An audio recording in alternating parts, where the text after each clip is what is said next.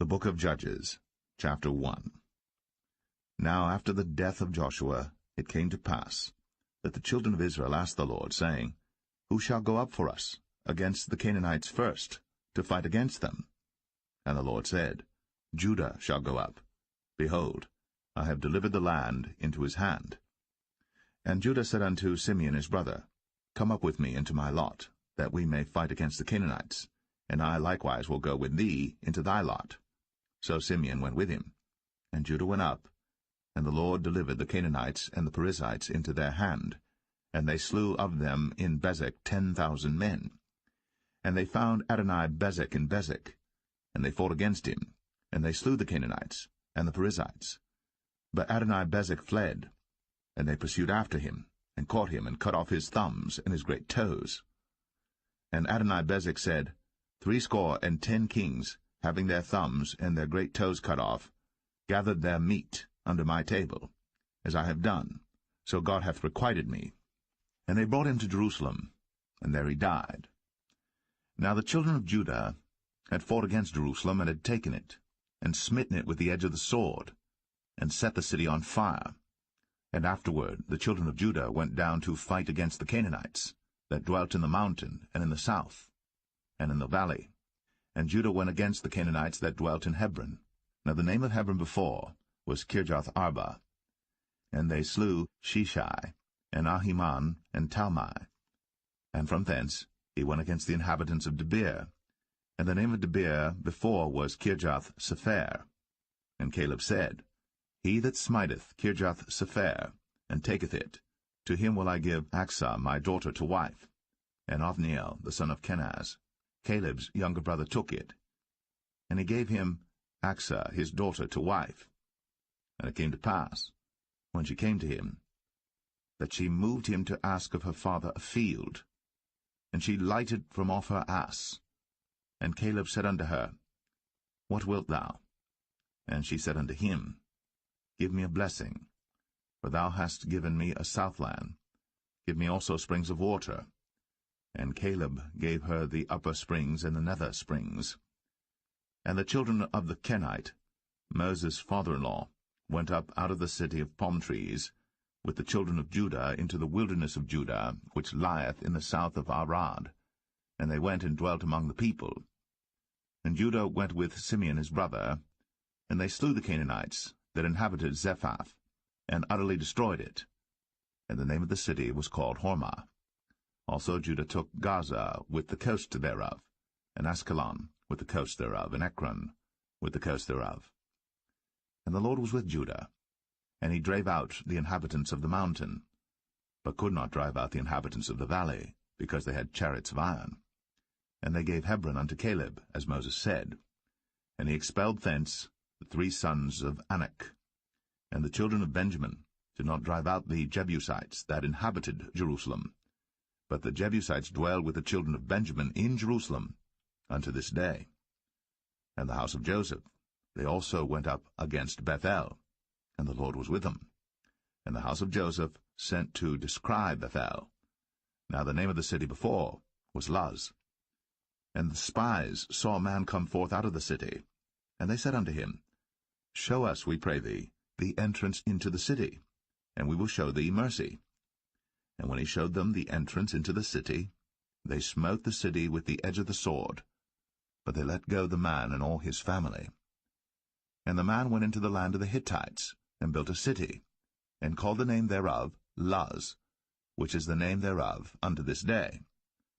Neither did Manasseh drive out the inhabitants of Beth-shan and her towns, nor Tanakh and her towns, nor the inhabitants of Dor and her towns, nor the inhabitants of Ibleam and her towns, nor the inhabitants of Megiddo and her towns, but the Canaanites would dwell in that land. And it came to pass, when Israel was strong, that they put the Canaanites to tribute, and did not utterly drive them out. Neither did Ephraim drive out the Canaanites that dwelt in Gezer, but the Canaanites dwelt in Gezer among them. Neither did Zebulun drive out the inhabitants of Kitron, nor the inhabitants of Nahalol, but the Canaanites dwelt among them, and became tributaries. Neither did Asher drive out the inhabitants of Akko, nor the inhabitants of Zidon, nor of Alab, nor of Agzib, nor of Helba, nor of Aphik, nor of Rehob. But the Asherites dwelt among the Canaanites, the inhabitants of the land, for they did not drive them out. Neither did Naphtali drive out the inhabitants of Beth-Shemesh, nor the inhabitants of Beth-Anath, but he dwelt among the Canaanites, the inhabitants of the land. Nevertheless the inhabitants of Beth-Shemesh and of Beth-Anath became tributaries unto them. And the Amorites forced the children of Dan into the mountain, for they would not suffer them to come down to the valley. But the Amorites would dwell in Mount Eres, in Ayalon, and in Shaalbim. Yet the hand of the house of Joseph prevailed, so that they became tributaries. And the coast of the Amorites was from the going up to Akrabim, from the rock and upward.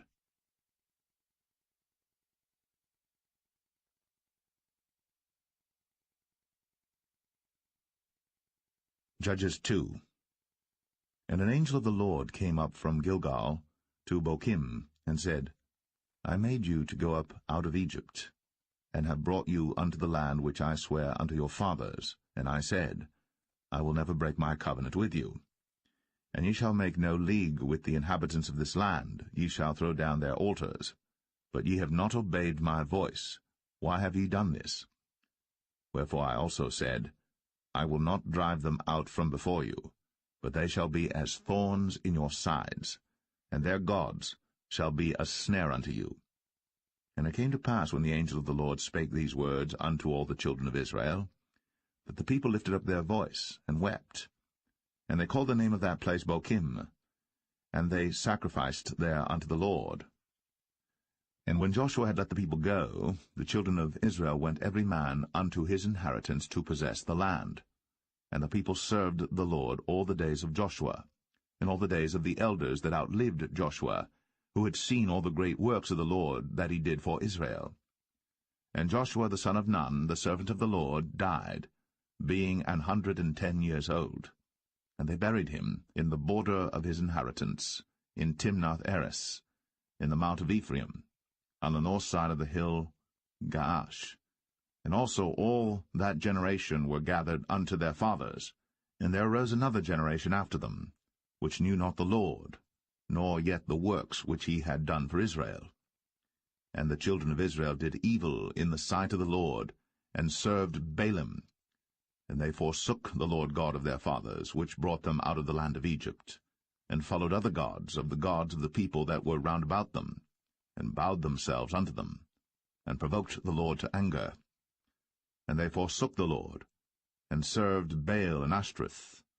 And the anger of the Lord was hot against Israel, and he delivered them into the hands of spoilers that spoiled them, and he sold them into the hands of their enemies round about, so that they could not any longer stand before their enemies.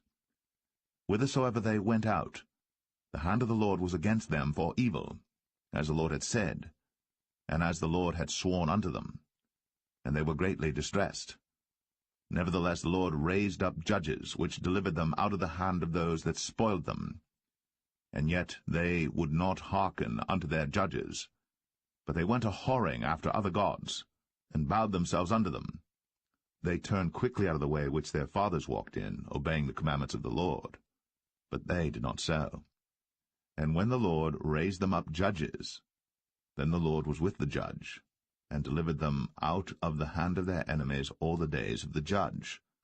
For it repented the Lord because of their groanings by reason of them that oppressed them and vexed them. And it came to pass, when the judge was dead, that they returned and corrupted themselves more than their fathers, in following other gods to serve them, and to bow down unto them. They ceased not from their own doings, nor from their stubborn way. And the anger of the Lord was hot against Israel, and he said, Because that this people hath transgressed my covenant which I commanded their fathers, and have not hearkened unto my voice, I also will not henceforth drive out any from before them of the nations which Joshua left when he died, that through them I may prove Israel, whether they will keep the way of the Lord to walk therein, as their fathers did keep it, or not. Therefore the Lord left those nations without driving them out hastily, neither delivered he them into the hand of Joshua.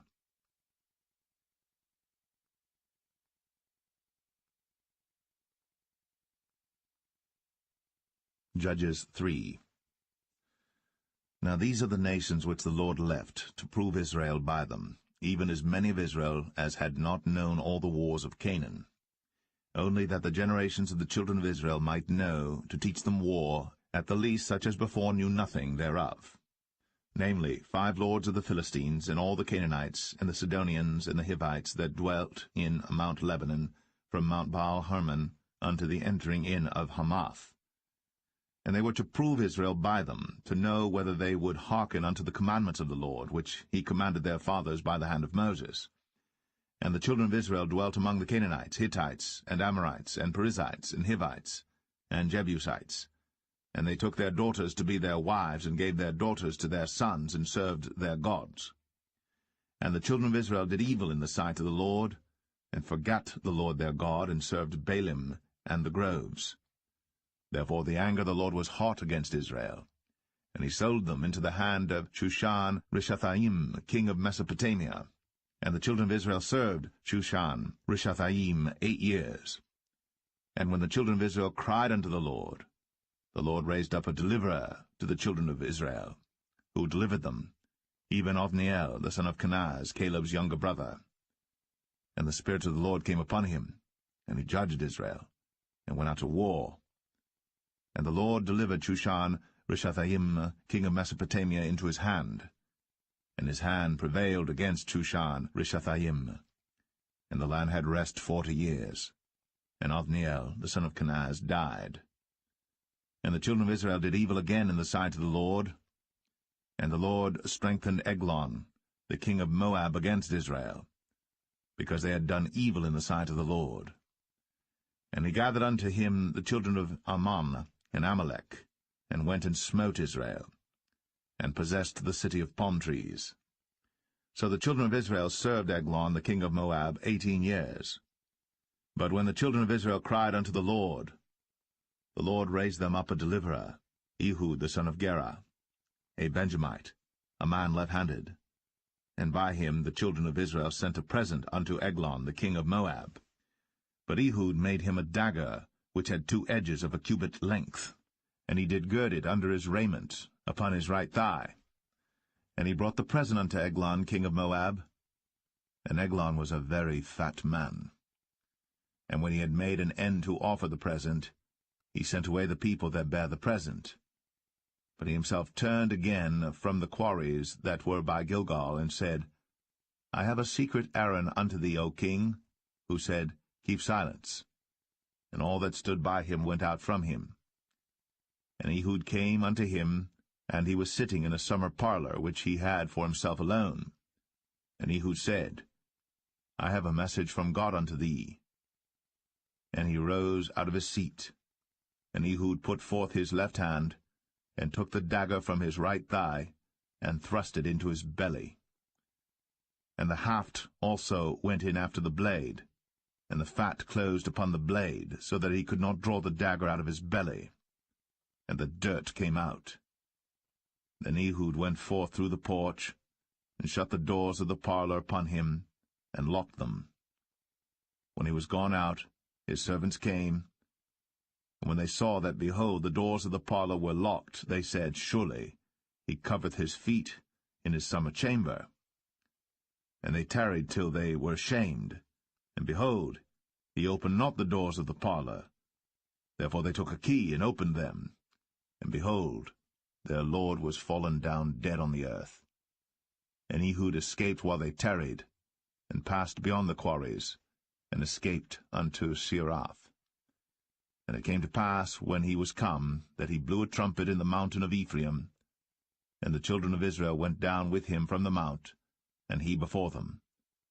And he said unto them, Follow after me, for the Lord hath delivered your enemies the Moabites into your hand. And they went down after him, and took the fords of Jordan toward Moab, and suffered not a man to pass over. And they slew of Moab at that time about 10,000 men, all lusty, and all men of valor, and there escaped not a man. So Moab was subdued that day under the hand of Israel, and the land had rest 80 years. And after him was Shamgar the son of Anath, which slew the Philistines, 600 men with an ox goad, and he also delivered Israel.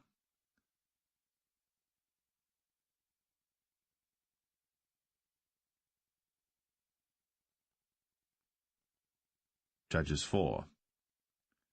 And the children of Israel again did evil in the sight of the Lord, when Ehud was dead. And the Lord sold them into the hand of Jabin, king of Canaan, that reigned in Hazor, the captain of whose host was Sisera, which dwelt in Harosheth of the Gentiles. And the children of Israel cried unto the Lord, for he had 900 chariots of iron. And 20 years he mightily oppressed the children of Israel.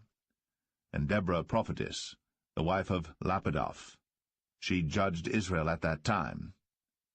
And she dwelt under the palm tree of Deborah between Ramah and Bethel in Mount Ephraim. And the children of Israel came up to her for judgment. And she sent and called Barak, the son of Abinoam, out of Kadesh Naphtali, and said unto him, Hath not the Lord God of Israel commanded, saying, Go and draw toward Mount Tabor, and take with thee 10,000 men of the children of Naphtali and of the children of Zebulun? And I will draw unto thee to the river Kishon Sisera, the captain of Jabin's army, with his chariots and his multitude, and I will deliver him into thine hand. And Barak said unto her, If thou wilt go with me, then I will go. But if thou wilt not go with me, then I will not go. And she said, I will surely go with thee. Notwithstanding the journey that thou takest shall not be for thine honour, for the Lord shall sell Sisera into the hand of a woman. And Deborah rose, and went with Barak to Kadesh. And Barak called Zebulun and Naphtali to Kadesh. And he went up with 10,000 men at his feet, and Deborah went up with him. Now Heber the Kenite, which was of the children of Hobab the father-in-law of Moses, had severed himself from the Kenites, and pitched his tent unto the plain of Zanaim, which is by Kadesh. And they showed Sisera that Barak the son of Abinoam was gone up to Mount Tabor. And Sisera gathered together all his chariots, even 900 chariots of iron, and all the people that were with him, from Harosheth of the Gentiles unto the river of Kishon. And Deborah said unto Barak, Up, for this is the day in which the Lord hath delivered Sisera into thine hand. Is not the Lord gone out before thee? So Barak went down from Mount Tabor, and 10,000 men after him. And the Lord discomfited Sisera, and all his chariots and all his hosts with the edge of the sword before Barak, so that Sisera lighted down off his chariot, and fled away on his feet. But Barak pursued after the chariots and after the host, unto Harosheth of the Gentiles, and all the host of Sisera fell upon the edge of the sword, and there was not a man left. Howbeit Sisera fled away on his feet to the tent of Jael, the wife of Heber the Kenite. For there was peace between Jabin, the king of Hazor, and the house of Heber the Kenite. And Jael went out to meet Sisera, and said unto him, Turn in, my lord, turn in to me, fear not. And when he had turned in unto her into the tent, she covered him with a mantle. And he said unto her, Give me, I pray thee, a little water to drink, for I am thirsty. And she opened a bottle of milk, and gave him drink, and covered him. Again he said to her, Stand in the door of the tent. And it shall be, when any man doth come and inquire of thee, and say, Is there any man here? That thou shalt say, No. Then Jael, Heber's wife, took a nail of the tent, and took an hammer in her hand, and went softly unto him, and smote the nail into his temples, and fastened it into the ground, for he was fast asleep and weary. So he died. And behold, as Barak pursued Sisera, Jael came out to meet him, and said unto him, Come, and I will show thee the man whom thou seekest. And when he came into her tent, behold, Sisera lay dead, and the nail was in his temples. So God subdued on that day Jabin, the king of Canaan, before the children of Israel. And the hand of the children of Israel prospered, and prevailed against Jabin, the king of Canaan, until they had destroyed Jabin, king of Canaan.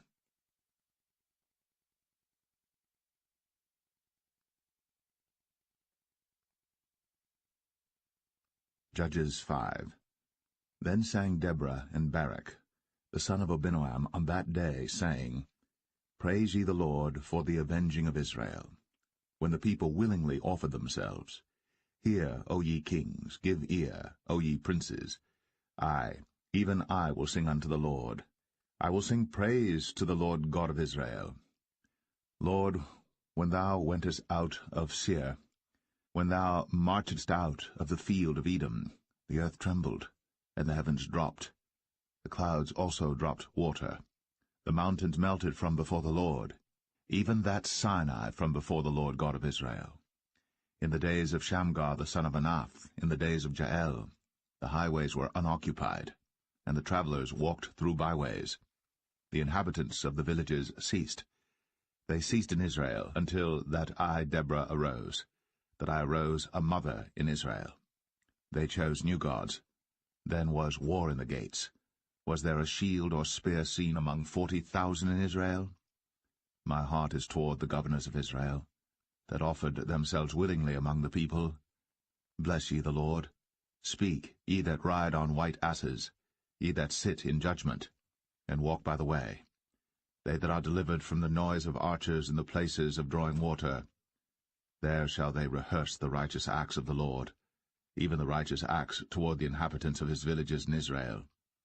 Then shall the people of the Lord go down to the gates. Awake, awake, Deborah.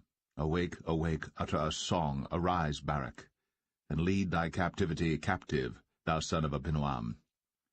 Then he made him that remaineth have dominion over the nobles among the people. The Lord made me have dominion over the mighty. Out of Ephraim was there a root of them against Amalek, after thee Benjamin among thy people.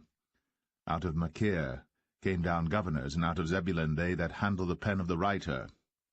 And the princes of Issachar were with Deborah, even Issachar, and also Barak. He was sent on foot into the valley.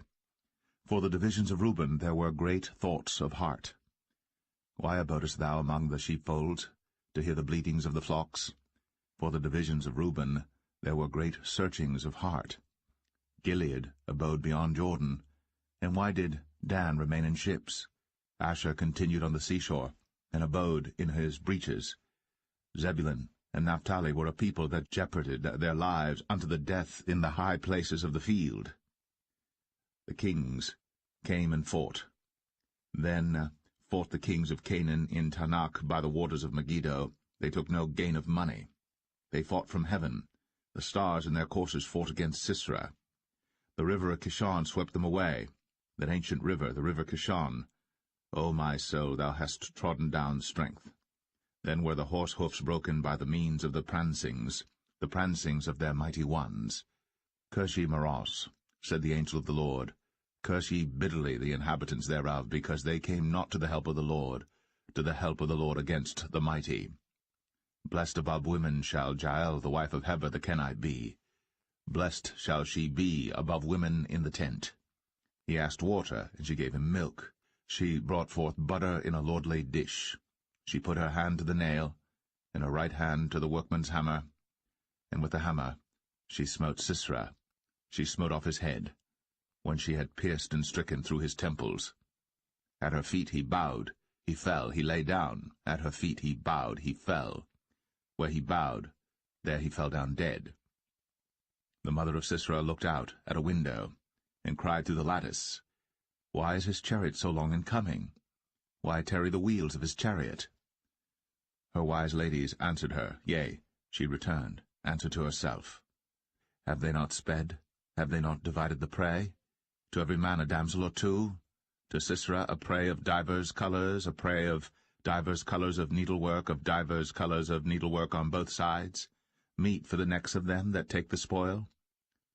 So let all thine enemies perish, O Lord, but let them that love him be as the sun when he goeth forth in his might. And the land had rest 40 years.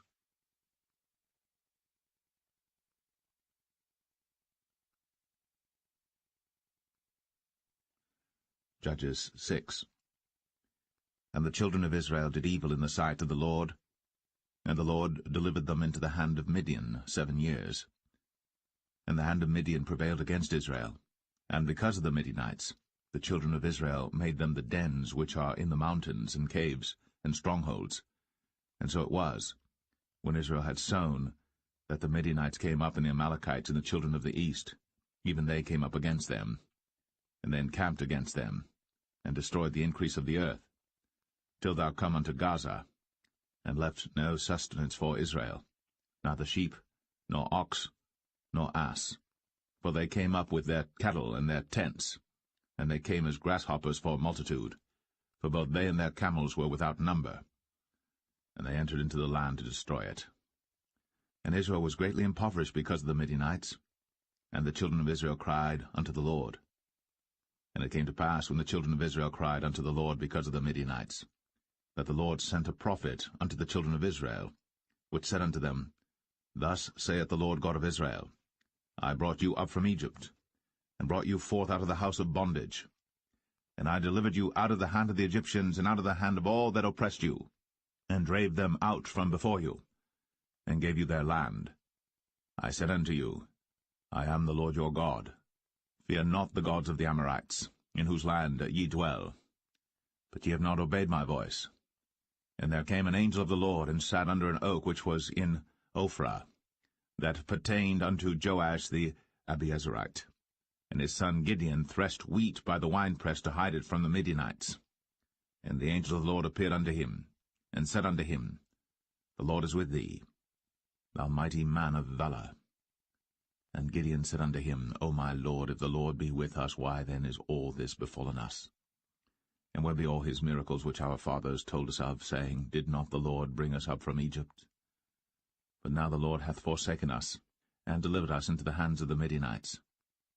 And the Lord looked upon him, and said, Go in this thy might, and thou shalt save Israel from the hand of the Midianites. Have not I sent thee? And he said unto him, O my Lord, wherewith shall I save Israel?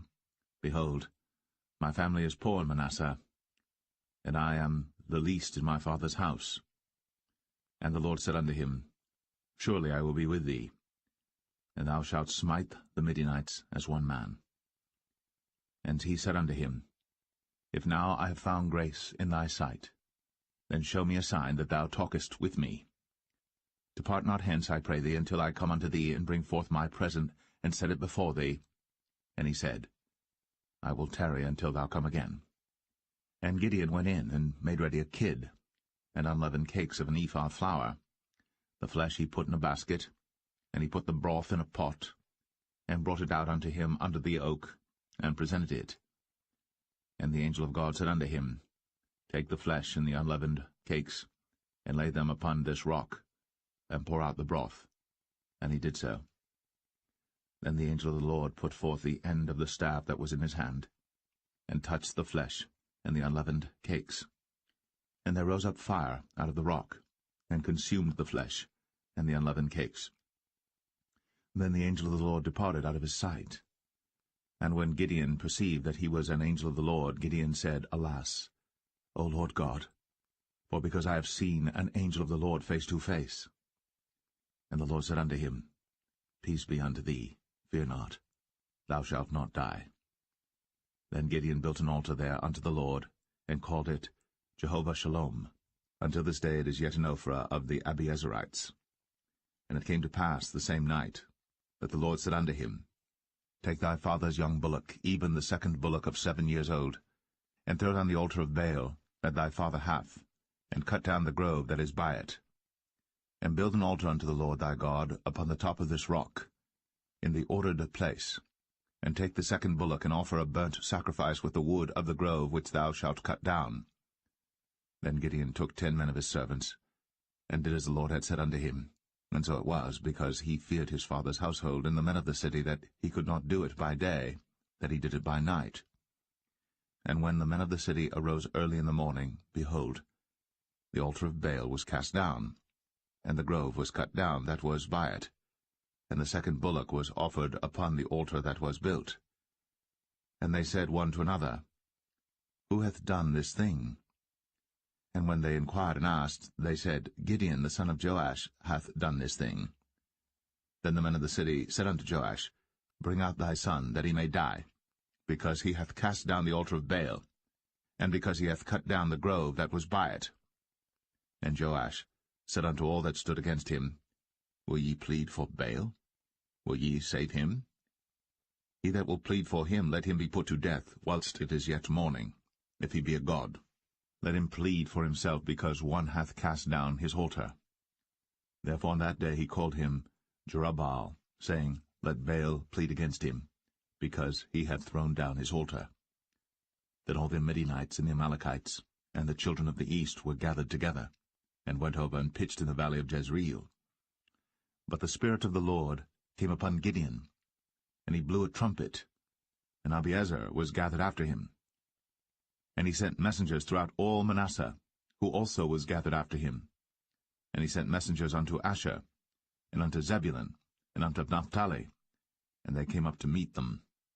And Gideon said unto God, If thou wilt save Israel by mine hand, as thou hast said, behold, I will put a fleece of wool in the floor. And if the dew be on the fleece only, and it be dry upon all the earth beside, then shall I know that thou wilt save Israel by mine hand, as thou hast said. And it was so. For he rose up early on the morrow, and thrust the fleece together, and wring the dew out of the fleece, a bowl full of water. And Gideon said unto God, Let not thine anger be hot against me, and I will speak but this once. Let me prove, I pray thee, but this once with the fleece. Let it now be dry only upon the fleece, and upon all the ground let there be dew. And God did so that night, for it was dry upon the fleece only, and there was dew on all the ground.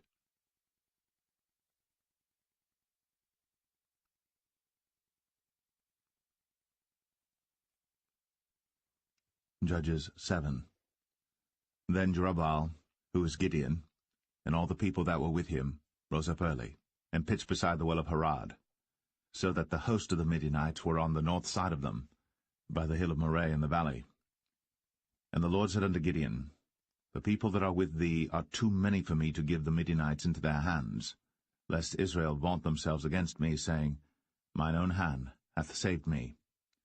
Now therefore go to, proclaim in the ears of the people, saying, Whosoever is fearful and afraid, let him return and depart early from Mount Gilead. And there returned to the people 22,000, and there remained 10,000. And the Lord said unto Gideon, The people are yet too many. Bring them down unto the water, and I will try them for thee there. And it shall be that of whom I say unto thee, This shall go with thee, the same shall go with thee. And of whomsoever I say unto thee, This shall not go with thee, the same shall not go. So he brought down the people unto the water.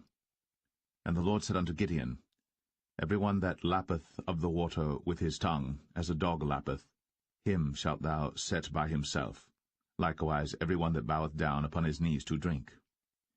And the number of them that lapped, putting their hand to their mouth, were 300 men. But all the rest of the people bowed down upon their knees to drink water. And the Lord said unto Gideon, By the 300 men that lapped will I save you, and deliver the Midianites into thine hand. And let all the other people go every man unto his place. So the people took victuals in their hand, and their trumpets, and he sent all the rest of Israel every man unto his tent, and retained those 300 men, and the host of Midian was beneath him in the valley. And it came to pass the same night that the Lord said unto him, Arise, get thee down unto the host, for I have delivered it into thine hand. But if thou fear to go down, go thou with Phurah thy servant down to the host. And thou shalt hear what they say, and afterward shall thine hands be strengthened to go down unto the host. Then went he down with Phurah his servant unto the outside of the armed men that were in the host. And the Midianites, and the Amalekites, and all the children of the east lay along in the valley like grasshoppers for multitude, and their camels were without number, as the sand by the seaside for multitude. And when Gideon was come, behold, there was a man that told a dream unto his fellow, and said, Behold, I dreamed a dream, and lo, a cake of barley bread tumbled into the host of Midian, and came unto a tent, and smote it, that it fell, and overturned it, that the tent lay along. And his fellow answered and said, This is nothing else save the sword of Gideon the son of Joash, a man of Israel. For into his hand hath God delivered Midian, and all the host. And it was so, when Gideon heard the telling of the dream and the interpretation thereof, that he worshipped and returned into the host of Israel, and said, Arise, for the Lord hath delivered into your hand the host of Midian. And he divided the 300 men into 3 companies, and he put a trumpet in every man's hand, with empty pitchers and lamps within the pitchers. And he said unto them, Look on me, and do likewise, and behold, when I come to the outside of the camp, it shall be that as I do, so shall ye do. When I blow with the trumpet, I and all that are with me, then blow ye the trumpets also on every side of all the camp, and say, The sword of the Lord and of Gideon. So Gideon and the 100 men that were with him came unto the outside of the camp in the beginning of the middle watch. And they had but newly set the watch, and they blew the trumpets, and brake the pitchers that were in their hands. And the 3 companies blew the trumpets, and brake the pitchers, and held the lamps in their left hands, and the trumpets in their right hands, to blow withal.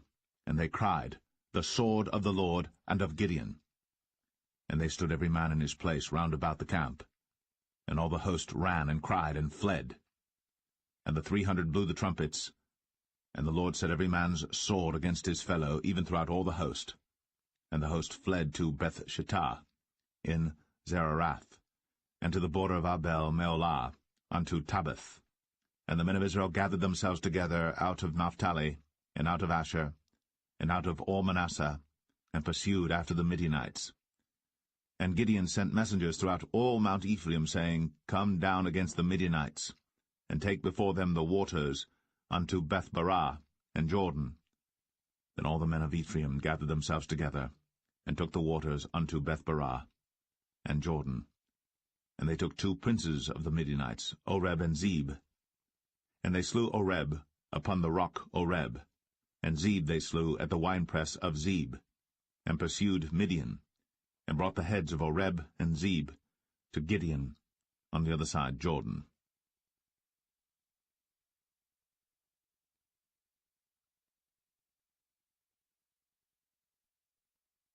Judges 8.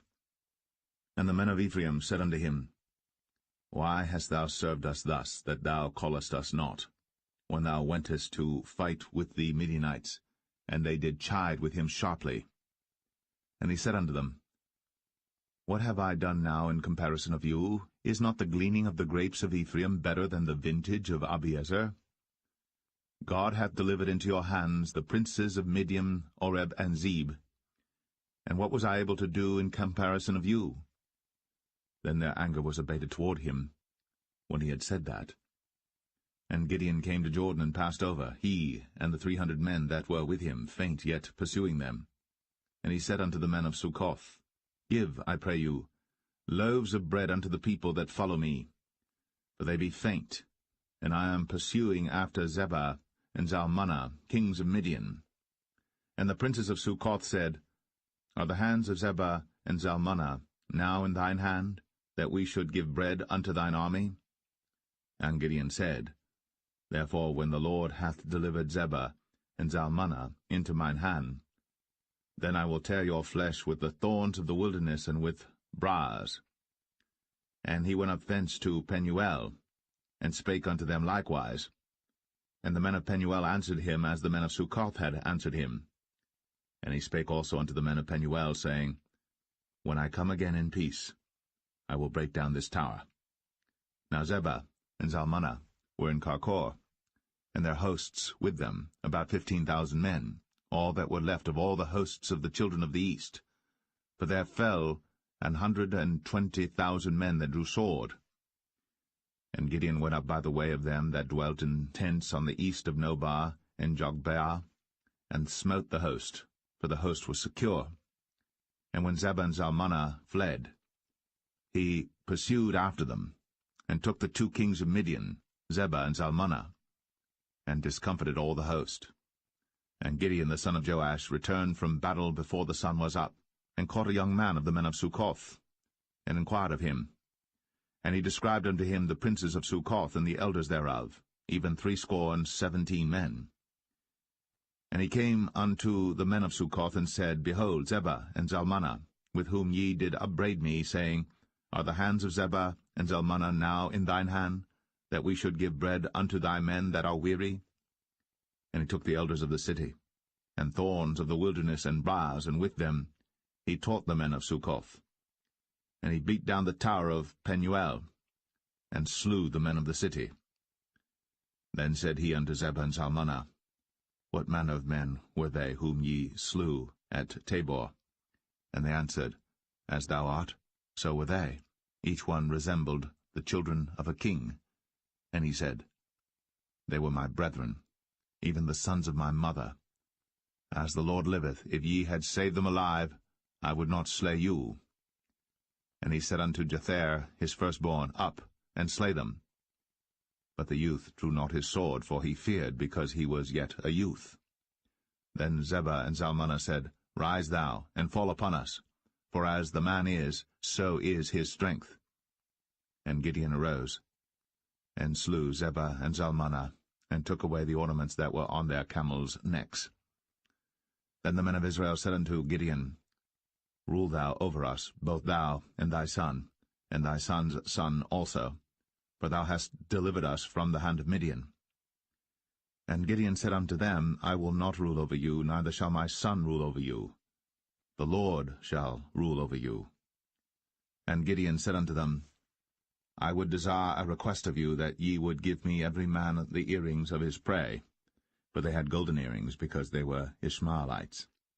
And they answered, We will willingly give them. And they spread a garment, and did cast therein every man the earrings of his prey. And the weight of the golden earrings that he requested was 1,700 shekels of gold, beside ornaments and collars and purple raiment that was on the king of Midian, and beside the chains that were about their camels' necks. And Gideon made an ephod thereof, and put it in his city, even in Ophrah.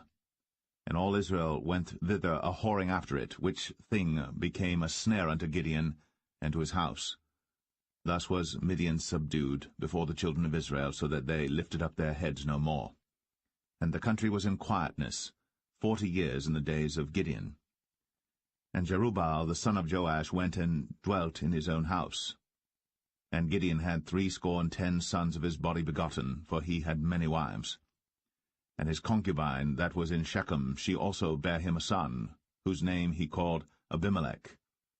And Gideon the son of Joash died in a good old age, and was buried in the sepulchre of Joash his father, in Ophrah of the Abiezerites. And it came to pass, as soon as Gideon was dead, that the children of Israel turned again, and went a-whoring after Baalim, and made Baal-berith their god.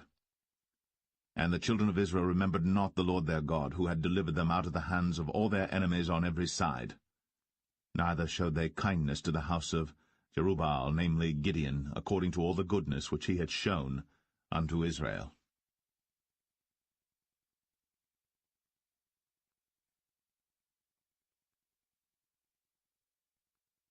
Judges 9. And Abimelech the son of Jerubbaal went to Shechem unto his mother's brethren, and communed with them and with all the family of the house of his mother's father, saying, Speak, I pray you, in the ears of all the men of Shechem, whether is better for you either that all the sons of Jerubbaal, which are 70 persons, reign over you, or that one reign over you? Remember also that I am your bone and your flesh. And his mother's brethren spake of him in the ears of all the men of Shechem all these words. And their hearts inclined to follow Abimelech, for they said, He is our brother. And they gave him 70 pieces of silver out of the house of Baal-berith, wherewith Abimelech hired vain and light persons which followed him. And he went unto his father's house at Ophrah, and slew his brethren the sons of Jerubbaal, being 70 persons, upon one stone. Notwithstanding yet Jotham, the youngest son of Jerubbaal, was left, for he hid himself. And all the men of Shechem gathered together, and all the house of Millo, and went, and made Abimelech king by the plain of the pillar that was in Shechem. And when they told it to Jotham, he went and stood in the top of Mount Gerizim, and lifted up his voice, and cried and said unto them, Hearken unto me, ye men of Shechem, that God may hearken unto you. The trees went forth on a time to anoint a king over them, and they said unto the olive tree, Reign thou over us. But the olive tree said unto them, Should I leave my fatness, wherewith by me they honour God and man, and go to be promoted over the trees? And the trees said to the fig tree, Come thou, and reign over us. But the fig tree said unto them, Should I forsake my sweetness and my good fruit, and go to be promoted over the trees? Then said the trees unto the vine, Come thou, and reign over us.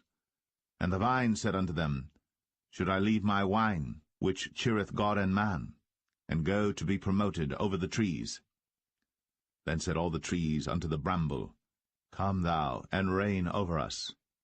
And the bramble said unto the trees, If in truth ye anoint me king over you, then come, and put your trust in my shadow, and if not, let fire come out of the bramble, and devour the cedars of Lebanon.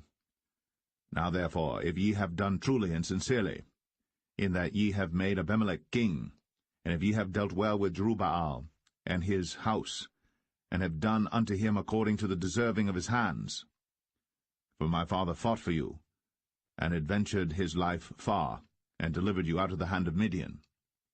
And ye are risen up against my father's house this day, and have slain his sons, 70 persons, upon one stone, and have made Abimelech the son of his maidservant king over the men of Shechem, because he is your brother. If ye then have dealt truly and sincerely with Jerubbaal and with his house this day, then rejoice ye in Abimelech, and let him also rejoice in you. But if not, let fire come out from Abimelech, and devour the men of Shechem, and the house of Millo. And let fire come out from the men of Shechem, and from the house of Millo, and devour Abimelech. And Jotham ran away, and fled, and went to Beer, and dwelt there for fear of Abimelech his brother. When Abimelech had reigned 3 years over Israel, then God sent an evil spirit between Abimelech and the men of Shechem. And the men of Shechem dealt treacherously with Abimelech, that the cruelty done to the 70 sons of Jerubbaal might come, and their blood be laid upon Abimelech their brother, which slew them, and upon the men of Shechem, which aided him in the killing of his brethren. And the men of Shechem set liers in wait for him in the top of the mountains, and they robbed all that came along that way by them. And it was told Abimelech. And Gaal, the son of Ebed, came with his brethren, and went over to Shechem. And the men of Shechem put their confidence in him.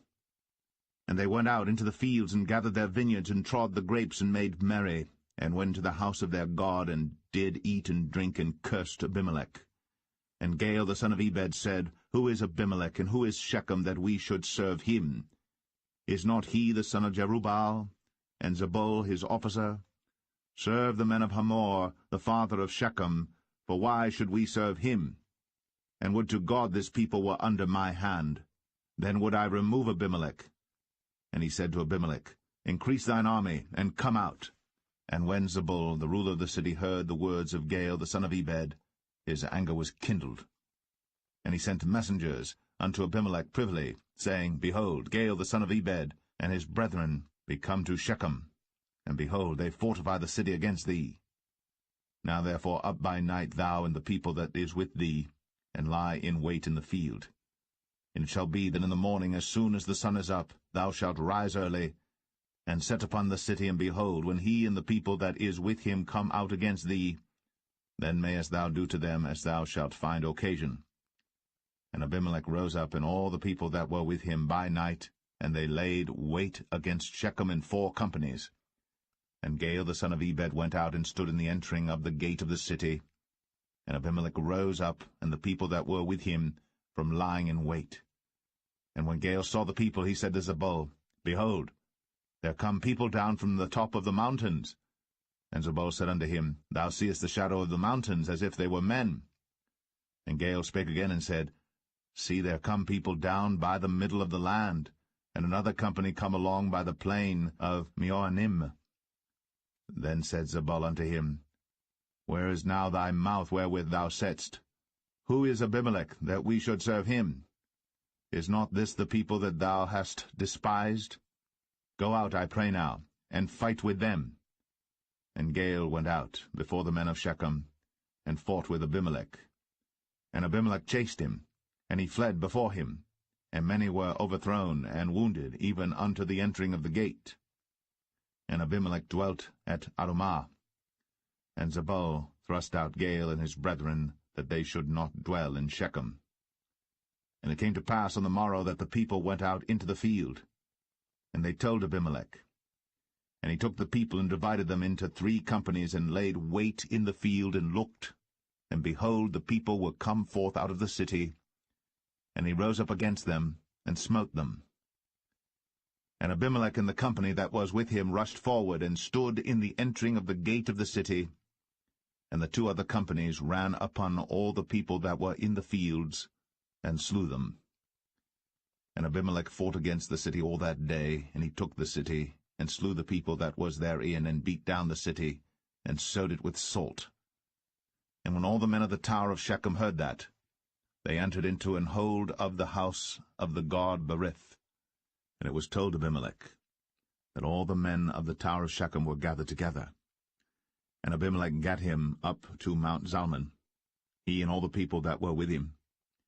And Abimelech took an axe in his hand, and cut down a bough from the trees, and took it, and laid it on his shoulder, and said unto the people that were with him, What ye have seen me do, make haste, and do as I have done. And all the people likewise cut down every man his bough, and followed Abimelech, and put them to the hold, and set the hold on fire upon them, so that all the men of the tower of Shechem died also, about 1,000 men and women. Then went Abimelech to Thebez, and encamped against Thebez, and took it. But there was a strong tower within the city, and thither fled all the men and women, and all they of the city, and shut it to them, and gat them up to the top of the tower. And Abimelech came unto the tower, and fought against it, and went hard unto the door of the tower to burn it with fire. And a certain woman cast a piece of a millstone upon Abimelech's head, and all to break his skull. Then he called hastily unto the young man his armor-bearer, and said unto him, Draw thy sword, and slay me, that men say not of me, A woman slew him. And his young man thrust him through, and he died. And when the men of Israel saw that Abimelech was dead, they departed every man unto his place. Thus God rendered the wickedness of Abimelech, which he did unto his father, in slaying his 70 brethren. And all the evil of the men of Shechem did God render upon their heads. And upon them came the curse of Jotham, the son of Jerubbaal.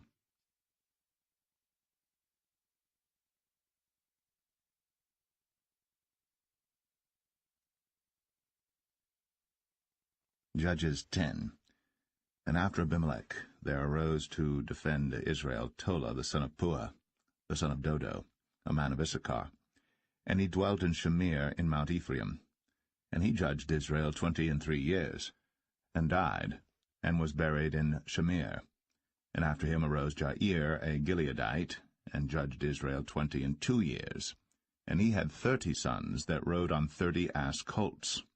And they had 30 cities, which are called Hovath-Jair unto this day, which are in the land of Gilead. And Jair died, and was buried in Kaman. And the children of Israel did evil again in the sight of the Lord, and served Baalim, and Ashtoreth, and the gods of Syria, and the gods of Zidon, and the gods of Moab, and the gods of the children of Ammon, and the gods of the Philistines, and forsook the Lord, and served not him. And the anger of the Lord was hot against Israel, and he sold them into the hands of the Philistines, and into the hands of the children of Ammon. And that year they vexed and oppressed the children of Israel. 18 years, all the children of Israel that were on the other side Jordan in the land of the Amorites, which is in Gilead. Moreover, the children of Ammon passed over Jordan to fight also against Judah, and against Benjamin, and against the house of Ephraim, so that Israel was sore distressed. And the children of Israel cried unto the Lord, saying, We have sinned against thee, both because we have forsaken our God, and also served Baalim. And the Lord said unto the children of Israel, Did not I deliver you from the Egyptians, and from the Amorites, from the children of Ammon, and from the Philistines? The Zidonians also, and the Amalekites, and the Maonites did oppress you, and ye cried to me, and I delivered you out of their hand. Yet ye have forsaken me, and served other gods, wherefore I will deliver you no more. Go, and cry unto the gods which ye have chosen, let them deliver you in the time of your tribulation. And the children of Israel said unto the Lord, We have sinned. Do thou unto us whatsoever seemeth good unto thee. Deliver us only, we pray thee, this day. And they put away the strange gods from among them, and served the Lord. And his soul was grieved for the misery of Israel. Then the children of Ammon were gathered together, and encamped in Gilead. And the children of Israel assembled themselves together, and encamped in Mizpeh. And the people and princes of Gilead said one to another, What man is he that will begin to fight against the children of Ammon? He shall be head over all the inhabitants of Gilead.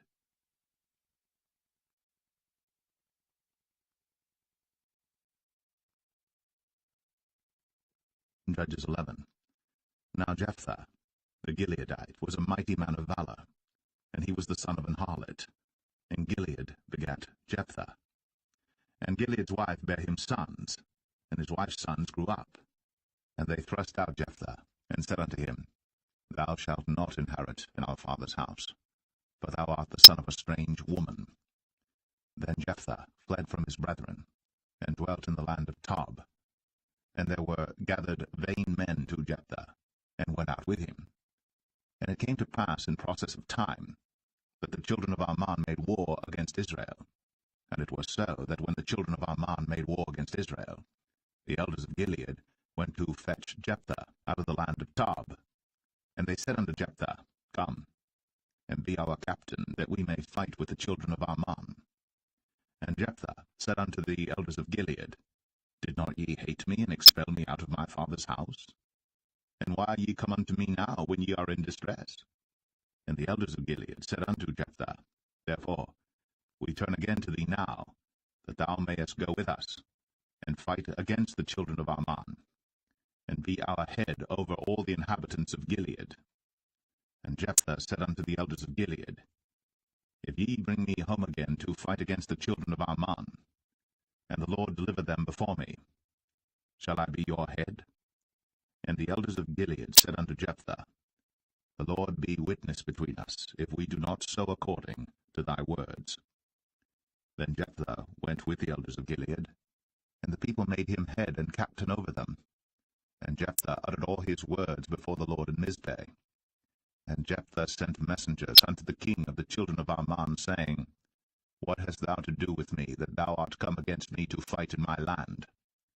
And the king of the children of Ammon answered unto the messengers of Jephthah, Because Israel took away my land when they came up out of Egypt, from Arnon even unto Jabbok, and unto Jordan. Now therefore restore those lands again peaceably.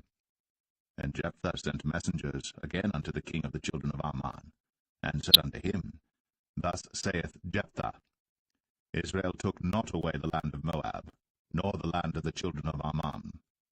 But when Israel came up from Egypt, and walked through the wilderness unto the Red Sea, and came to Kadesh, then Israel sent messengers unto the king of Edom, saying, Let me, I pray thee, pass through thy land. But the king of Edom would not hearken thereto. And in like manner they sent unto the king of Moab, but he would not consent. And Israel abode in Kadesh.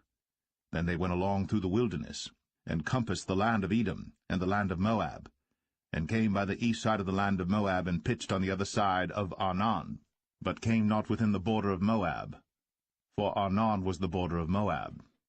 And Israel sent messengers unto Sihon, king of the Amorites, the king of Heshbon.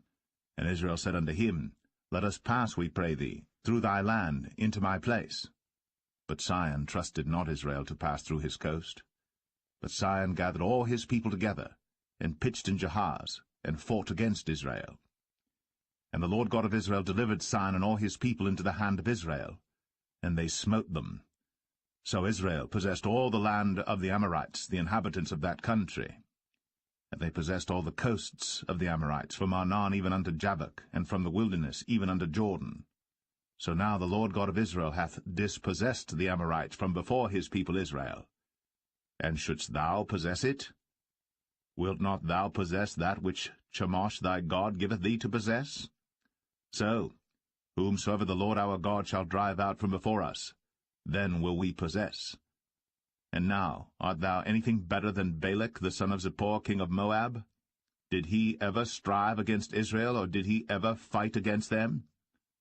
While Israel dwelt in Heshbon and her towns, and in Aroer and her towns, and in all the cities that be along by the coasts of Arnon, 300 years?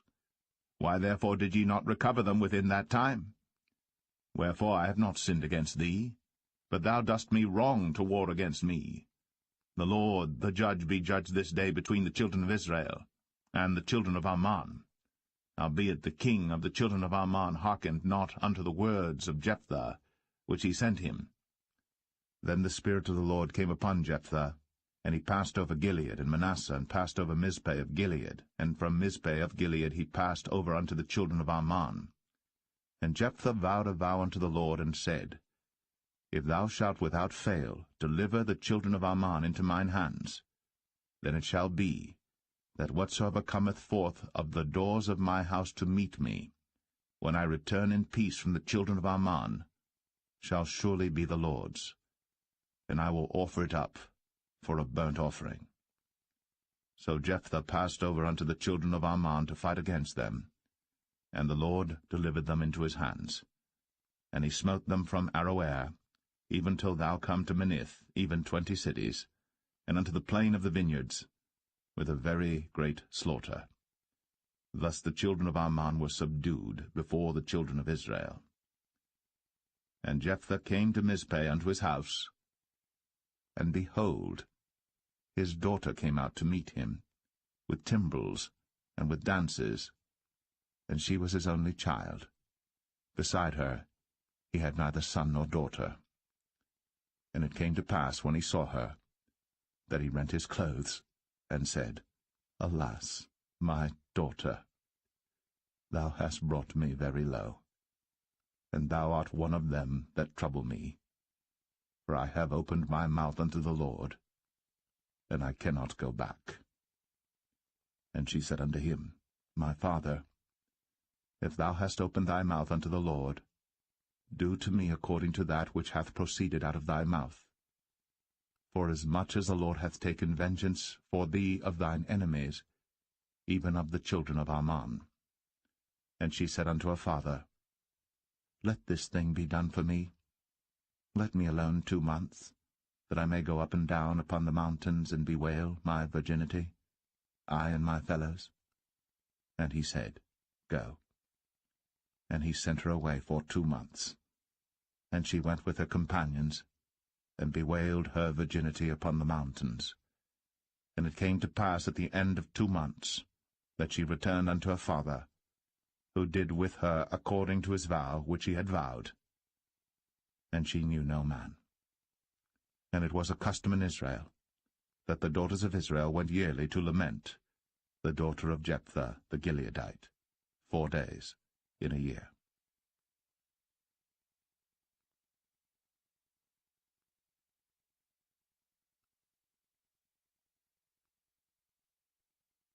Judges 12. And the men of Ephraim gathered themselves together, and went northward, and said unto Jephthah, Wherefore passedst thou over to fight against the children of Ammon, and didst not call us to go with thee? We will burn thine house upon thee with fire. And Jephthah said unto them, I and my people were at great strife with the children of Ammon. And when I called you, ye delivered me not out of their hands. And when I saw that ye delivered me not, I put my life in my hands, and passed over against the children of Ammon. And the Lord delivered them into my hand. Wherefore then are ye come up unto me this day, to fight against me? Then Jephthah gathered together all the men of Gilead, and fought with Ephraim. And the men of Gilead smote Ephraim, because they said, Ye Gileadites are fugitives of Ephraim among the Ephraimites, and among the Manassites. And the Gileadites took the passages of Jordan before the Ephraimites.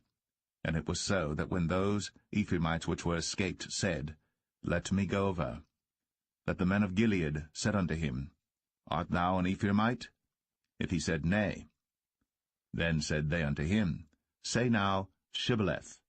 And he said, Sibboleth, for he could not frame to pronounce it right. Then they took him, and slew him at the passages of Jordan. And there fell at that time of the Ephraimites 42,000. And Jephthah judged Israel 6 years. Then died Jephthah the Gileadite, and was buried in one of the cities of Gilead. And after him Ibzan of Bethlehem judged Israel. And he had 30 sons and 30 daughters, whom he sent abroad, and took in 30 daughters from abroad for his sons. And he judged Israel 7 years. Then died Ibzan, and was buried at Bethlehem. And after him Elon, a Zebulunite, judged Israel. And he judged Israel 10 years. And Elon the Zebulunite died, and was buried in Ailon in the country of Zebulun. And after him Abdon, the son of Hillel, a Pirathonite, judged Israel. And he had 40 sons and 30 nephews, that rode on 70 ass colts. And he judged Israel 8 years. And Abdon, the son of Hillel, the Pirathonite, died, and was buried in Pirathon, in the land of Ephraim, in the mount of the Amalekites.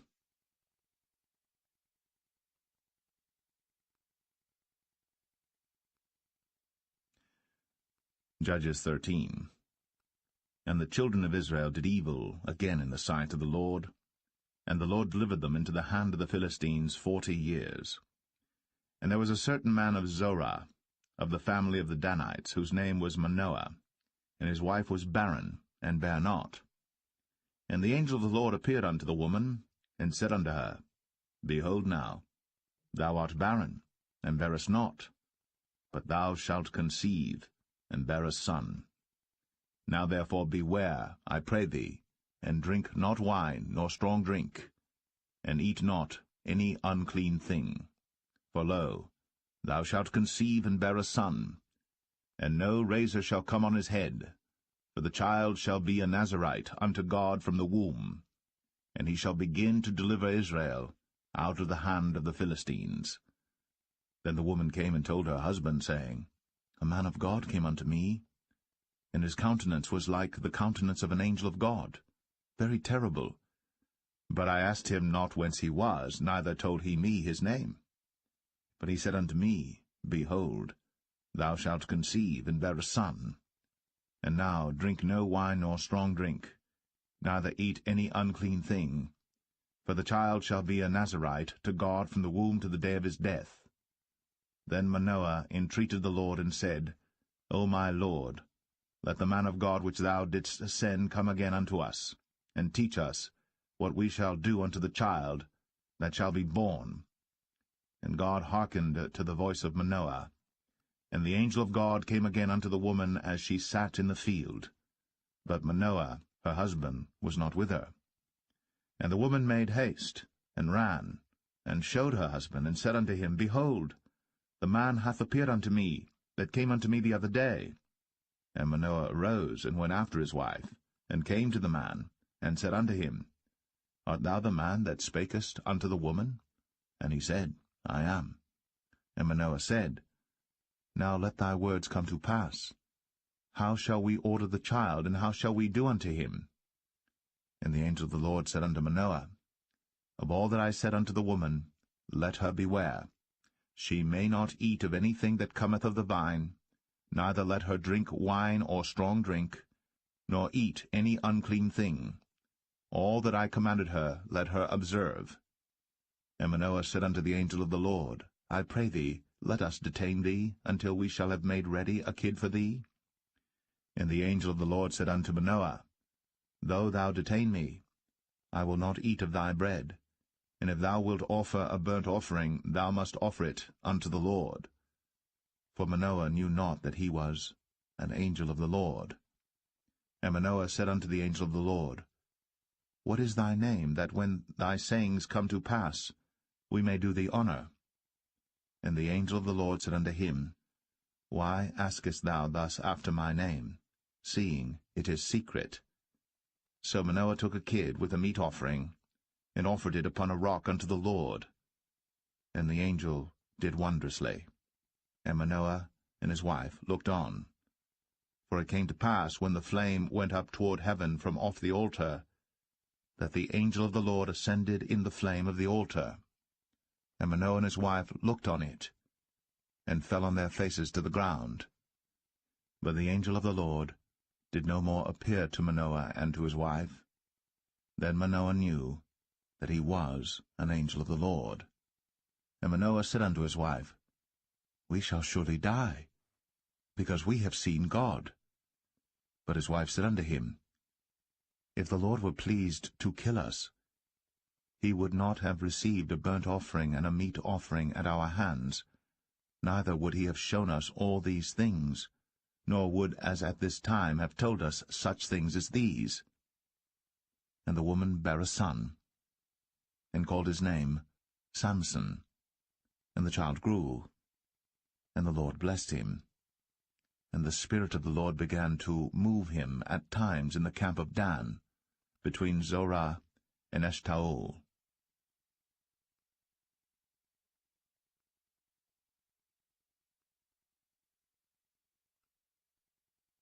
Judges 14.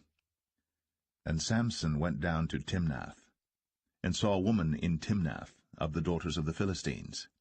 And he came up and told his father and his mother, and said, I have seen a woman in Timnath of the daughters of the Philistines.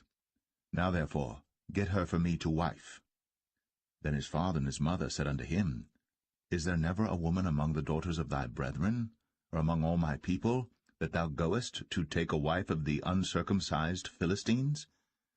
And Samson said unto his father, Get her for me, for she pleaseth me well.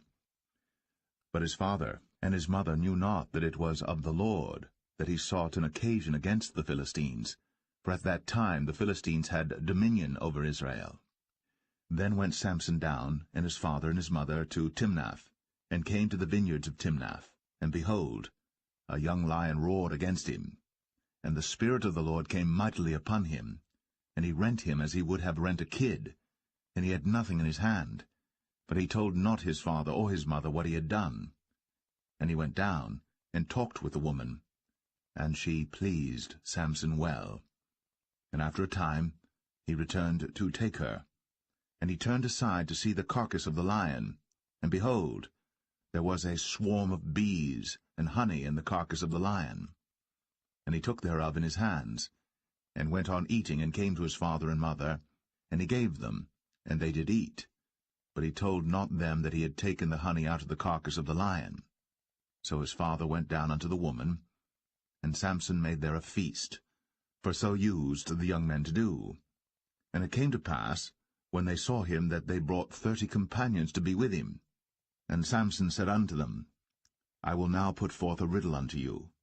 If ye can certainly declare it me within the 7 days of the feast, and find it out, then I will give you 30 sheets, and 30 change of garments. But if ye cannot declare it me, then shall ye give me 30 sheets, and 30 change of garments. And they said unto him, Put forth thy riddle, that we may hear it. And he said unto them, Out of the eater came forth meat, and out of the strong came forth sweetness. And they could not in 3 days expound the riddle. And it came to pass on the 7th day, that they said unto Samson's wife, Entice thy husband, that he may declare unto us the riddle, lest we burn thee, and thy father's house with fire. Have ye called us to take that we have? Is it not so? And Samson's wife wept before him, and said, Thou dost but hate me, and lovest me not. Thou hast put forth a riddle unto the children of my people, and hast not told it me. And he said unto her, Behold, I have not told it my father nor my mother, and shall I tell it thee? And she wept before him the 7 days, while their feast lasted. And it came to pass on the 7th day, that he told her, because she lay sore upon him, and she told the riddle to the children of her people. And the men of the city said unto him on the 7th day before the sun went down, What is sweeter than honey? And what is stronger than a lion? And he said unto them, If ye had not plowed with my heifer, ye had not found out my riddle. And the Spirit of the Lord came upon him, And he went down to Ashkelon, and slew 30 men of them, and took their spoil, and gave change of garments unto them which expounded the riddle. And his anger was kindled, and he went up to his father's house. But Samson's wife was given to his companion, whom he had used as his friend.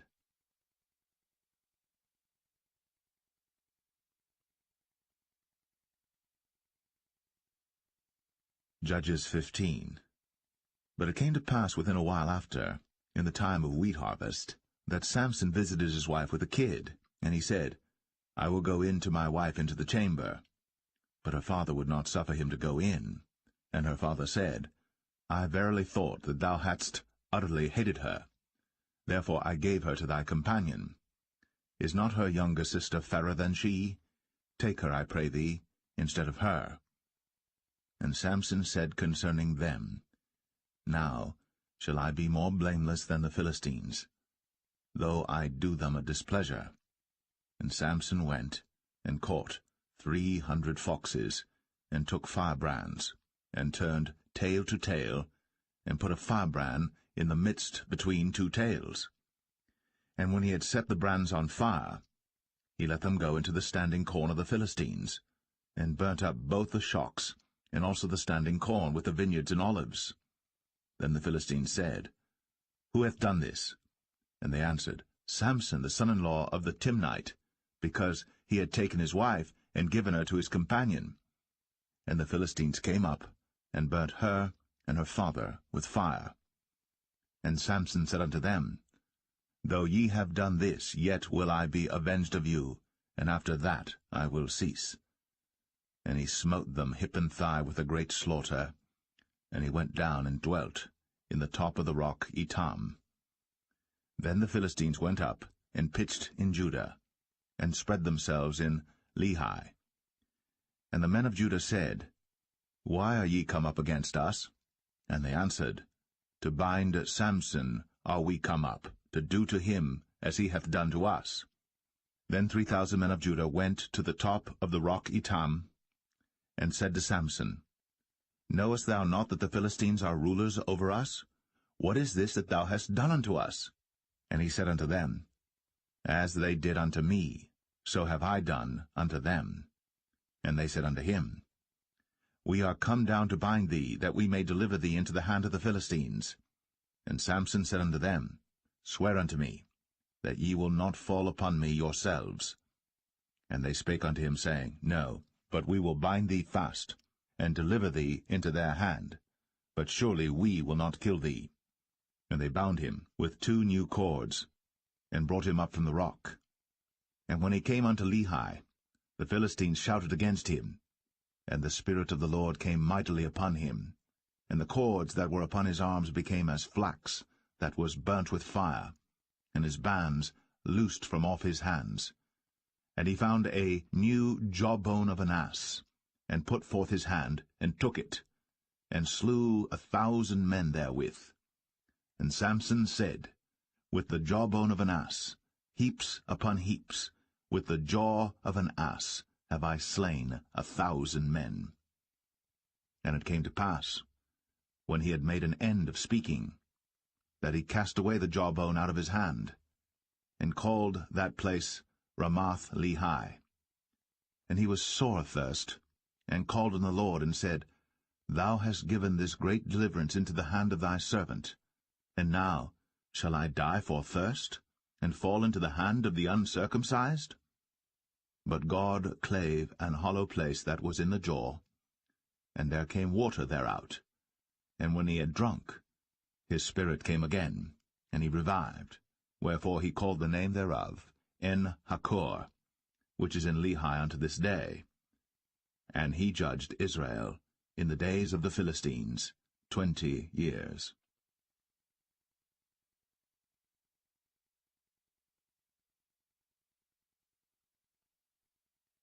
Judges 16. Then went Samson to Gaza, and saw there an harlot, and went in unto her.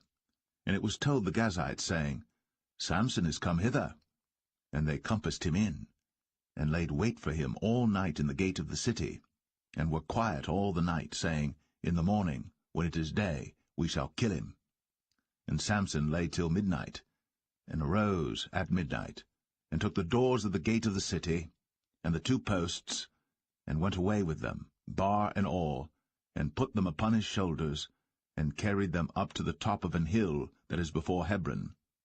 And it came to pass afterward, that he loved a woman in the valley of Sorek, whose name was Delilah. And the lords of the Philistines came up unto her, and said unto her, Entice him, and see wherein his great strength lieth, and by what means we may prevail against him, that we may bind him to afflict him. And we will give thee every one of us 1,100 pieces of silver. And Delilah said to Samson, Tell me, I pray thee, wherein thy great strength lieth, and wherewith thou mightest be bound to afflict thee?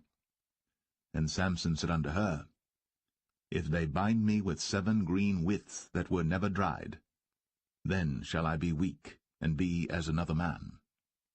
Then the lords of the Philistines brought up to her 7 green withs, which had not been dried, and she bound him with them. Now there were men lying in wait, abiding with her in the chamber. And she said unto him, The Philistines be upon thee, Samson. And he brake the withs, as a thread of tow is broken when it toucheth the fire. So his strength was not known. And Delilah said unto Samson, Behold, thou hast mocked me, and told me lies. Now tell me, I pray thee, wherewith thou mightest be bound.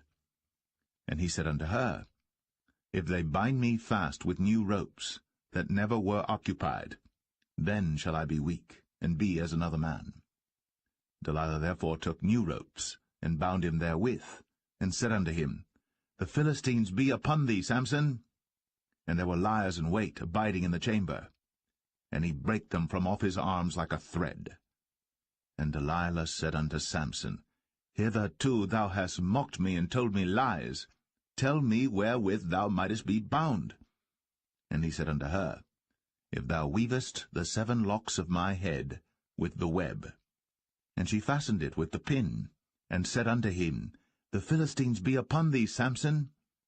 And he awaked out of his sleep, and went away with the pin of the beam, and with the web. And she said unto him, How canst thou say, I love thee, when thine heart is not with me? Thou hast mocked me these 3 times, and hast not told me wherein thy great strength lieth. And it came to pass, when she pressed him daily with her words, and urged him, so that his soul was vexed unto death, that he told her all his heart, and said unto her, There hath not come a razor upon mine head, for I have been a Nazarite unto God from my mother's womb.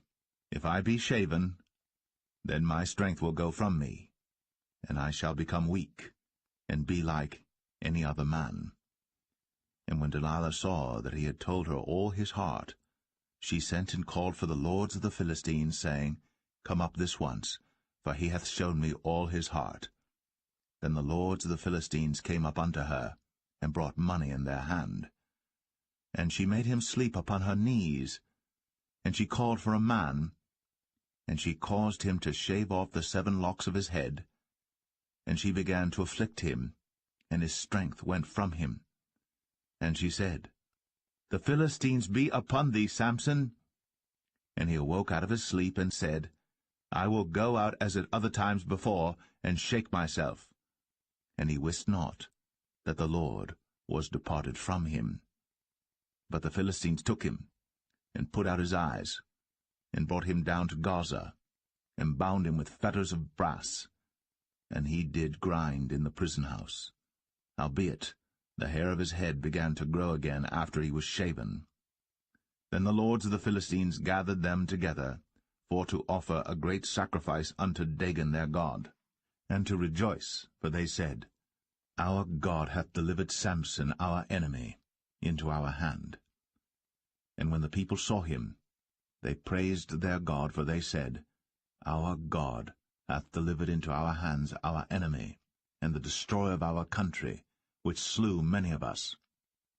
And it came to pass, when their hearts were merry, that they said, Call for Samson, that he may make us sport.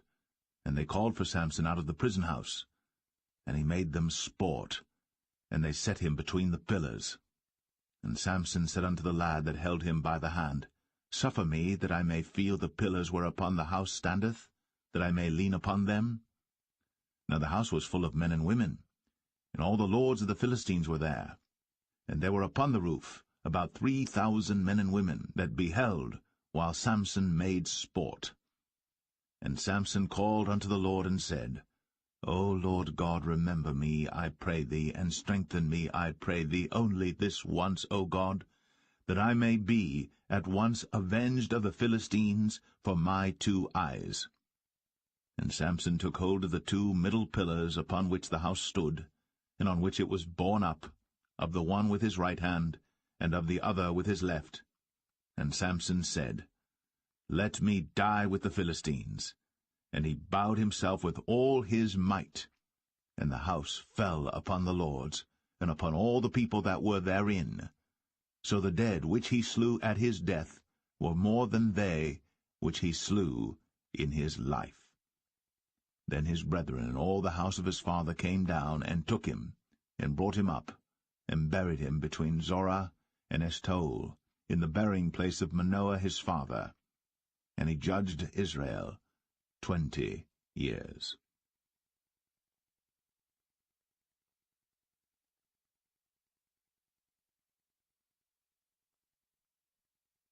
Judges 17. And there was a man of Mount Ephraim, whose name was Micah. And he said unto his mother, The 1,100 shekels of silver that were taken from thee, about which thou cursedst, and spakest of also in mine ears, behold, the silver is with me, I took it. And his mother said, Blessed be thou of the Lord, my son. And when he had restored the 1,100 shekels of silver to his mother said, I had wholly dedicated the silver unto the Lord from my hand for my son, to make a graven image and a molten image. Now therefore I will restore it unto thee. Yet he restored the money unto his mother, and his mother took 200 shekels of silver, and gave them to the founder, who made thereof a graven image and a molten image, and they were in the house of Micah. And the man Micah had an house of gods, and made an ephod, and teraphim, and consecrated one of his sons, who became his priest. In those days there was no king in Israel, but every man did that which was right in his own eyes. And there was a young man out of Bethlehem, Judah, of the family of Judah, who was a Levite, and he sojourned there. And the man departed out of the city from Bethlehem, Judah, to sojourn where he could find a place. And he came to Mount Ephraim, to the house of Micah, as he journeyed. And Micah said unto him, Whence comest thou? And he said unto him, I am a Levite of Bethlehem, Judah, and I go to sojourn where I may find a place. And Micah said unto him, Dwell with me, and be unto me a father and a priest, and I will give thee 10 shekels of silver by the year, and a suit of apparel, and thy victuals. So the Levite went in. And the Levite was content to dwell with the man, and the young man was unto him as one of his sons. And Micah consecrated the Levite, and the young man became his priest, and was in the house of Micah. Then said Micah, Now know I that the Lord will do me good, seeing I have a Levite to my priest.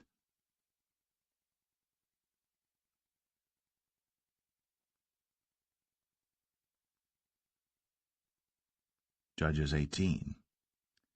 In those days there was no king in Israel, and in those days the tribe of the Danites sought them an inheritance to dwell in. For unto that day all their inheritance had not fallen unto them among the tribes of Israel. And the children of Dan sent of their family 5 men from their coasts, men of valor, from Zorah and from Eshtaol, to spy out the land, and to search it. And they said unto them, Go, search the land. Who, when they came to Mount Ephraim, to the house of Micah, they lodged there. When they were by the house of Micah, they knew the voice of the young man, the Levite, and they turned in thither, and said unto him, Who brought thee hither? And what makest thou in this place? And what hast thou here? And he said unto them, Thus and thus dealeth Micah with me, and hath hired me, and I am his priest. And they said unto him, Ask counsel, we pray thee, of God, that we may know whether our way which we go shall be prosperous. And the priest said unto them, Go in peace. Before the Lord is your way wherein ye go. Then the 5 men departed, and came to Laish, and saw the people that were therein, how they dwelt careless, after the manner of the Zidonians, quiet and secure, and there was no magistrate in the land that might put them to shame in any thing, and they were far from the Zidonians, and had no business with any man. And they came unto their brethren to Zoar and Eshtaol, and their brethren said unto them, What say ye? And they said, Arise, that we may go up against them, for we have seen the land, and behold, it is very good. And are ye still? Be not slothful to go, and to enter to possess the land. When ye go, ye shall come unto a people secure, and to a large land, for God hath given it into your hands, a place where there is no want of anything that is in the earth. And there went from thence of the family of the Danites, out of Zorah and out of Eshtaol, 600 men appointed with weapons of war. And they went up and pitched in Kirjath-jearim, in Judah, wherefore they called that place Mahane Dan unto this day. Behold, it is behind Kirjath-jearim. And they passed thence unto Mount Ephraim, and came unto the house of Micah. Then answered the 5 men that went to spy out the country of Laish, and said unto their brethren, Do ye know that there is in these houses an ephod, and teraphim, and a graven image, and a molten image? Now therefore consider what ye have to do. And they turned thitherward, and came to the house of the young man the Levite, even unto the house of Micah, and saluted him.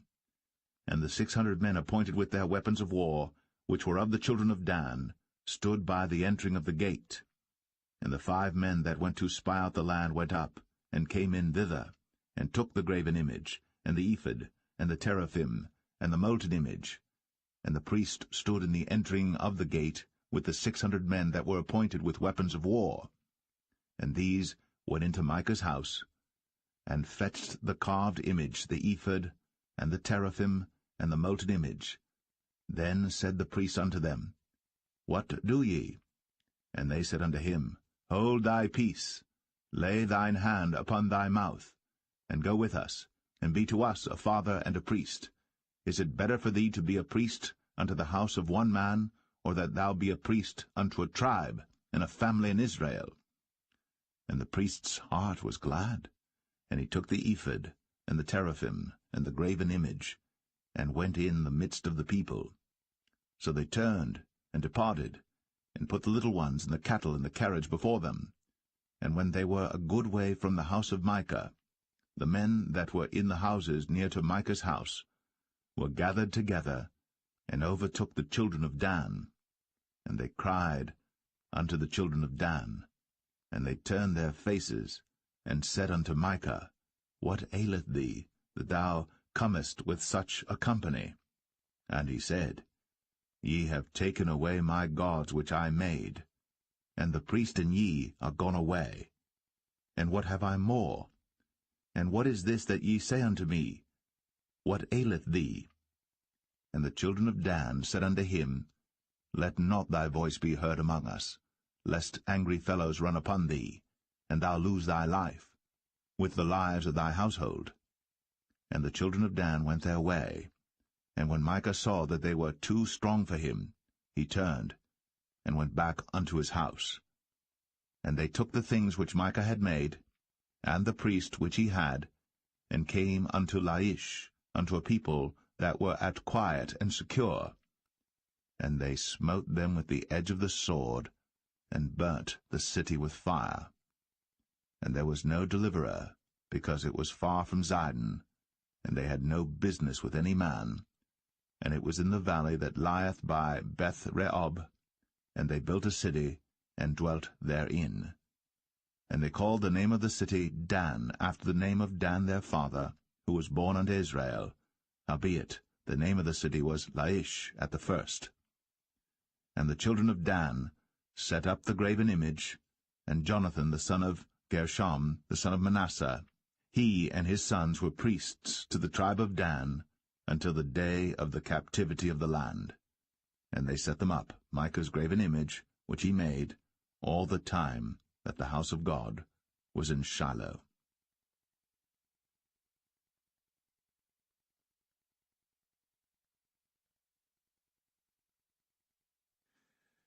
Judges 19.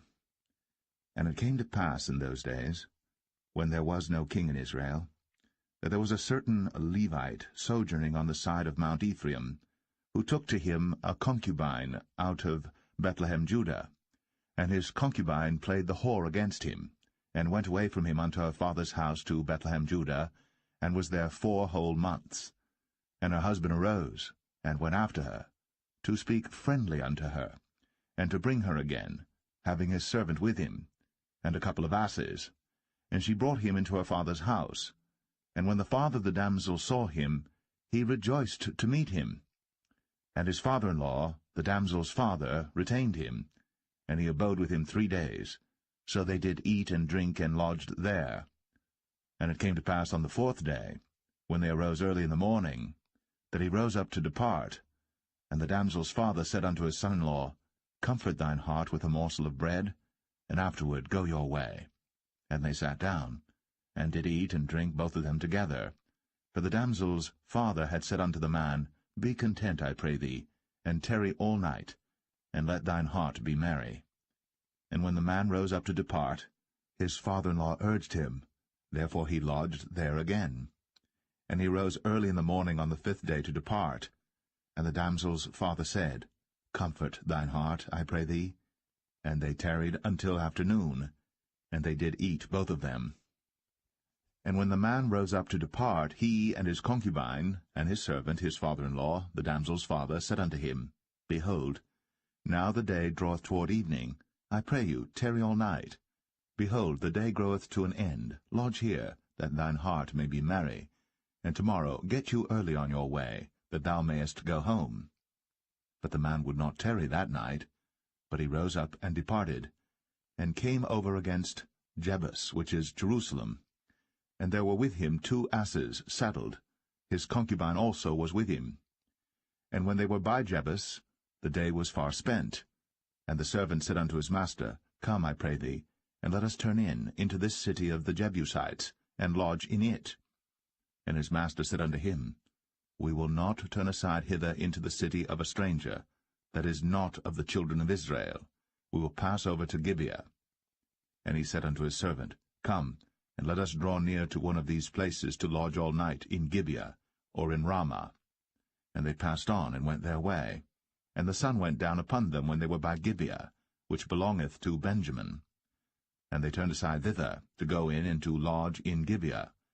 And when he went in, he sat him down in a street of the city, for there was no man that took them into his house to lodging.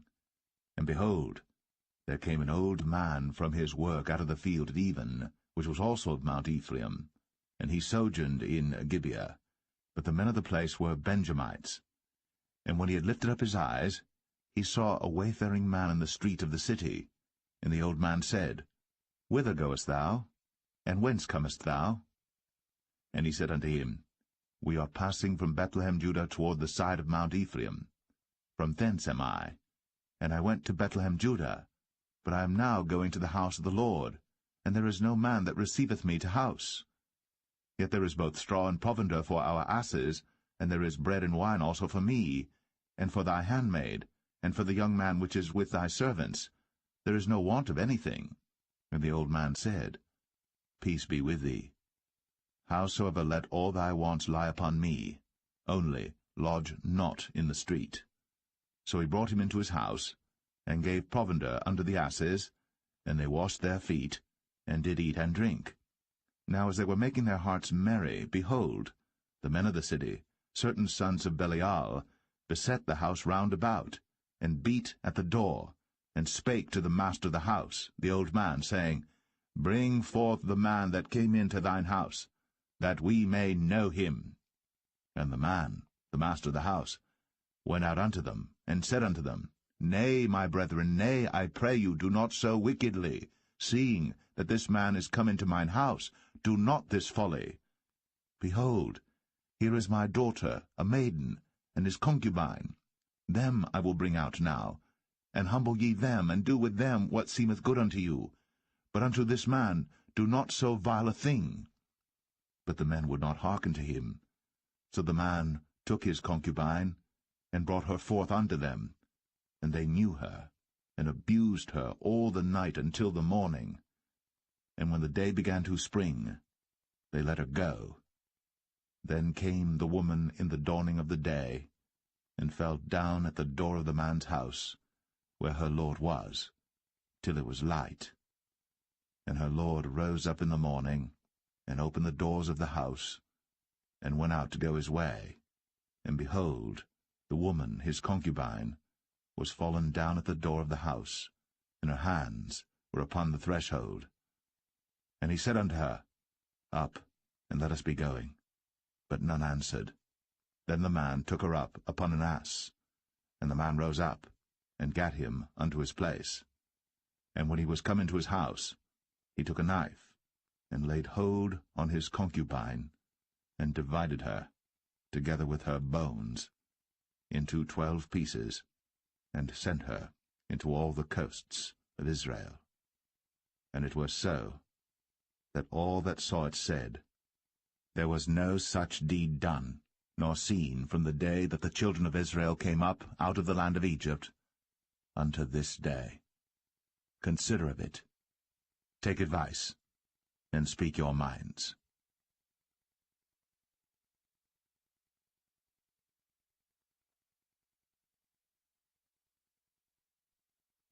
Judges 20.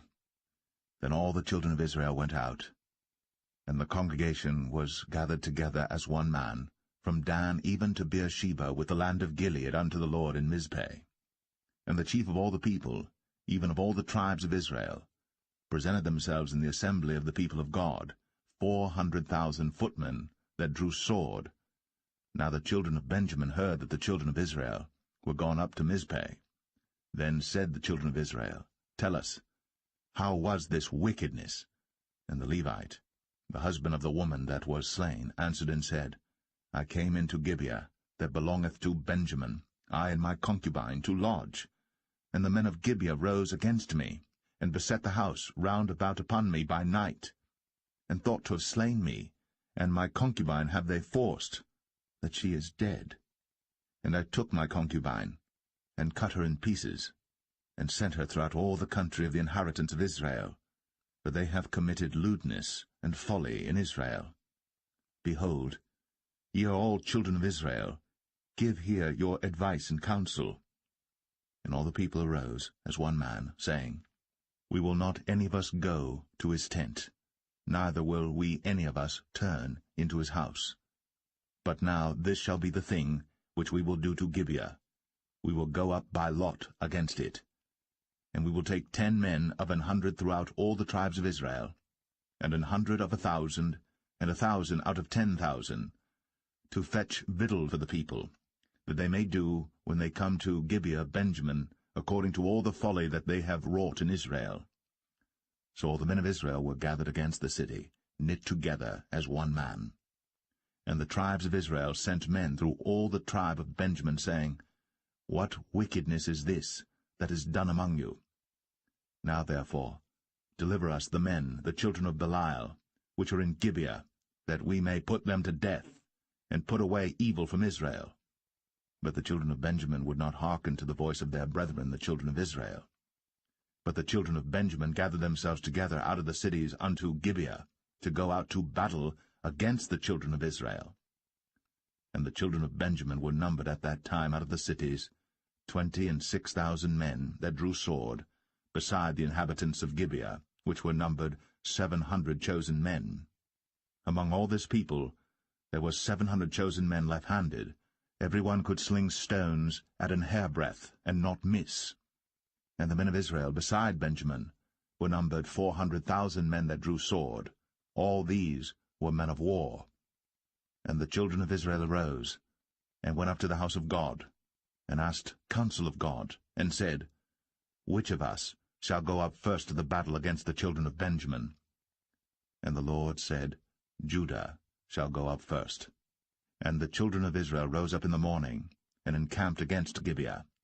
And the men of Israel went out to battle against Benjamin. And the men of Israel put themselves in array to fight against them at Gibeah. And the children of Benjamin came forth out of Gibeah, and destroyed down to the ground of the Israelites that day 22,000 men. And the people, the men of Israel, encouraged themselves, and set their battle again in array in the place where they put themselves in array the first day. And the children of Israel went up and wept before the Lord until even, and asked counsel of the Lord, saying, Shall I go up again to battle against the children of Benjamin my brother? And the Lord said, Go up against him. And the children of Israel came near against the children of Benjamin the second day. And Benjamin went forth against them out of Gibeah the second day, and destroyed down to the ground of the children of Israel again 18,000 men. All these drew the sword. Then all the children of Israel and all the people went up, and came unto the house of God, and wept, and sat there before the Lord, and fasted that day until even, and offered burnt offerings and peace offerings before the Lord. And the children of Israel inquired of the Lord, for the ark of the covenant of God was there in those days. And Phinehas, the son of Eleazar, the son of Aaron, stood before it in those days, saying, Shall I yet again go out to battle against the children of Benjamin my brother? Or shall I cease? And the Lord said, Go up, for tomorrow I will deliver them into thine hand. And Israel set liers in wait round about Gibeah. And the children of Israel went up against the children of Benjamin on the third day, and put themselves in array against Gibeah, as at other times. And the children of Benjamin went out against the people, and were drawn away from the city. And they began to smite of the people, and kill, as at other times, in the highways, of which one goeth up to the house of God, and the other to Gibeah in the field, about 30 men of Israel. And the children of Benjamin said, They are smitten down before us, as at the first. But the children of Israel said, Let us flee, and draw them from the city unto the highways. And all the men of Israel rose up out of their place, and put themselves in array at Baal-Tamar. And the liers in wait of Israel came forth out of their places, even out of the meadows of Gibeah. And there came against Gibeah 10,000 chosen men out of all Israel. And the battle was sore, but they knew not that evil was near them. And the Lord smote Benjamin before Israel. And the children of Israel destroyed of the Benjamites that day 25,000 and 100 men. All these drew the sword. So the children of Benjamin saw that they were smitten, for the men of Israel gave place to the Benjamites, because they trusted unto the liers in wait, which they had set beside Gibeah. And the liers in wait hasted, and rushed upon Gibeah. And the liers in wait drew themselves along, and smote all the city with the edge of the sword. Now there was an appointed sign between the men of Israel and the liers in wait, that they should make a great flame with smoke rise up out of the city. And when the men of Israel retired in the battle, Benjamin began to smite and kill of the men of Israel about 30 persons. For they said, Surely they are smitten down before us, as in the first battle. But when the flame began to arise up out of the city with a pillar of smoke, the Benjamites looked behind them, and behold, the flame of the city ascended up to heaven. And when the men of Israel turned again, the men of Benjamin were amazed, for they saw that evil was come upon them. Therefore they turned their backs before the men of Israel unto the way of the wilderness. But the battle overtook them, and them which came out of the cities they destroyed in the midst of them. Thus they enclosed the Benjamites round about, and chased them, and trod them down with ease over against Gibeah toward the sunrising.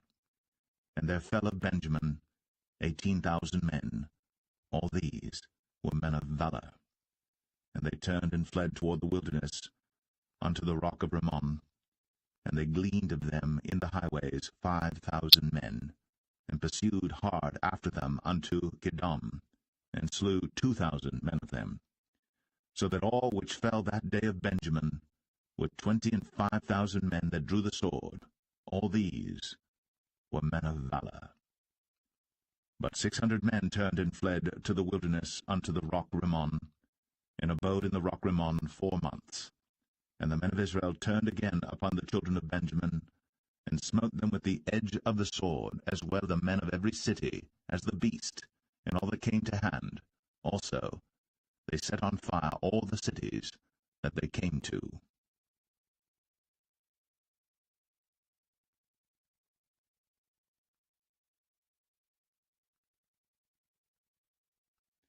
Judges 21. Now the men of Israel had sworn in Mizpeh, saying, There shall not any of us give his daughter unto Benjamin to wife. And the people came to the house of God, and abode there till even before God, and lifted up their voices, and wept sore, and said, O Lord God of Israel, why is this come to pass in Israel, that there should be today one tribe lacking in Israel? And it came to pass on the morrow, that the people rose early, and built there an altar, and offered burnt offerings and peace offerings. And the children of Israel said, Who is there among all the tribes of Israel that came not up with the congregation unto the Lord? For they had made a great oath concerning him that came not up to the Lord to Mizpeh, saying, He shall surely be put to death. And the children of Israel repented them for Benjamin their brother, and said, There is one tribe cut off from Israel this day. How shall we do for wives for them that remain, seeing we have sworn by the Lord that we will not give them of our daughters to wives? And they said, What one is there of the tribes of Israel that came not up to Mizpeh to the Lord? And behold, there came none to the camp from Jabesh Gilead to the assembly. For the people were numbered, and behold, there were none of the inhabitants of Jabesh Gilead there. And the congregation sent thither 12,000 men, of the valiantest, and commanded them, saying, Go, and smite the inhabitants of Jabesh Gilead with the edge of the sword, with the women and the children. And this is the thing that ye shall do.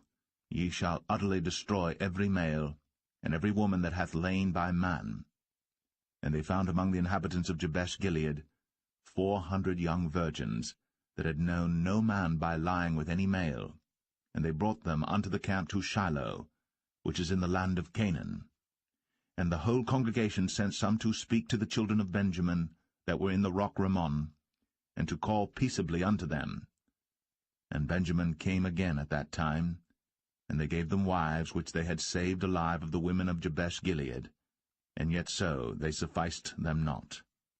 And the people repented them for Benjamin, because that the Lord had made a breach in the tribes of Israel. Then the elders of the congregation said, How shall we do for wives for them that remain, seeing the women are destroyed out of Benjamin? And they said, There must be an inheritance for them that be escaped of Benjamin, that a tribe be not destroyed out of Israel. Howbeit we may not give them wives of our daughters, for the children of Israel have sworn, saying, Cursed be he that giveth a wife to Benjamin. Then they said, Behold, there is a feast of the Lord in Shiloh yearly, in a place which is on the north side of Bethel, on the east side of the highway that goeth up from Bethel to Shechem, and on the south of Lebonah. Therefore they commanded the children of Benjamin, saying, Go, and lie in wait in the vineyards, and see, and behold, if the daughters of Shiloh come out to dance in dances, then come ye out of the vineyards, and catch you every man his wife of the daughters of Shiloh, and go to the land of Benjamin. And it shall be, when their fathers or their brethren come unto us to complain, that we will say unto them, Be favorable unto them for our sakes, because we reserved not to each man his wife in the war. For ye did not give unto them at this time, that ye should be guilty. And the children of Benjamin did so, and took them wives, according to their number of them that danced, whom they caught. And they went and returned unto their inheritance, and repaired the cities, and dwelt in them. And the children of Israel departed thence at that time, every man to his tribe and to his family. And they went out from thence every man to his inheritance. In those days there was no king in Israel. Every man did that which was right in his own eyes.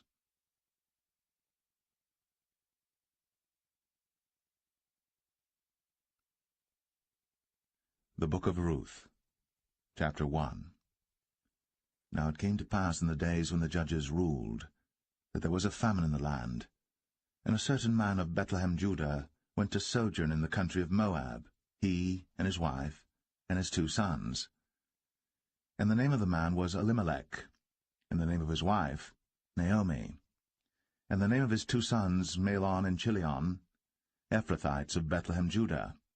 And they came into the country of Moab, and continued there. And Elimelech, Naomi's husband, died, and she was left, and her 2 sons. And they took them wives of the women of Moab. The name of the one was Orpah, and the name of the other Ruth. And they dwelled there about 10 years. And Mahlon and Chilion died also, both of them. And the woman was left of her 2 sons and a husband. Then she arose with her daughters-in-law, that she might return from the country of Moab. For she had heard in the country of Moab how that the Lord had visited his people in giving them bread. Wherefore she went forth out of the place where she was, and her 2 daughters-in-law with her. And they went on the way to return unto the land of Judah. And Naomi said unto her 2 daughters-in-law, Go, return each to her mother's house. The Lord deal kindly with you, as ye have dealt with the dead, and with me. The Lord grant you that ye may find rest, each of you, in the house of her husband. Then she kissed them, and they lifted up their voice, and wept. And they said unto her, Surely we will return with thee unto thy people. And Naomi said, Turn again, my daughters, why will ye go with me? Are there yet any more sons in my womb, that they may be your husbands? Turn again, my daughters, go your way. For I am too old to have an husband. If I should say I have hope, if I should have an husband also tonight, and should also bear sons, would ye tarry for them till they were grown? Would ye stay for them from having husbands? Nay, my daughters, for it grieveth me much for your sakes that the hand of the Lord is gone out against me. And they lifted up their voice, and wept again. And Orpah kissed her mother-in-law. But Ruth clave unto her, and she said, Behold, thy sister-in-law is gone back unto her people, and unto her gods. Return thou after thy sister-in-law. And Ruth said, Entreat me not to leave thee, or to return from following after thee, for whither thou goest, I will go, and where thou lodgest, I will lodge. Thy people shall be my people, and thy God my God. Where thou diest will I die, and there will I be buried. The Lord do so to me, and more also, if aught but death part thee and me. When she saw that she was steadfastly minded to go with her, then she left speaking unto her. So they 2 went until they came to Bethlehem.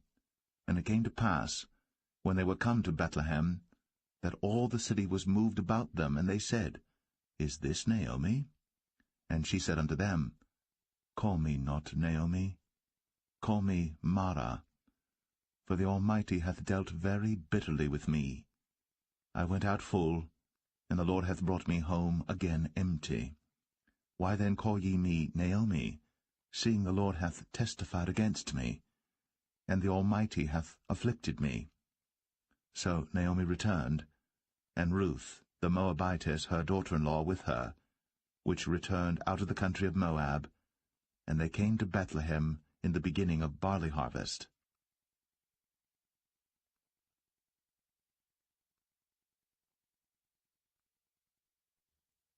Ruth 2. And Naomi had a kinsman of her husband's, a mighty man of wealth, of the family of Elimelech, and his name was Boaz. And Ruth the Moabitess said unto Naomi, Let me now go to the field, and glean ears of corn after him in whose sight I shall find grace. And she said unto her, Go, my daughter. And she went, and came, and gleaned in the field after the reapers, and her hap was to light on a part of the field belonging unto Boaz, who was of the kindred of Elimelech. And behold, Boaz came from Bethlehem, and said unto the reapers, The Lord be with you.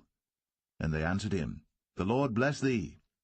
Then said Boaz unto his servant that was set over the reapers, Whose damsel is this? And the servant that was set over the reapers answered and said, It is the Moabitish damsel that came back with Naomi out of the country of Moab. And she said, I pray you, let me glean and gather after the reapers among the sheaves. So she came, and hath continued even from the morning until now, that she tarried a little in the house.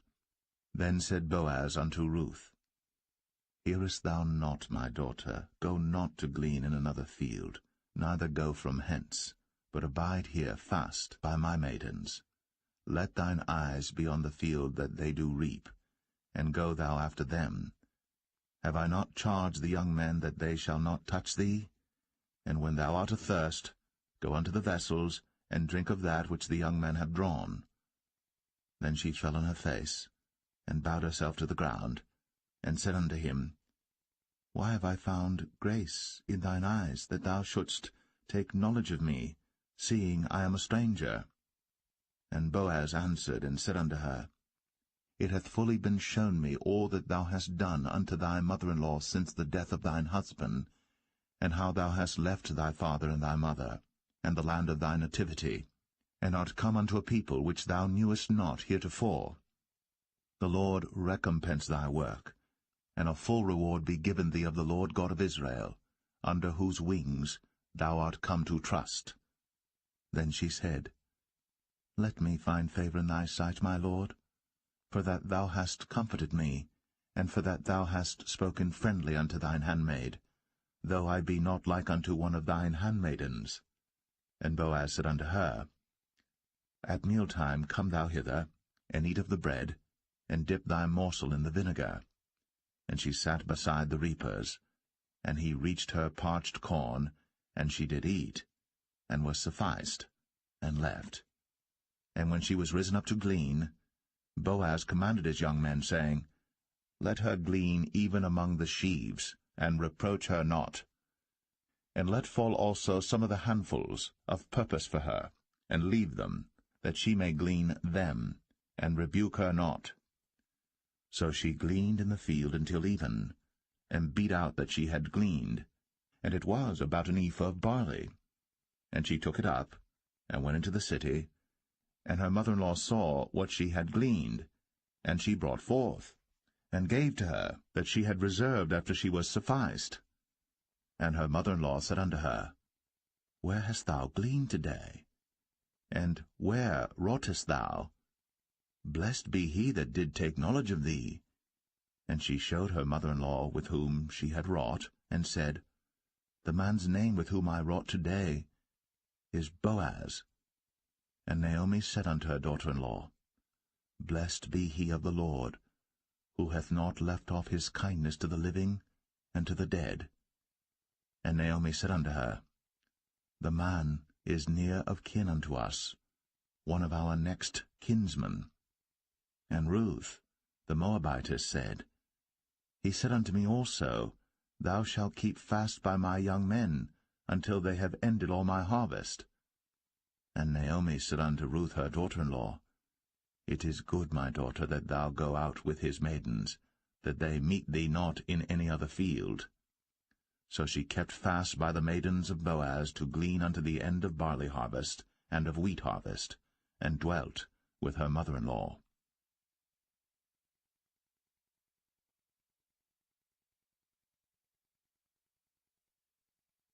Ruth 3. Then Naomi her mother-in-law said unto her, My daughter, shall I not seek rest for thee, that it may be well with thee? And now is not Boaz of our kindred, with whose maidens thou wast? Behold, he winnoweth barley tonight in the threshing floor. Wash thyself therefore, and anoint thee, and put thy raiment upon thee, and get thee down to the floor. But make not thyself known unto the man until he shall have done eating and drinking. And it shall be, when he lieth down, that thou shalt mark the place where he shall lie, and thou shalt go in, and uncover his feet, and lay thee down, and he will tell thee what thou shalt do. And she said unto her, All that thou sayest unto me, I will do. And she went down unto the floor, and did according to all that her mother-in-law bade her. And when Boaz had eaten and drunk, and his heart was merry, he went to lie down at the end of the heap of corn. And she came softly, and uncovered his feet, and laid her down. And it came to pass at midnight, that the man was afraid, and turned himself, and behold, a woman lay at his feet. And he said, Who art thou? And she answered, I am Ruth thine handmaid. Spread therefore thy skirt over thine handmaid, for thou art a near kinsman. And he said, Blessed be thou of the Lord, my daughter, for thou hast shown more kindness in the latter end than at the beginning, inasmuch as thou followest not young men, whether poor or rich. And now, my daughter, fear not. I will do to thee all that thou requirest, for all the city of my people doth know that thou art a virtuous woman. And now it is true that I am thy near kinsman. Howbeit, there is a kinsman nearer than I. Tarry this night, and it shall be in the morning that if he will perform unto thee the part of a kinsman, well, let him do the kinsman's part. But if he will not do the part of a kinsman to thee, then will I do the part of a kinsman to thee, as the Lord liveth. Lie down until the morning. And she lay at his feet until the morning, and she rose up before one could know another. And he said, Let it not be known that a woman came into the floor. Also he said, Bring the veil that thou hast upon thee, and hold it. And when she held it, he measured 6 measures of barley, and laid it on her. And she went into the city. And when she came to her mother-in-law, she said, Who art thou, my daughter? And she told her all that the man had done to her. And she said, These 6 measures of barley gave he me, for he said to me, Go not empty unto thy mother-in-law. Then said she, Sit still, my daughter, until thou know how the matter will fall, for the man will not be in rest until he have finished the thing this day.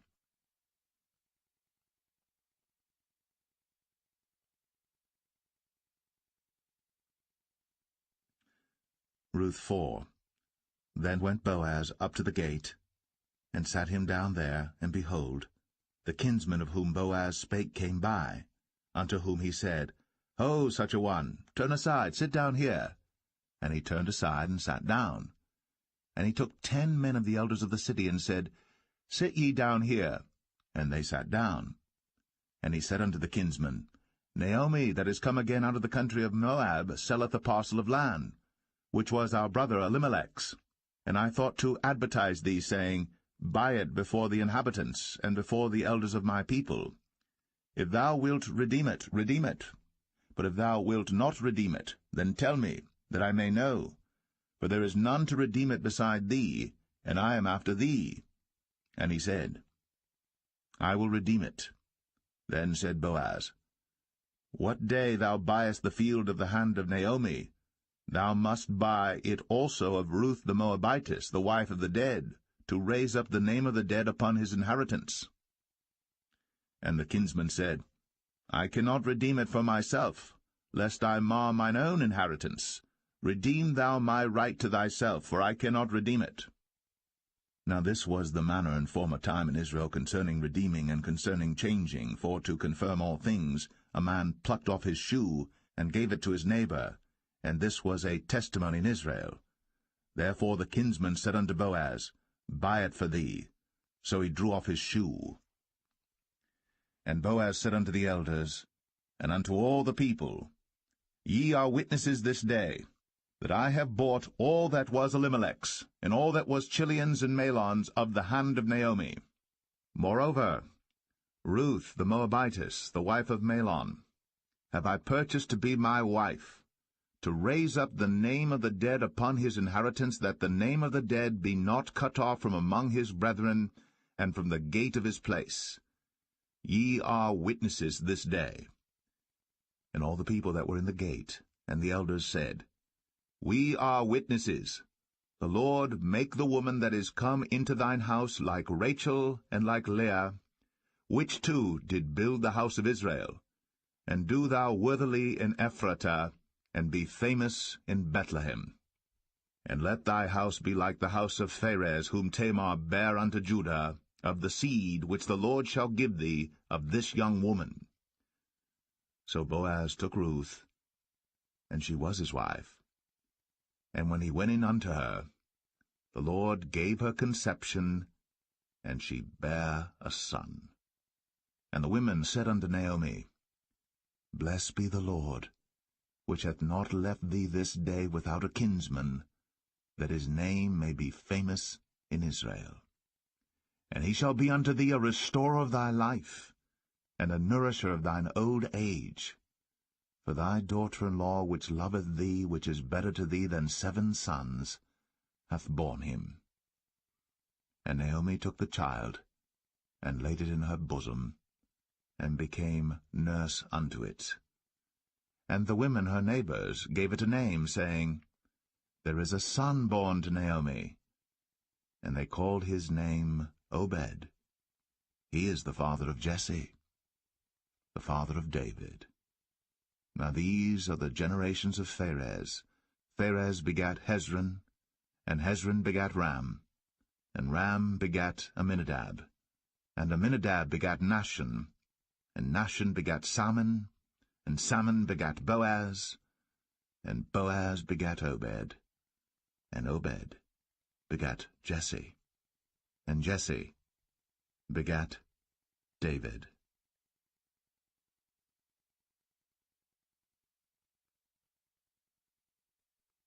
The first book of Samuel, chapter 1.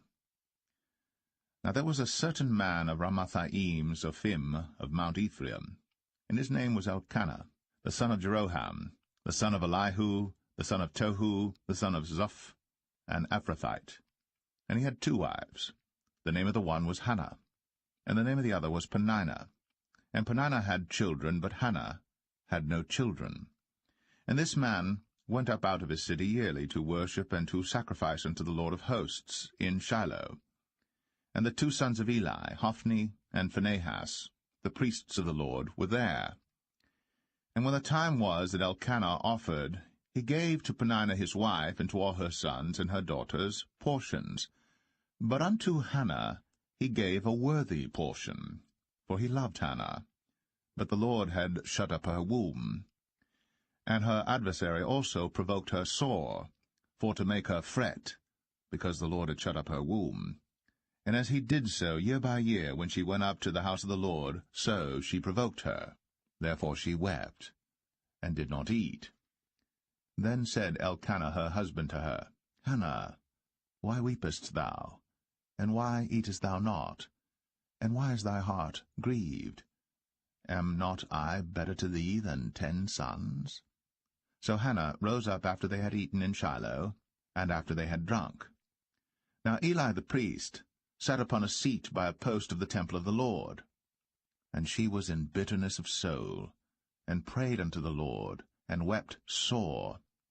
And she vowed a vow, and said, O Lord of hosts, if thou wilt indeed look on the affliction of thine handmaid, and remember me, and not forget thine handmaid, but wilt give unto thine handmaid a man-child, then I will give him unto the Lord all the days of his life, and there shall no razor come upon his head. And it came to pass, as she continued praying before the Lord, that Eli marked her mouth. Now Hannah, she spake in her heart, only her lips moved, but her voice was not heard. Therefore Eli thought she had been drunken. And Eli said unto her, How long wilt thou be drunken? Put away thy wine from thee. And Hannah answered and said, No, my lord, I am a woman of a sorrowful spirit. I have drunk neither wine nor strong drink, but have poured out my soul before the Lord. Count not thine handmaid for a daughter of Belial, for out of the abundance of my complaint and grief have I spoken hitherto. Then Eli answered and said, Go in peace, and the God of Israel grant thee thy petition that thou hast asked of him. And she said, Let thine handmaid find grace in thy sight. So the woman went her way, and did eat, and her countenance was no more sad. And they rose up in the morning early, and worshipped before the Lord, and returned, and came to their house to Ramah. And Elkanah knew Hannah his wife, and the Lord remembered her. Wherefore it came to pass, when the time was come about after Hannah had conceived, that she bare a son, and called his name Samuel, saying, Because I have asked him of the Lord. And the man Elkanah and all his house went up to offer unto the Lord the yearly sacrifice and his vow. But Hannah went not up. For she said unto her husband, I will not go up until the child be weaned, and then I will bring him, that he may appear before the Lord, and there abide for ever. And Elkanah her husband said unto her, Do what seemeth thee good. Tarry until thou have weaned him. Only the Lord establish his word. So the woman abode, and gave her son suck, until she weaned him. And when she had weaned him, she took him up with her, with 3 bullocks, and 1 ephah of flour, and a bottle of wine, and brought him unto the house of the Lord in Shiloh. And the child was young. And they slew a bullock, and brought the child to Eli. And she said, O my Lord, as thy soul liveth, my Lord, I am the woman that stood by thee here, praying unto the Lord. For this child I prayed, and the Lord hath given me my petition, which I asked of him. Therefore also I have lent him to the Lord. As long as he liveth, he shall be lent to the Lord. And he worshipped the Lord there.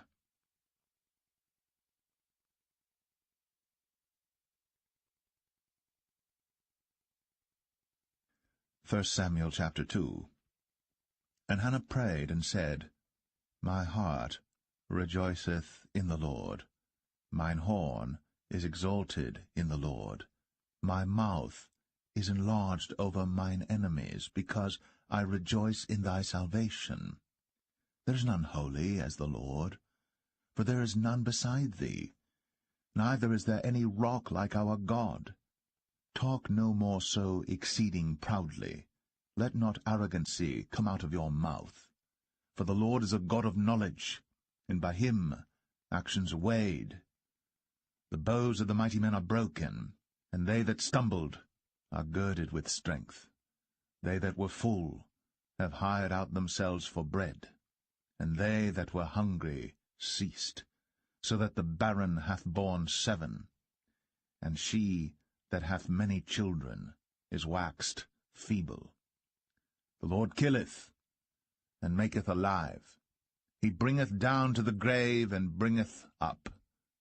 The Lord maketh poor, and maketh rich.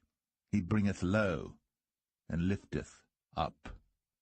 He raiseth up the poor out of the dust, and lifteth up the beggar from the dunghill, to set them among princes, and to make them inherit the throne of glory. For the pillars of the earth are the Lord's, and he hath set the world upon them. He will keep the feet of his saints, and the wicked shall be silent in darkness, for by strength shall no man prevail. The adversaries of the Lord shall be broken to pieces. Out of heaven shall he thunder upon them. The Lord shall judge the ends of the earth, and he shall give strength unto his king, and exalt the horn of his anointed. And Elkanah went to Ramah to his house, and the child did minister unto the Lord before Eli the priest. Now the sons of Eli were sons of Belial. They knew not the Lord. And the priest's custom with the people was, that when any man offered sacrifice, the priest's servant came, while the flesh was in seething, with a flesh-hook of 3 teeth in his hand, and he struck it into the pan or kettle or cauldron or pot. All that the flesh-hook brought up, the priest took for himself. So they did in Shiloh unto all the Israelites that came thither. Also before they burnt the fat, the priest's servant came and said to the man that sacrificed, Give flesh to roast for the priest, for he will not have sodden flesh of thee, but raw. And if any man said unto him, Let them not fail to burn the fat presently, and then take as much as thy soul desireth, then he would answer him, Nay, but thou shalt give it me now, and if not, I will take it by force. Wherefore the sin of the young men was very great before the Lord, for men abhorred the offering of the Lord. But Samuel ministered before the Lord, being a child, girded with a linen ephod. Moreover, his mother made him a little coat, and brought it to him from year to year, when she came up with her husband to offer the yearly sacrifice. And Eli blessed Elkanah and his wife, and said, The Lord give thee seed of this woman for the loan which is lent to the Lord. And they went unto their own home. And the Lord visited Hannah, so that she conceived, and bare 3 sons and 2 daughters. And the child Samuel grew before the Lord. Now Eli was very old, and heard all that his sons did unto all Israel, and how they lay with the women that assembled at the door of the tabernacle of the congregation. And he said unto them, Why do ye such things? For I hear of your evil dealings by all this people. Nay, my sons, for it is no good report that I hear. Ye make the Lord's people to transgress. If one man sin against another, the judge shall judge him. But if a man sin against the Lord, who shall entreat for him? Notwithstanding, they hearkened not unto the voice of their father, because the Lord would slay them. And the child Samuel grew on, and was in favor both with the Lord and also with men. And there came a man of God unto Eli, and said unto him, Thus saith the Lord, Did I plainly appear unto the house of thy father, when they were in Egypt, in Pharaoh's house? And did I choose him out of all the tribes of Israel to be my priest, to offer upon mine altar, to burn incense, to wear an ephod before me? And did I give unto the house of thy father all the offerings made by fire of the children of Israel? Wherefore kick ye at my sacrifice and at mine offering, which I have commanded in my habitation, and honourest thy sons above me, to make yourselves fat with the chiefest of all the offerings of Israel my people?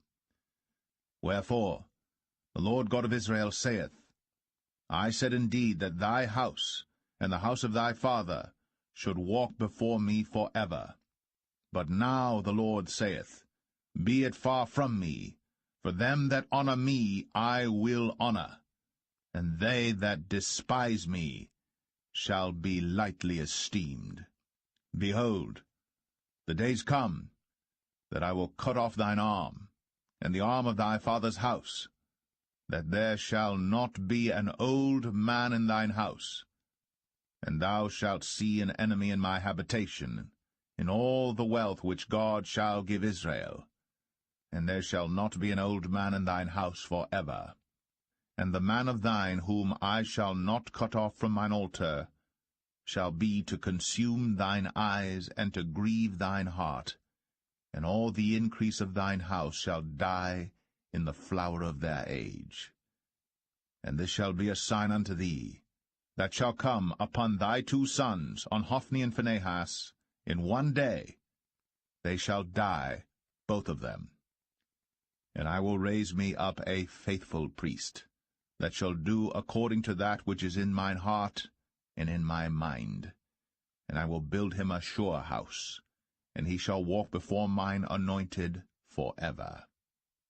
And it shall come to pass, that every one that is left in thine house shall come and crouch to him for a piece of silver and a morsel of bread, and shall say, Put me, I pray thee, into one of the priest's offices, that I may eat a piece of bread.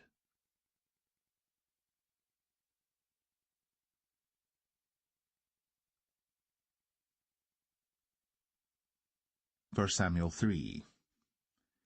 And the child Samuel ministered unto the Lord before Eli. And the word of the Lord was precious in those days. There was no open vision. And it came to pass at that time, when Eli was laid down in his place, and his eyes began to wax dim, that he could not see, and ere the lamp of God went out in the temple of the Lord, where the ark of God was, and Samuel was laid down to sleep, that the Lord called Samuel, and he answered, Here am I. And he ran unto Eli, and said, Here am I, for thou calledst me. And he said, I called not. Lie down again. And he went and lay down. And the Lord called yet again, Samuel. And Samuel arose and went to Eli, and said, Here am I, for thou didst call me. And he answered, I called not, my son. Lie down again. Now Samuel did not yet know the Lord, neither was the word of the Lord yet revealed unto him. And the Lord called Samuel again the third time, and he arose, and went to Eli, and said, Here am I, for thou didst call me. And Eli perceived that the Lord had called the child. Therefore Eli said unto Samuel, Go, lie down, and it shall be, if he call thee, that thou shalt say, Speak, Lord, for thy servant heareth. So Samuel went, and lay down in his place. And the Lord came, and stood, and called, as at other times, Samuel, Samuel. Then Samuel answered, Speak, for thy servant heareth. And the Lord said to Samuel, Behold, I will do a thing in Israel, at which both the ears of every one that heareth it shall tingle. In that day I will perform against Eli all things which I have spoken concerning his house. When I begin, I will also make an end. For I have told him that I will judge his house for ever for the iniquity which he knoweth, because his sons made themselves vile, and he restrained them not. And therefore I have sworn unto the house of Eli, that the iniquity of Eli's house shall not be purged with sacrifice nor offering for ever. And Samuel lay until the morning, and opened the doors of the house of the Lord. And Samuel feared to show Eli the vision. Then Eli called Samuel, and said, Samuel, my son. And he answered, Here am I. And he said, What is the thing that the Lord hath said unto thee? I pray thee, hide it not from me. God do so to thee, and more also, if thou hide anything from me of all the things that he said unto thee. And Samuel told him every whit, and hid nothing from him. And he said, It is the Lord. Let him do what seemeth him good. And Samuel grew, and the Lord was with him, and did let none of his words fall to the ground. And all Israel from Dan even to Beersheba knew that Samuel was established to be a prophet of the Lord. And the Lord appeared again in Shiloh. For the Lord revealed himself to Samuel in Shiloh by the word of the Lord.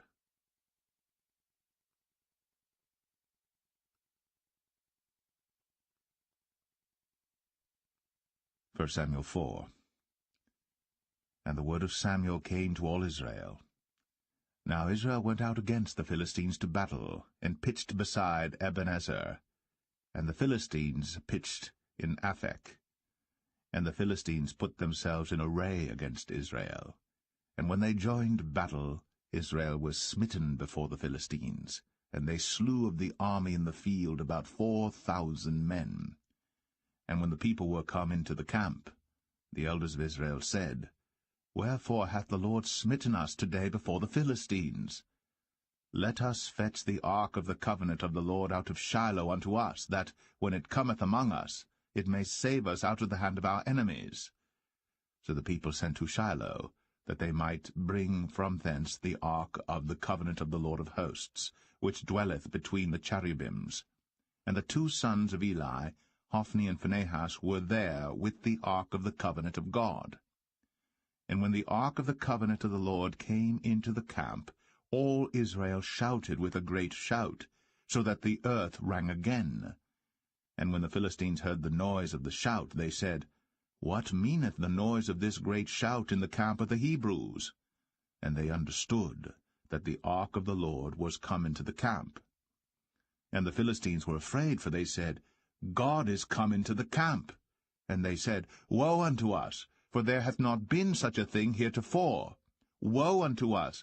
Who shall deliver us out of the hand of these mighty gods? These are the gods that smote the Egyptians with all the plagues in the wilderness. Be strong, and quit yourselves like men, O ye Philistines, that ye be not servants unto the Hebrews, as they have been to you.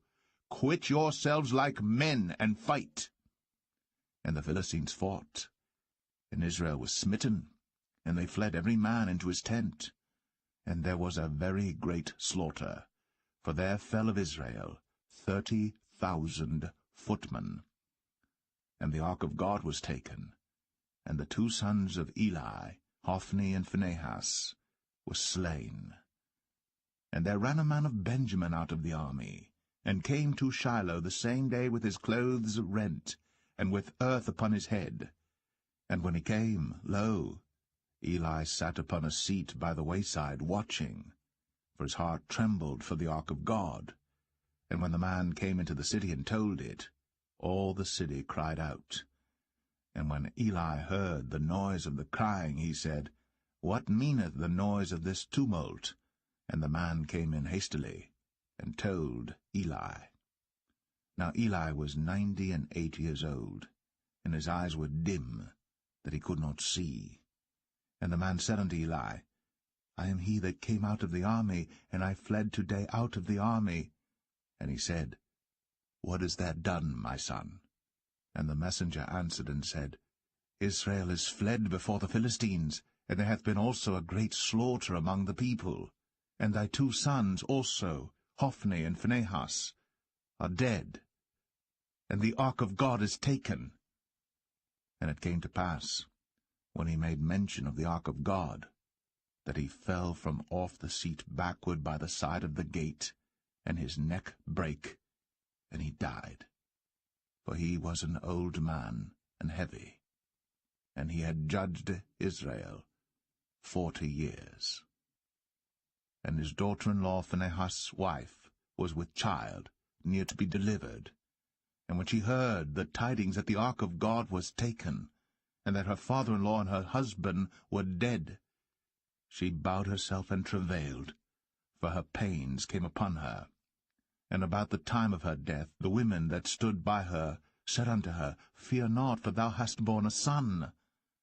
But she answered not, neither did she regard it. And she named the child Ichabod, saying, The glory is departed from Israel, because the ark of God was taken, and because of her father-in-law and her husband. And she said, The glory is departed from Israel, for the ark of God is taken.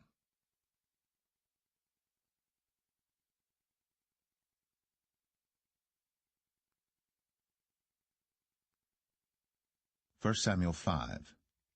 And the Philistines took the ark of God, and brought it from Ebenezer unto Ashdod. When the Philistines took the ark of God, they brought it into the house of Dagon, and set it by Dagon. And when they of Ashdod arose early on the morrow, behold, Dagon was fallen upon his face to the earth before the ark of the Lord. And they took Dagon, and set him in his place again. And when they arose early on the morrow morning, behold, Dagon was fallen upon his face to the ground before the ark of the Lord, and the head of Dagon, and both the palms of his hands were cut off upon the threshold. Only the stump of Dagon was left to him. Therefore neither the priests of Dagon, nor any that come into Dagon's house, tread on the threshold of Dagon in Ashdod unto this day.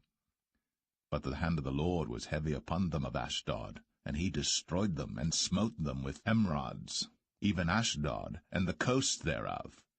And when the men of Ashdod saw that it was so, they said, The ark of the God of Israel shall not abide with us, for his hand is sore upon us, and upon Dagon our God. They sent therefore, and gathered all the lords of the Philistines unto them, and said, What shall we do with the ark of the God of Israel? And they answered, Let the ark of the God of Israel be carried about unto Gath. And they carried the ark of the God of Israel about thither. And it was so, that after they had carried it about, the hand of the Lord was against the city with a very great destruction, and he smote the men of the city, both small and great, and they had emerods in their secret parts. Therefore they sent the ark of God to Ekron, And it came to pass, as the ark of God came to Ekron, that the Ekronites cried out, saying, They have brought about the ark of the God of Israel to us, to slay us and our people. So they sent and gathered together all the lords of the Philistines, and said, Send away the ark of the God of Israel, and let it go again to his own place, that it slay us not and our people. For there was a deadly destruction throughout all the city. The hand of God was very heavy there. And the men that died not were smitten with the emerods, and the cry of the city went up to heaven.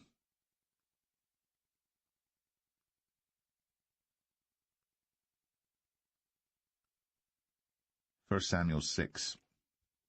And the ark of the Lord was in the country of the Philistines 7 months. And the Philistines called for the priests and the diviners, saying, What shall we do to the ark of the Lord? Tell us wherewith we shall send it to his place.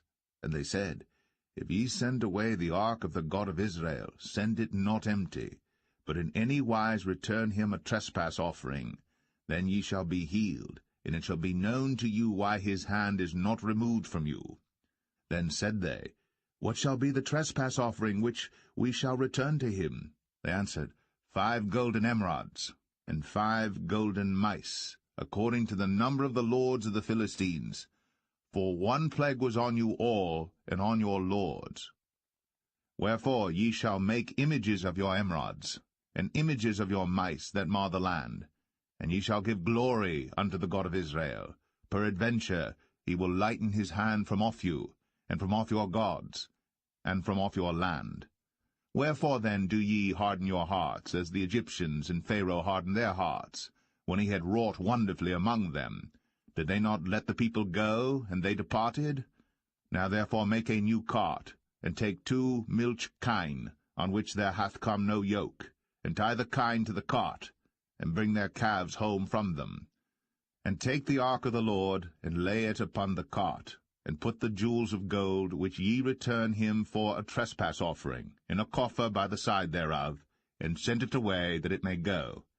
And see, if it goeth up by the way of his own coast, to Bethshemesh, then he hath done us this great evil. But if not, then we shall know that it is not his hand that smote us. It was a chance that happened to us. And the men did so, and took 2 milch kine, and tied them to the cart, and shut up their calves at home. And they laid the ark of the Lord upon the cart, and the coffer with the mice of gold, and the images of their emerods. And the kine took the straight way to the way of Bethshemesh, and went along the highway, lowing as they went, and turned not aside to the right hand or to the left. And the lords of the Philistines went after them unto the border of Bethshemesh. And they of Bethshemesh were reaping their wheat harvest in the valley. And they lifted up their eyes, and saw the ark, and rejoiced to see it. And the cart came into the field of Joshua, a Bethshemite, and stood there, where there was a great stone. And they clave the wood of the cart, and offered the kine a burnt offering unto the Lord. And the Levites took down the ark of the Lord, and the coffer that was with it, wherein the jewels of gold were, and put them on the great stone. And the men of Bethshemesh offered burnt offerings, and sacrificed sacrifices the same day unto the Lord. And when the 5 lords of the Philistines had seen it, they returned to Ekron the same day. And these are the golden emerods, which the Philistines returned for a trespass offering unto the Lord: for Ashdod 1, for Gaza 1, for Ashkelon 1, for Gath 1, for Ekron 1. And the golden mice, according to the number of all the cities of the Philistines, belonging to the 5 lords, both of fenced cities and of country villages, even unto the great stone of Abel, whereon they set down the ark of the Lord, which stone remaineth unto this day in the field of Joshua the Bethshemite. And he smote the men of Bethshemesh, because they had looked into the ark of the Lord. Even he smote of the people 50,060 men. And the people lamented, because the Lord had smitten many of the people with a great slaughter. And the men of Bethshemesh said, Who is able to stand before this holy Lord God? And to whom shall he go up from us? And they sent messengers to the inhabitants of Kirjath-jearim, saying, The Philistines have brought again the ark of the Lord. Come ye down, and fetch it up to you.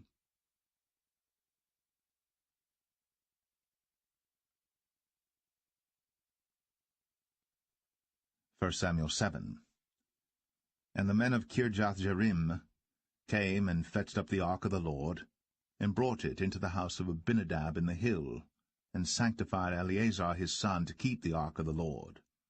And it came to pass, while the ark abode in Kirjath-jearim, that the time was long, for it was 20 years. And all the house of Israel lamented after the Lord.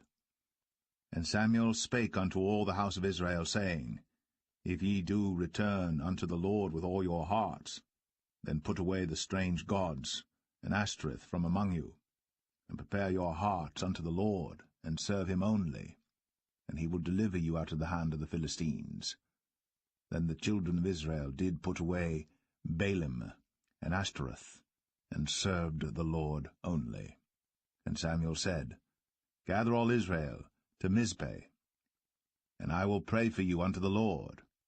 And they gathered together to Mizpeh, and drew water, and poured it out before the Lord, and fasted on that day, and said there, We have sinned against the Lord.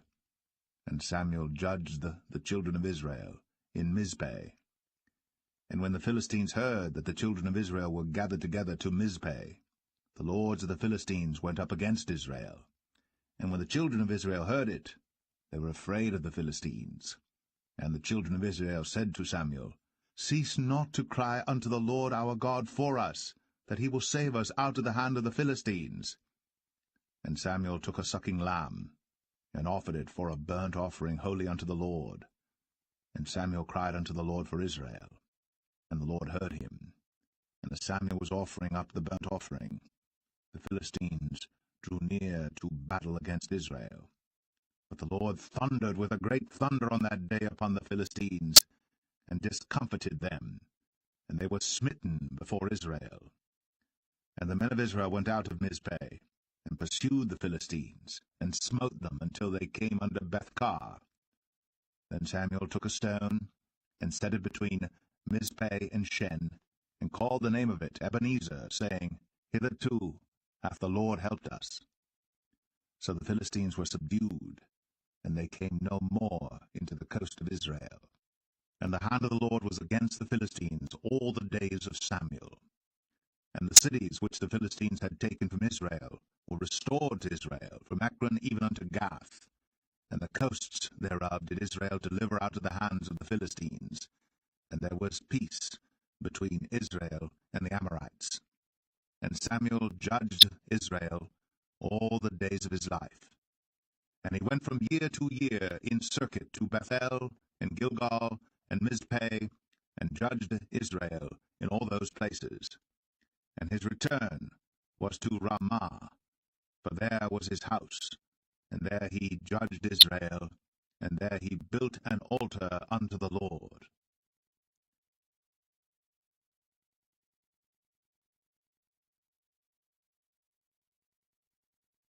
1 Samuel 8.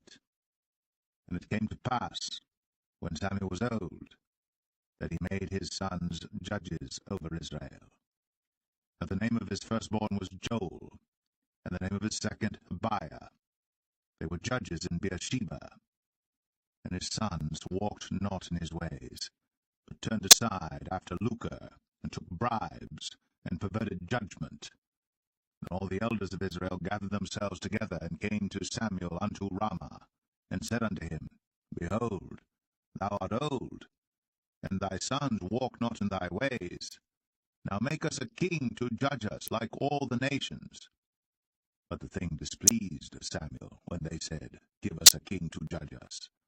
And Samuel prayed unto the Lord. And the Lord said unto Samuel, Hearken unto the voice of the people, in all that they say unto thee. For they have not rejected thee, but they have rejected me, that I should not reign over them. According to all the works which they have done since the day that I brought them up out of Egypt, even unto this day, wherewith they have forsaken me, and served other gods, so do they also unto thee. Now therefore hearken unto their voice, howbeit yet protest solemnly unto them, and show them the manner of the king that shall reign over them. And Samuel told all the words of the Lord unto the people that asked of him a king. And he said, This will be the manner of the king that shall reign over you. He will take your sons, and appoint them for himself, for his chariots, and to be his horsemen, and some shall run before his chariots. And he will appoint him captains over thousands, and captains over 50s, and will set them to ear his ground, and to reap his harvest, and to make his instruments of war, and instruments of his chariots. And he will take your daughters to be confectionaries, and to be cooks, and to be bakers. And he will take your fields, and your vineyards, and your oliveyards, even the best of them, and give them to his servants. And he will take the tenth of your seed, and of your vineyards, and give to his officers, and to his servants. And he will take your menservants, and your maidservants, and your goodliest young men, and your asses, and put them to his work. He will take the tenth of your sheep, and ye shall be his servants. And ye shall cry out in that day because of your king which ye shall have chosen you. And the Lord will not hear you in that day. Nevertheless, the people refused to obey the voice of Samuel, and they said, Nay, but we will have a king over us, that we also may be like all the nations, and that our king may judge us, and go out before us, and fight our battles. And Samuel heard all the words of the people, and he rehearsed them in the ears of the Lord. And the Lord said to Samuel, Hearken unto their voice, and make them a king. And Samuel said unto the men of Israel, Go ye every man unto his city.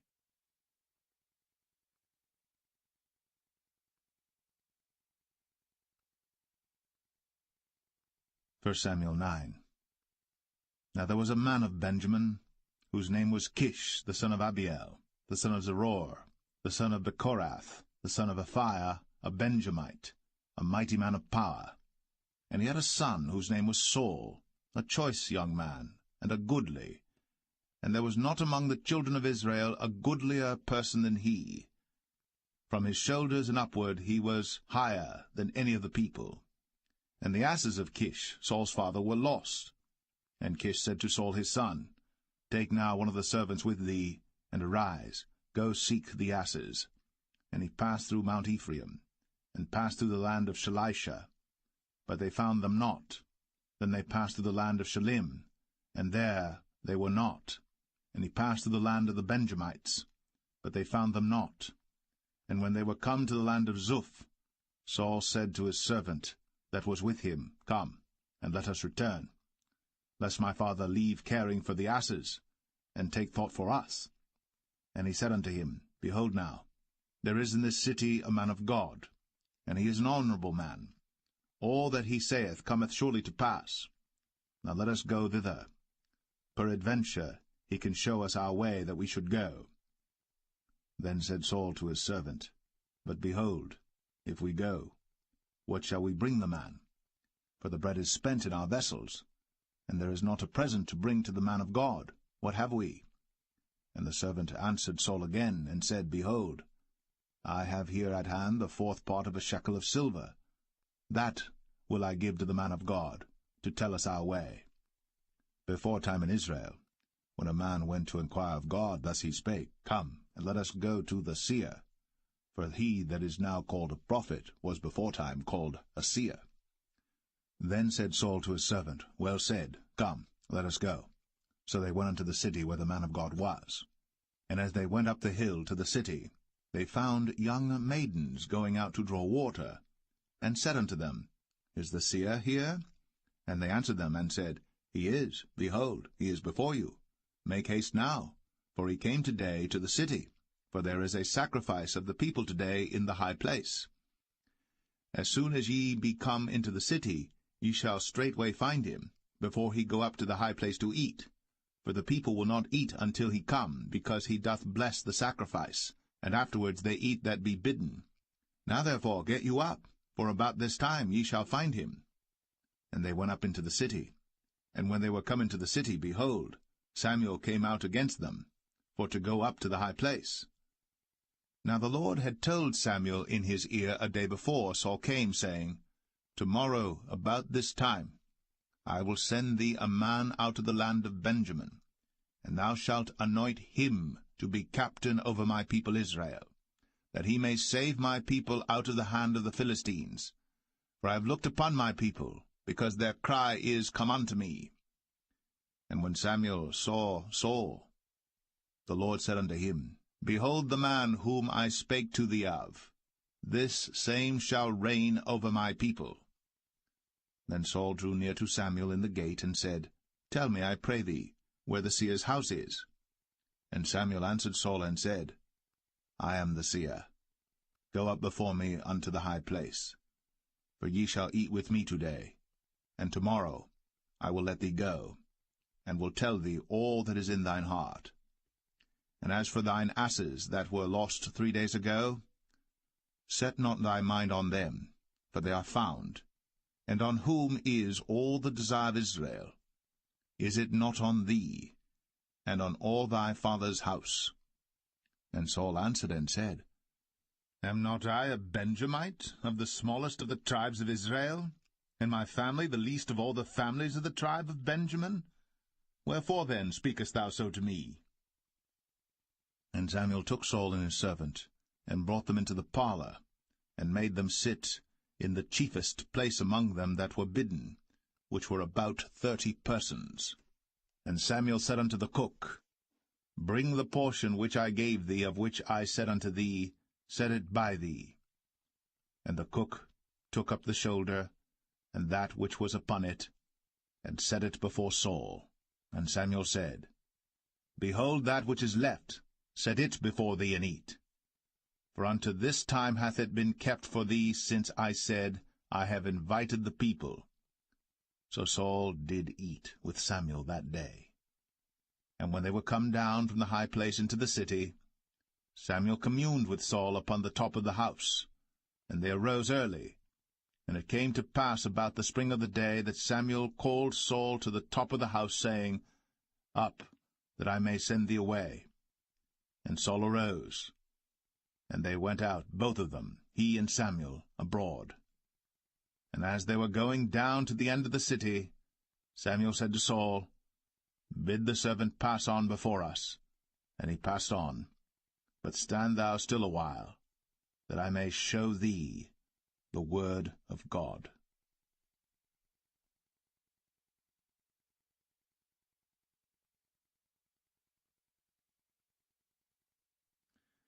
1 Samuel 10. Then Samuel took a vial of oil, and poured it upon his head, and kissed him, and said, Is it not because the Lord hath anointed thee to be captain over his inheritance? When thou art departed from me today, then thou shalt find 2 men by Rachel's sepulchre, in the border of Benjamin at Zelzah. And they will say unto thee, The asses which thou wentest to seek are found. And lo, thy father hath left the care of the asses, and sorroweth for you, saying, What shall I do for my son? Then shalt thou go on forward from thence, and thou shalt come to the plain of Tabor. And there shall meet thee 3 men going up to God to Bethel, one carrying 3 kids, and another carrying 3 loaves of bread, and another carrying a bottle of wine. And they will salute thee, and give thee 2 loaves of bread, which thou shalt receive of their hands. After that thou shalt come to the hill of God, where is the garrison of the Philistines. And it shall come to pass, when thou art come thither to the city, that thou shalt meet a company of prophets coming down from the high place, with a psaltery, and a tabret, and a pipe, and a harp before them, and they shall prophesy. And the Spirit of the Lord will come upon thee, and thou shalt prophesy with them, and shalt be turned into another man. And let it be, when these signs are come unto thee, that thou do as occasion serve thee, for God is with thee. And thou shalt go down before me to Gilgal, and behold, I will come down unto thee to offer burnt offerings, and to sacrifice sacrifices of peace offerings. 7 days shalt thou tarry, till I come to thee, and show thee what thou shalt do. And it was so that when he had turned his back to go from Samuel, God gave him another heart. And all those signs came to pass that day. And when they came thither to the hill, behold, a company of prophets met him, and the Spirit of God came upon him, and he prophesied among them. And it came to pass, when all that knew him beforetime saw that, behold, he prophesied among the prophets, then the people said one to another, What is this that is come unto the son of Kish? Is Saul also among the prophets? And one of the same place answered and said, But who is their father? Therefore it became a proverb, Is Saul also among the prophets? And when he had made an end of prophesying, he came to the high place. And Saul's uncle said unto him and to his servant, Whither went ye? And he said, To seek the asses. And when we saw that they were nowhere, we came to Samuel. And Saul's uncle said, Tell me, I pray thee, what Samuel said unto you. And Saul said unto his uncle, He told us plainly that the asses were found. But of the matter of the kingdom whereof Samuel spake, he told him not.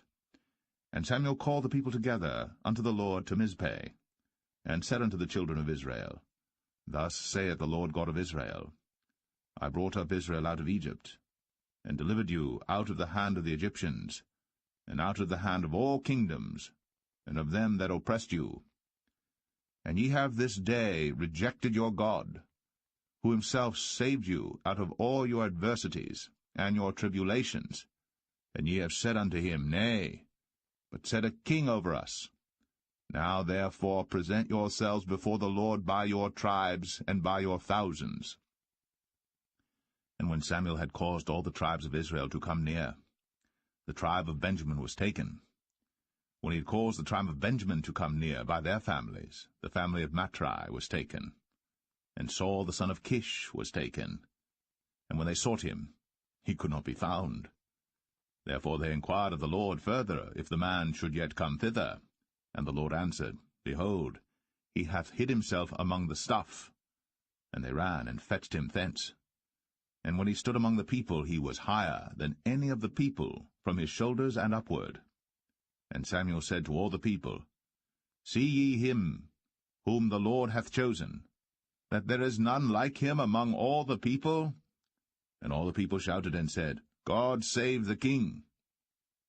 Then Samuel told the people the manner of the kingdom, and wrote it in a book, and laid it up before the Lord. And Samuel sent all the people away, every man to his house. And Saul also went home to Gibeah, and there went with him a band of men, whose hearts God had touched. But the children of Belial said, How shall this man save us? And they despised him, and brought him no presents. But he held his peace.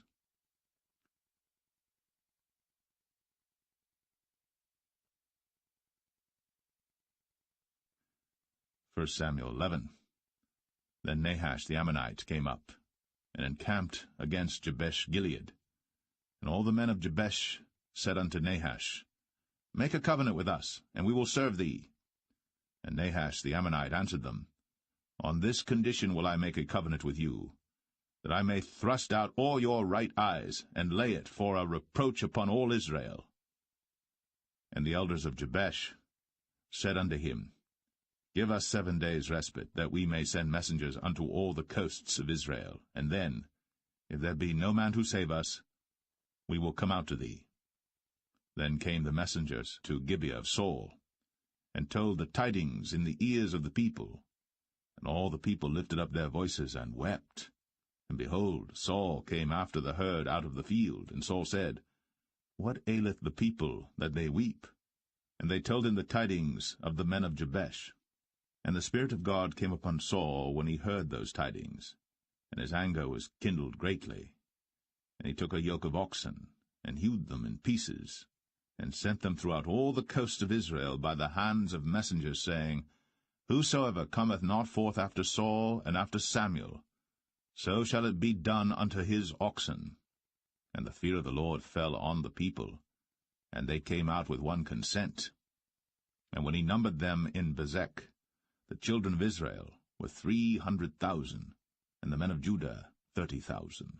And they said unto the messengers that came, Thus shall ye say, unto the men of Jabesh Gilead, Tomorrow by that time the sun be hot, ye shall have help. And the messengers came and showed it to the men of Jabesh, and they were glad. Therefore the men of Jabesh said, Tomorrow we will come out unto you, and ye shall do with us all that seemeth good unto you. And it was so in the morrow, that Saul put the people in 3 companies, and they came into the midst of the host in the morning watch, and slew the Ammonites until the heat of the day. And it came to pass that they which remained were scattered, so that 2 of them were not left together. And the people said unto Samuel, Who is he that said, Shall Saul reign over us? Bring the men, that we may put them to death.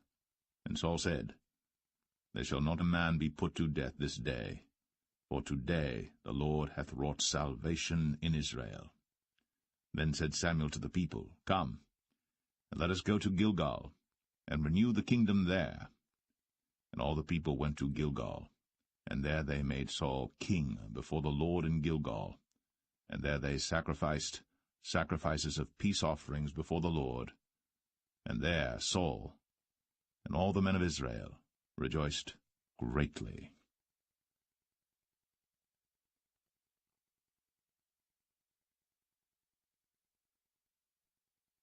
1 Samuel 12.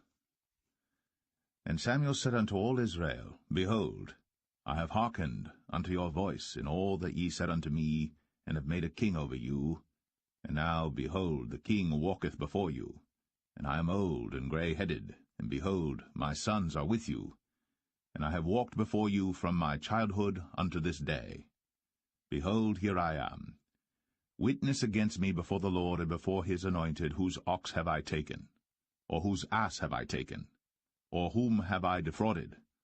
Whom have I oppressed? Or of whose hand have I received any bribe to blind mine eyes therewith? And I will restore it you.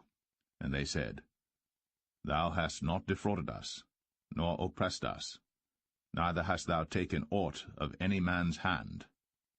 And he said unto them, The Lord is witness against you, and his anointed is witness this day, that ye have not found aught in my hand.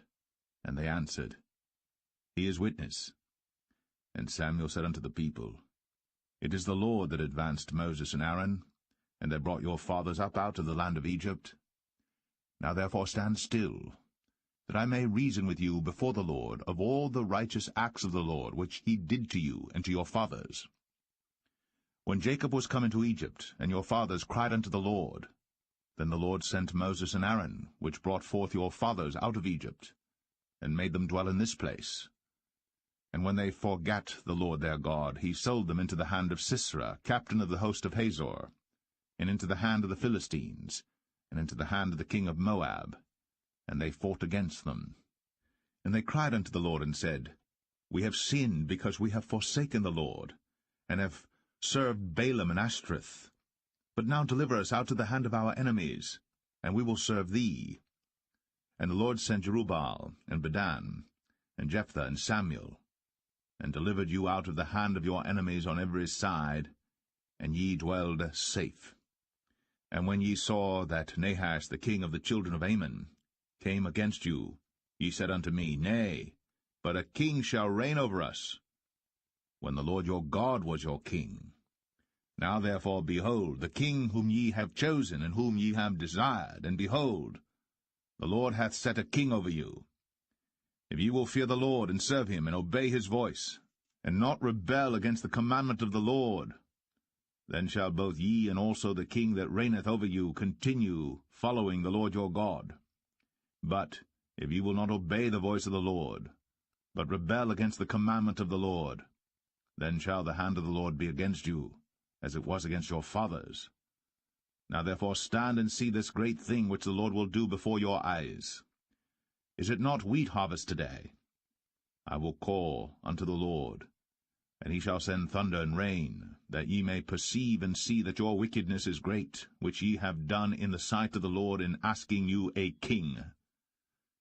So Samuel called unto the Lord, and the Lord sent thunder and rain that day.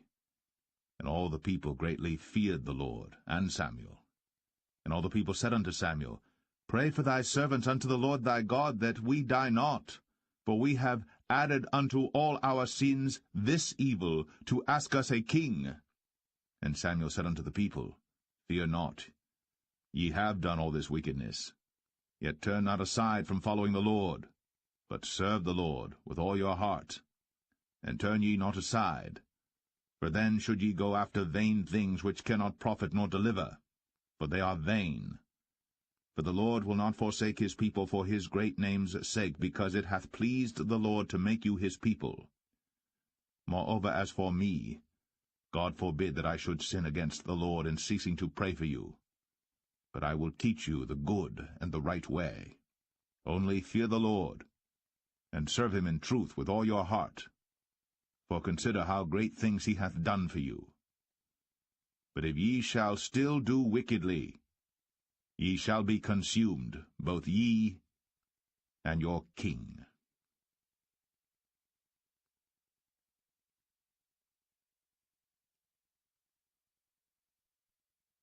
1 Samuel 13. Saul reigned 1 year. And when he had reigned 2 years over Israel, Saul chose him 3,000 men of Israel, whereof 2,000 were with Saul in Michmash and in Mount Bethel, and 1,000 were with Jonathan in Gibeah of Benjamin. And the rest of the people he sent every man to his tent. And Jonathan smote the garrison of the Philistines that was in Geba. And the Philistines heard of it. And Saul blew the trumpet throughout all the land, saying, Let the Hebrews hear. And all Israel heard say that Saul had smitten a garrison of the Philistines, and that Israel also was had in abomination with the Philistines. And the people were called together after Saul to Gilgal. And the Philistines gathered themselves together to fight with Israel, 30,000 chariots and 6,000 horsemen, and people as the sand which is on the seashore in multitude. And they came up, and pitched in Michmash, eastward from Bethaven. When the men of Israel saw that they were in a strait, for the people were distressed, then the people did hide themselves in caves, and in thickets, and in rocks, and in high places, and in pits. And some of the Hebrews went over Jordan to the land of Gad and Gilead. As for Saul, he was yet in Gilgal, and all the people followed him trembling. And he tarried 7 days according to the set time that Samuel had appointed. But Samuel came not to Gilgal, and the people were scattered from him. And Saul said, Bring hither a burnt offering to me, and peace offerings.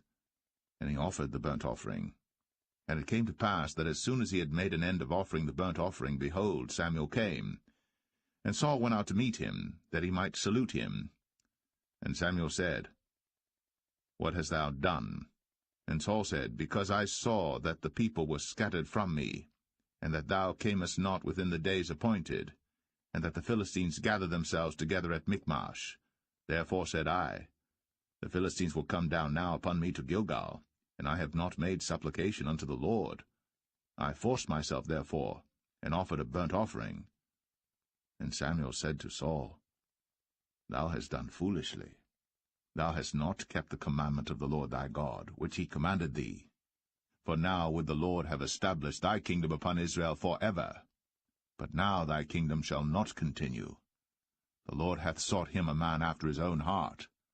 And the Lord hath commanded him to be captain over his people, because thou hast not kept that which the Lord commanded thee. And Samuel arose, and gat him up from Gilgal unto Gibeah of Benjamin. And Saul numbered the people that were present with him about 600 men. And Saul and Jonathan his son, and the people that were present with him, abode in Gibeah of Benjamin. But the Philistines encamped in Michmash. And the spoilers came out of the camp of the Philistines in 3 companies. 1 company turned unto the way that leadeth to Ophrah, unto the land of Shual. And another company turned the way to Bethhoron. And another company turned to the way of the border that looketh to the valley of Zeboim, toward the wilderness. Now there was no smith found throughout all the land of Israel. For the Philistines said, Lest the Hebrews make them swords or spears. But all the Israelites went down to the Philistines to sharpen every man his share, and his coulter, and his axe, and his mattock. Yet they had a file for the mattocks, and for the coulters, and for the forks, and for the axes, and to sharpen the goads. So it came to pass in the day of battle that there was neither sword nor spear found in the hand of any of the people that were with Saul and Jonathan.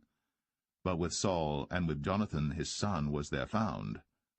And the garrison of the Philistines went out to the passage of Michmash.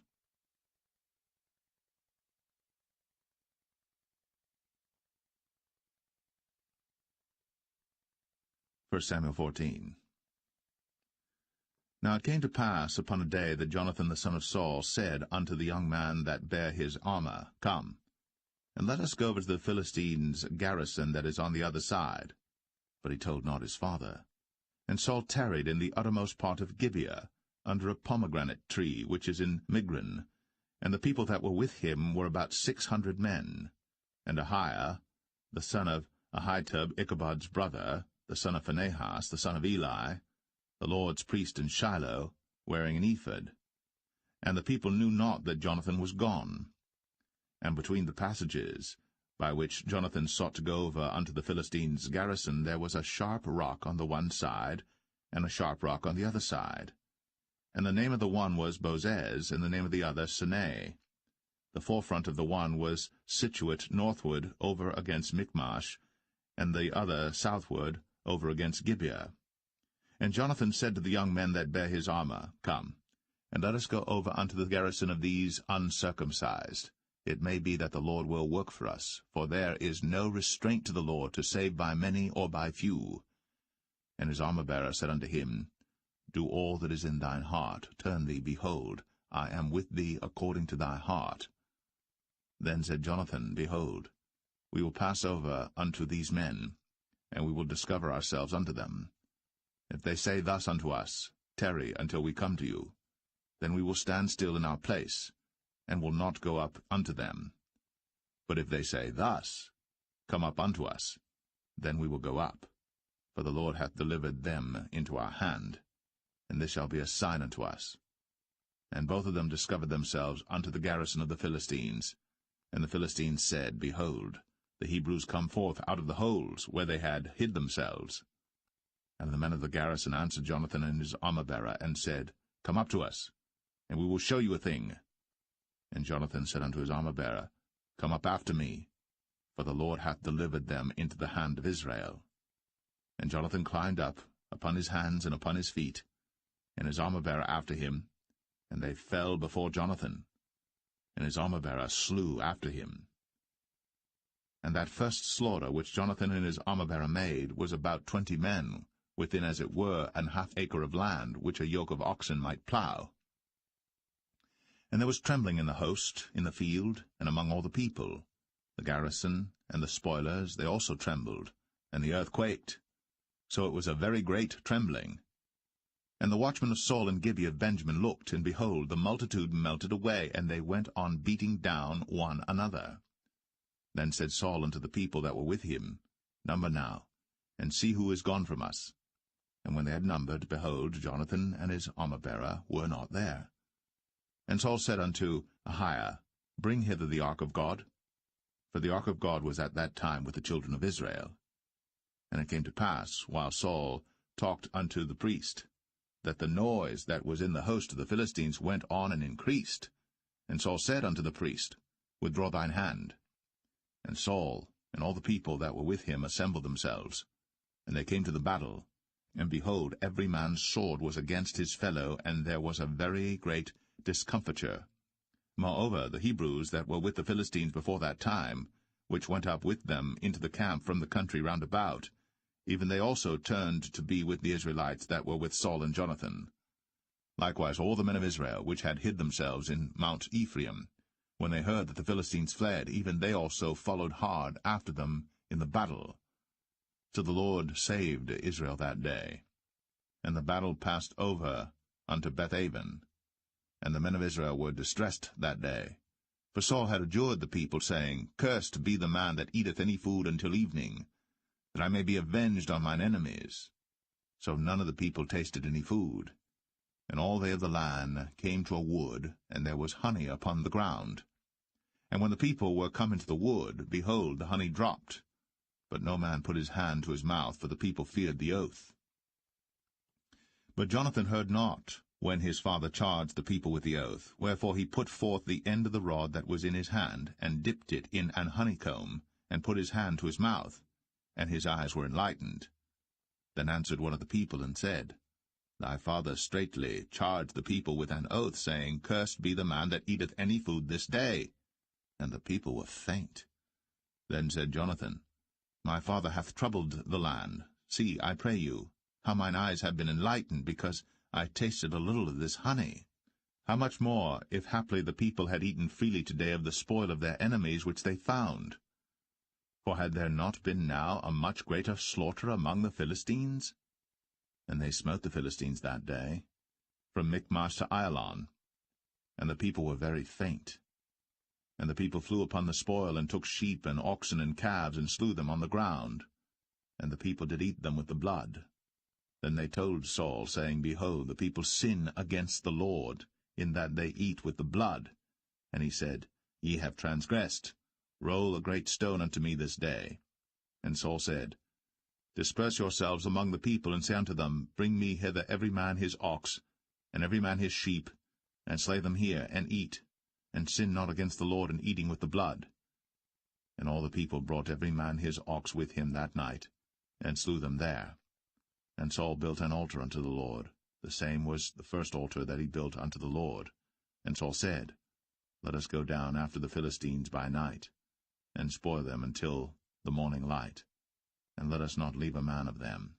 And they said, Do whatsoever seemeth good unto thee. Then said the priest, Let us draw near hither unto God. And Saul asked counsel of God, Shall I go down after the Philistines? Wilt thou deliver them into the hand of Israel? But he answered him not that day. And Saul said, Draw ye near hither, all the chief of the people, and know and see wherein this sin hath been this day. For as the Lord liveth, which saveth Israel, though it be in Jonathan my son, he shall surely die. But there was not a man among all the people that answered him. Then said he unto all Israel, Be ye on one side, and I and Jonathan my son will be on the other side. And the people said unto Saul, Do what seemeth good unto thee. Therefore Saul said unto the Lord God of Israel, Give a perfect lot. And Saul and Jonathan were taken, but the people escaped. And Saul said, Cast lots between me and Jonathan my son. And Jonathan was taken. Then Saul said to Jonathan, Tell me what thou hast done. And Jonathan told him, and said, I did but taste a little honey with the end of the rod that was in mine hand, and lo, I must die. And Saul answered, God do so and more also, for thou shalt surely die, Jonathan. And the people said unto Saul, Shall Jonathan die, who hath wrought this great salvation in Israel? God forbid, as the Lord liveth. There shall not one hair of his head fall to the ground, for he hath wrought with God this day.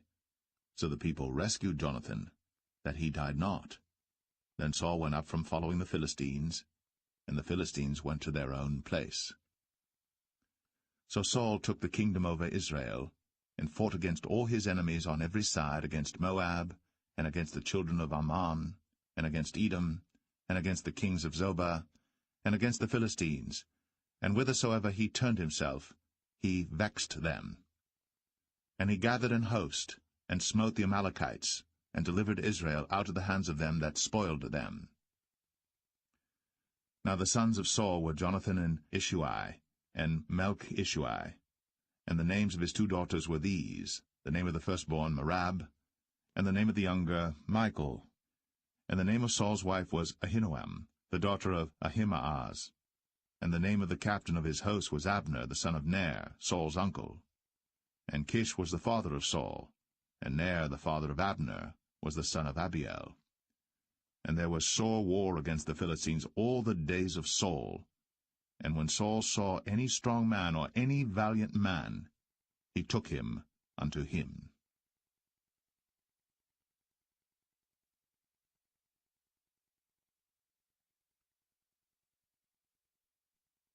1 Samuel 15. Samuel also said unto Saul, The Lord sent me to anoint thee to be king over his people, over Israel. Now therefore hearken thou unto the voice of the words of the Lord. Thus saith the Lord of hosts, I remember that which Amalek did to Israel, how he laid wait for him in the way when he came up from Egypt. Now go, and smite Amalek, and utterly destroy all that they have, and spare them not, but slay both man and woman, infant and suckling, ox and sheep, camel and ass. And Saul gathered the people together, and numbered them in Telaim 200,000 footmen, and 10,000 men of Judah. And Saul came to a city of Amalek, and laid wait in the valley. And Saul said unto the Kenites, Go, depart, get you down from among the Amalekites, lest I destroy you with them. For ye showed kindness to all the children of Israel when they came up out of Egypt. So the Kenites departed from among the Amalekites. And Saul smote the Amalekites from Havilah until thou comest to Shur, that is over against Egypt. And he took Agag, the king of the Amalekites, alive, and utterly destroyed all the people with the edge of the sword. But Saul and the people spared Agag, and the best of the sheep, and of the oxen, and of the fatlings, and the lambs, and all that was good, and would not utterly destroy them. But everything that was vile and refuse, that they destroyed utterly. Then came the word of the Lord unto Samuel, saying, It repenteth me that I have set up Saul to be king, for he is turned back from following me, and hath not performed my commandments. And it grieved Samuel, and he cried unto the Lord all night. And when Samuel rose early to meet Saul in the morning, it was told Samuel, saying, Saul came to Carmel, and behold, he set him up a place, and is gone about, and passed on, and gone down to Gilgal. And Samuel came to Saul, and Saul said unto him, Blessed be thou of the Lord, I have performed the commandment of the Lord. And Samuel said, What meaneth then this bleating of the sheep in mine ears, and the lowing of the oxen which I hear? And Saul said, They have brought them from the Amalekites, for the people spared the best of the sheep and of the oxen to sacrifice unto the Lord thy God, and the rest we have utterly destroyed. Then Samuel said unto Saul, Stay, and I will tell thee what the Lord hath said to me this night. And he said unto him, Say on. And Samuel said, When thou wast little in thine own sight, wast thou not made the head of the tribes of Israel? And the Lord anointed thee king over Israel? And the Lord sent thee on a journey, and said, Go, and utterly destroy the sinners, the Amalekites, and fight against them until they be consumed. Wherefore then didst thou not obey the voice of the Lord, but didst fly upon the spoil, and didst evil in the sight of the Lord? And Saul said unto Samuel, Yea, I have obeyed the voice of the Lord, and have gone the way which the Lord sent me, and have brought Agag, the king of Amalek, and have utterly destroyed the Amalekites. But the people took of the spoil sheep and oxen, the chief of the things which should have been utterly destroyed, to sacrifice unto the Lord thy God in Gilgal. And Samuel said, Hath the Lord as great delight in burnt offerings and sacrifices as in obeying the voice of the Lord? Behold, to obey is better than sacrifice, and to hearken than the fat of rams. For rebellion is as the sin of witchcraft, and stubbornness is as iniquity and idolatry. Because thou hast rejected the word of the Lord, he hath also rejected thee from being king. And Saul said unto Samuel, I have sinned, for I have transgressed the commandment of the Lord, and thy words, because I feared the people, and obeyed their voice. Now therefore, I pray thee, pardon my sin, and turn again with me, that I may worship the Lord. And Samuel said unto Saul, I will not return with thee, for thou hast rejected the word of the Lord, and the Lord hath rejected thee from being king over Israel. And as Samuel turned about to go away, he laid hold upon the skirt of his mantle, and it rent. And Samuel said unto him, The Lord hath rent the kingdom of Israel from thee this day, and hath given it to a neighbor of thine, that is better than thou. And also the strength of Israel will not lie nor repent, for he is not a man that he should repent. Then he said, I have sinned. Yet honor me now, I pray thee, before the elders of my people, and before Israel, and turn again with me, that I may worship the Lord thy God. So Samuel turned again after Saul, and Saul worshipped the Lord. Then said Samuel, Bring ye hither to me Agag the king of the Amalekites. And Agag came unto him delicately. And Agag said, Surely the bitterness of death is past. And Samuel said, As thy sword hath made women childless, so shall thy mother be childless among women. And Samuel hewed Agag in pieces before the Lord in Gilgal. Then Samuel went to Ramah, and Saul went up to his house to Gibeah of Saul. And Samuel came no more to see Saul until the day of his death. Nevertheless Samuel mourned for Saul, and the Lord repented that he had made Saul king over Israel.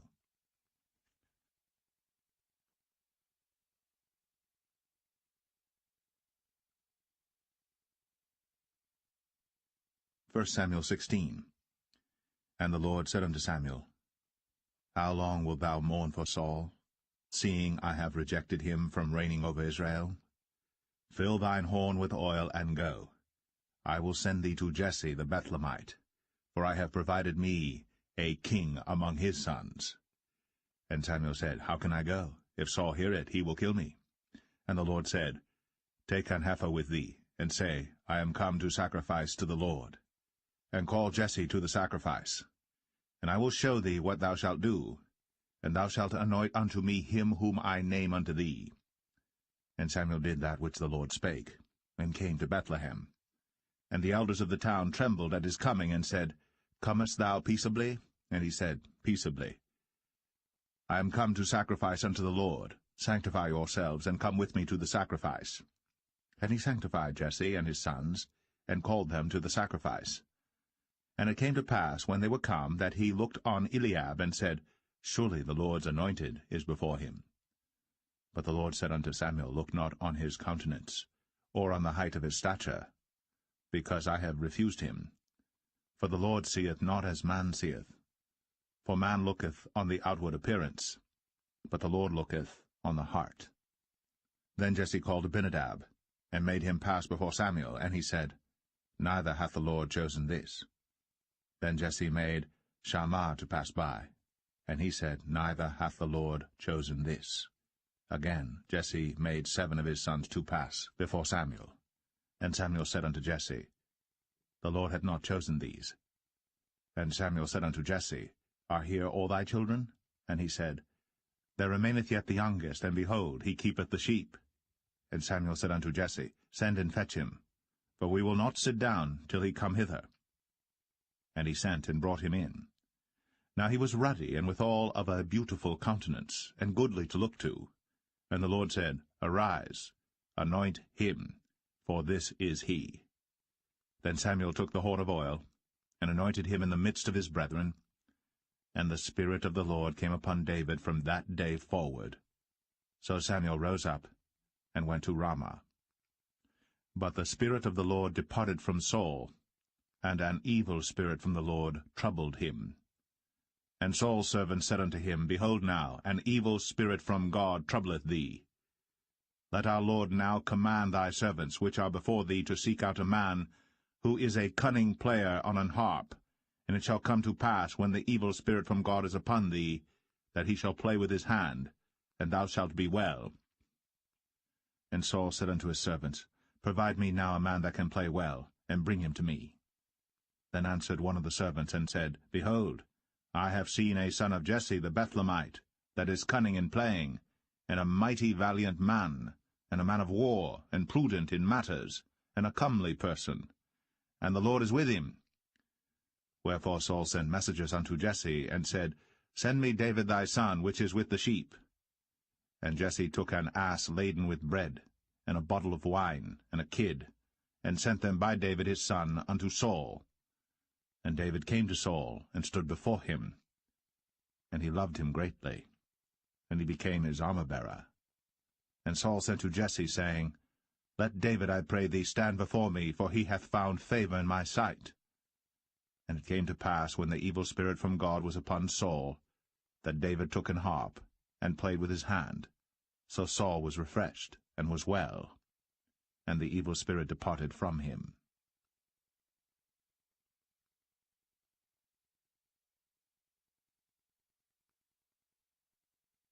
1 Samuel 17. Now the Philistines gathered together their armies to battle, and were gathered together at Shochoh, which belongeth to Judah, and pitched between Shochoh and Azekah in Ephes-dammim. And Saul and the men of Israel were gathered together and pitched by the valley of Elah, and set the battle in array against the Philistines. And the Philistines stood on a mountain on the one side, and Israel stood on a mountain on the other side, and there was a valley between them. And there went out a champion out of the camp of the Philistines, named Goliath of Gath, whose height was 6 cubits and a span. And he had an helmet of brass upon his head, and he was armed with a coat of mail, and the weight of the coat was 5,000 shekels of brass. And he had greaves of brass upon his legs, and a target of brass between his shoulders. And the staff of his spear was like a weaver's beam, and his spear's head weighed 600 shekels of iron, and one bearing a shield went before him. And he stood, and cried unto the armies of Israel, and said unto them, Why are ye come out to set your battle in array? Am not I a Philistine, and ye servants to Saul?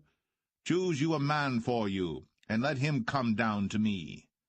If he be able to fight with me and to kill me, then will we be your servants. But if I prevail against him, and kill him, then shall ye be our servants, and serve us. And the Philistine said, I defy the armies of Israel this day. Give me a man, that we may fight together. When Saul and all Israel heard those words of the Philistine, they were dismayed, and greatly afraid. Now David was the son of that Ephrathite of Bethlehem, Judah, whose name was Jesse, and he had 8 sons. And the man went among men, for an old man, in the days of Saul. And the 3 eldest sons of Jesse went and followed Saul to the battle. And the names of his 3 sons that went to the battle were Eliab the firstborn, and next unto him Abinadab, and the third Shammah. And David was the youngest, and the 3 eldest followed Saul.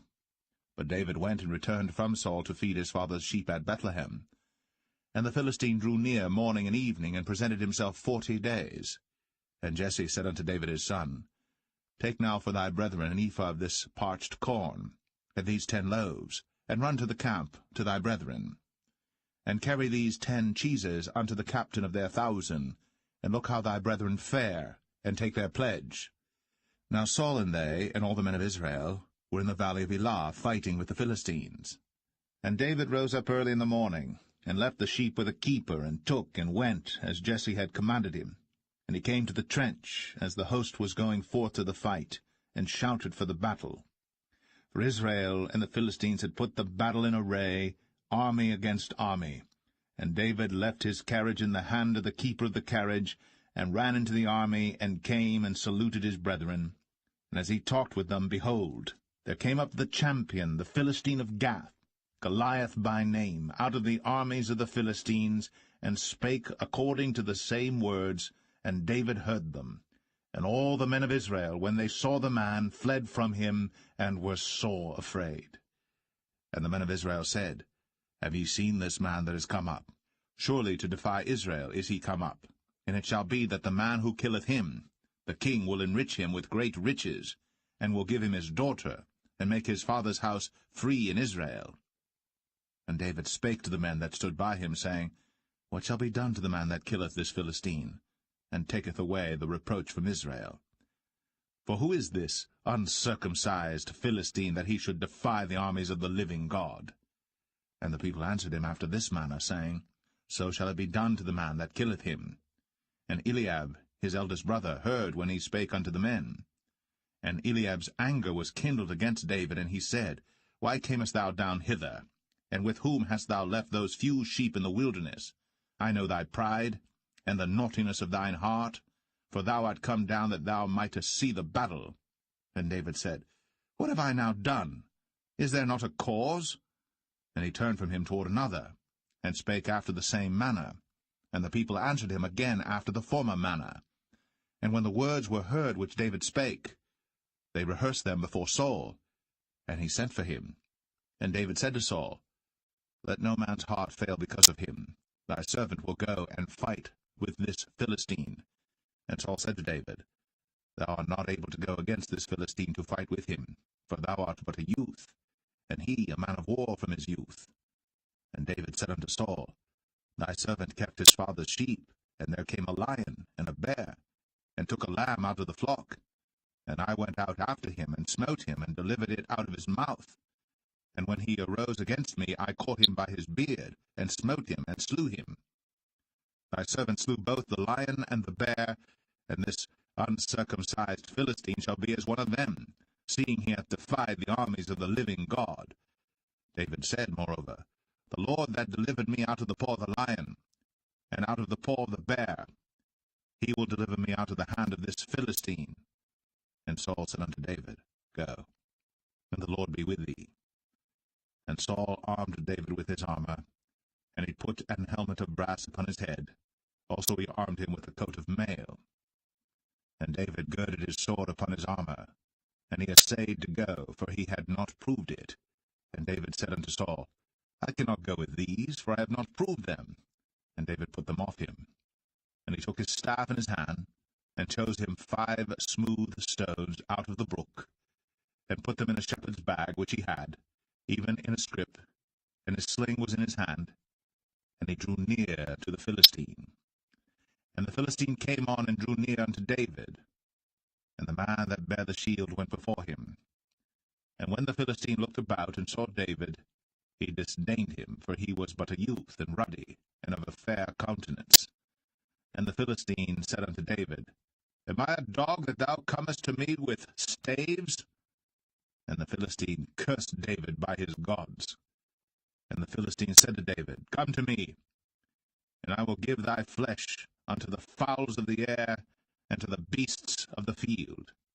Then said David to the Philistine, Thou comest to me with a sword, and with a spear, and with a shield. But I come to thee in the name of the Lord of hosts, the God of the armies of Israel, whom thou hast defied. This day will the Lord deliver thee into mine hand, and I will smite thee, and take thine head from thee. And I will give the carcasses of the host of the Philistines this day unto the fowls of the air, and to the wild beasts of the earth, that all the earth may know that there is a God in Israel. And all this assembly shall know that the Lord saveth not with sword and spear, for the battle is the Lord's, and he will give you into our hands. And it came to pass, when the Philistine arose, and came and drew nigh to meet David, that David hasted, and ran toward the army to meet the Philistine. And David put his hand in his bag, and took thence a stone, and slang it, and smote the Philistine in his forehead, that the stone sunk into his forehead, and he fell upon his face to the earth. So David prevailed over the Philistine with a sling and with a stone, and smote the Philistine, and slew him. But there was no sword in the hand of David. Therefore David ran, and stood upon the Philistine, and took his sword, and drew it out of the sheath thereof, and slew him, and cut off his head therewith. And when the Philistines saw their champion was dead, they fled. And the men of Israel and of Judah arose, and shouted, and pursued the Philistines until thou come to the valley, and to the gates of Ekron. And the wounded of the Philistines fell down by the way to Sharaim, even unto Gath and unto Ekron. And the children of Israel returned from chasing after the Philistines, and they spoiled their tents. And David took the head of the Philistine, and brought it to Jerusalem, but he put his armor in his tent. And when Saul saw David go forth against the Philistines, he said unto Abner, the captain of the host, Abner, whose son is this youth? And Abner said, As thy soul liveth, O king, I cannot tell. And the king said, Inquire thou whose son the stripling is. And as David returned from the slaughter of the Philistine, Abner took him, and brought him before Saul with the head of the Philistine in his hand. And Saul said to him, Whose son art thou, thou young man? And David answered, I am the son of thy servant Jesse, the Bethlehemite.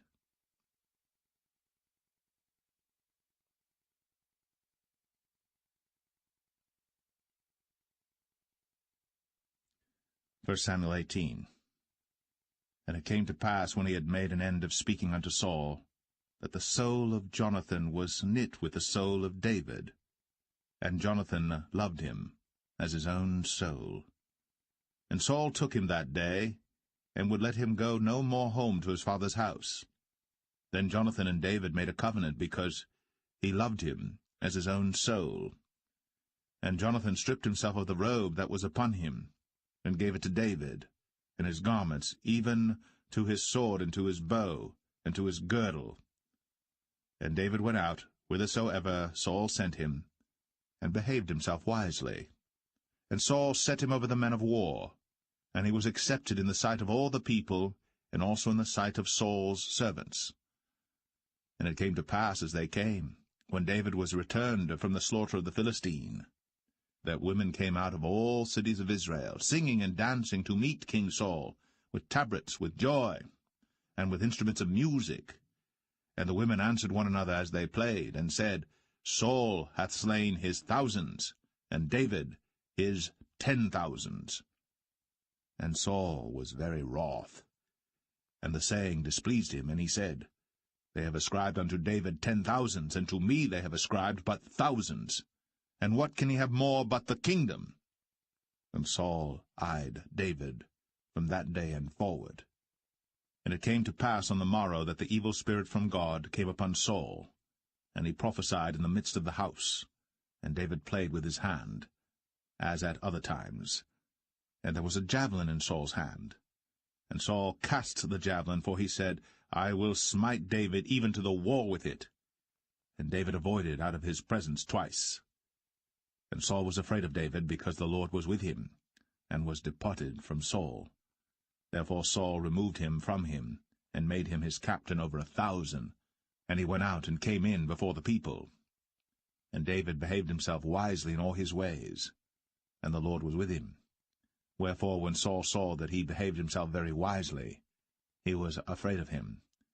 But all Israel and Judah loved David, because he went out and came in before them. And Saul said to David, Behold my elder daughter Merab, her will I give thee to wife. Only be thou valiant for me, and fight the Lord's battles. For Saul said, Let not mine hand be upon him, but let the hand of the Philistines be upon him. And David said unto Saul, Who am I, and what is my life, or my father's family in Israel, that I should be son-in-law to the king? But it came to pass at the time when Merab, Saul's daughter, should have been given to David, that she was given unto Adriel, the Maholathite, to wife. And Michal, Saul's daughter, loved David. And they told Saul, and the thing pleased him. And Saul said, I will give him her, that she may be a snare to him, and that the hand of the Philistines may be against him. Wherefore Saul said to David, Thou shalt this day be my son-in-law in the one of the twain. And Saul commanded his servants, saying, Commune with David secretly, and say, Behold, the king hath delight in thee, and all his servants love thee. Now therefore be the king's son-in-law. And Saul's servant spake those words in the ears of David. And David said, Seemeth it to you a light thing to be a king's son-in-law, seeing that I am a poor man, and lightly esteemed? And the servants of Saul told him, saying, On this manner spake David. And Saul said, Thus shall ye say to David, The king desireth not any dowry, but 100 foreskins of the Philistines, to be avenged of the king's enemies. But Saul thought to make David fall by the hand of the Philistines. And when his servants told David these words, it pleased David well to be the king's son-in-law, and the days were not expired. Wherefore David arose, and went, he and his men, and slew of the Philistines 200 men. And David brought their foreskins, and they gave them in full tale to the king, that he might be the king's son-in-law. And Saul gave him Michal his daughter to wife. And Saul saw and knew that the Lord was with David, and that Michal, Saul's daughter, loved him. And Saul was yet the more afraid of David, and Saul became David's enemy continually. Then the princes of the Philistines went forth, and it came to pass after they went forth that David behaved himself more wisely than all the servants of Saul, so that his name was much set by.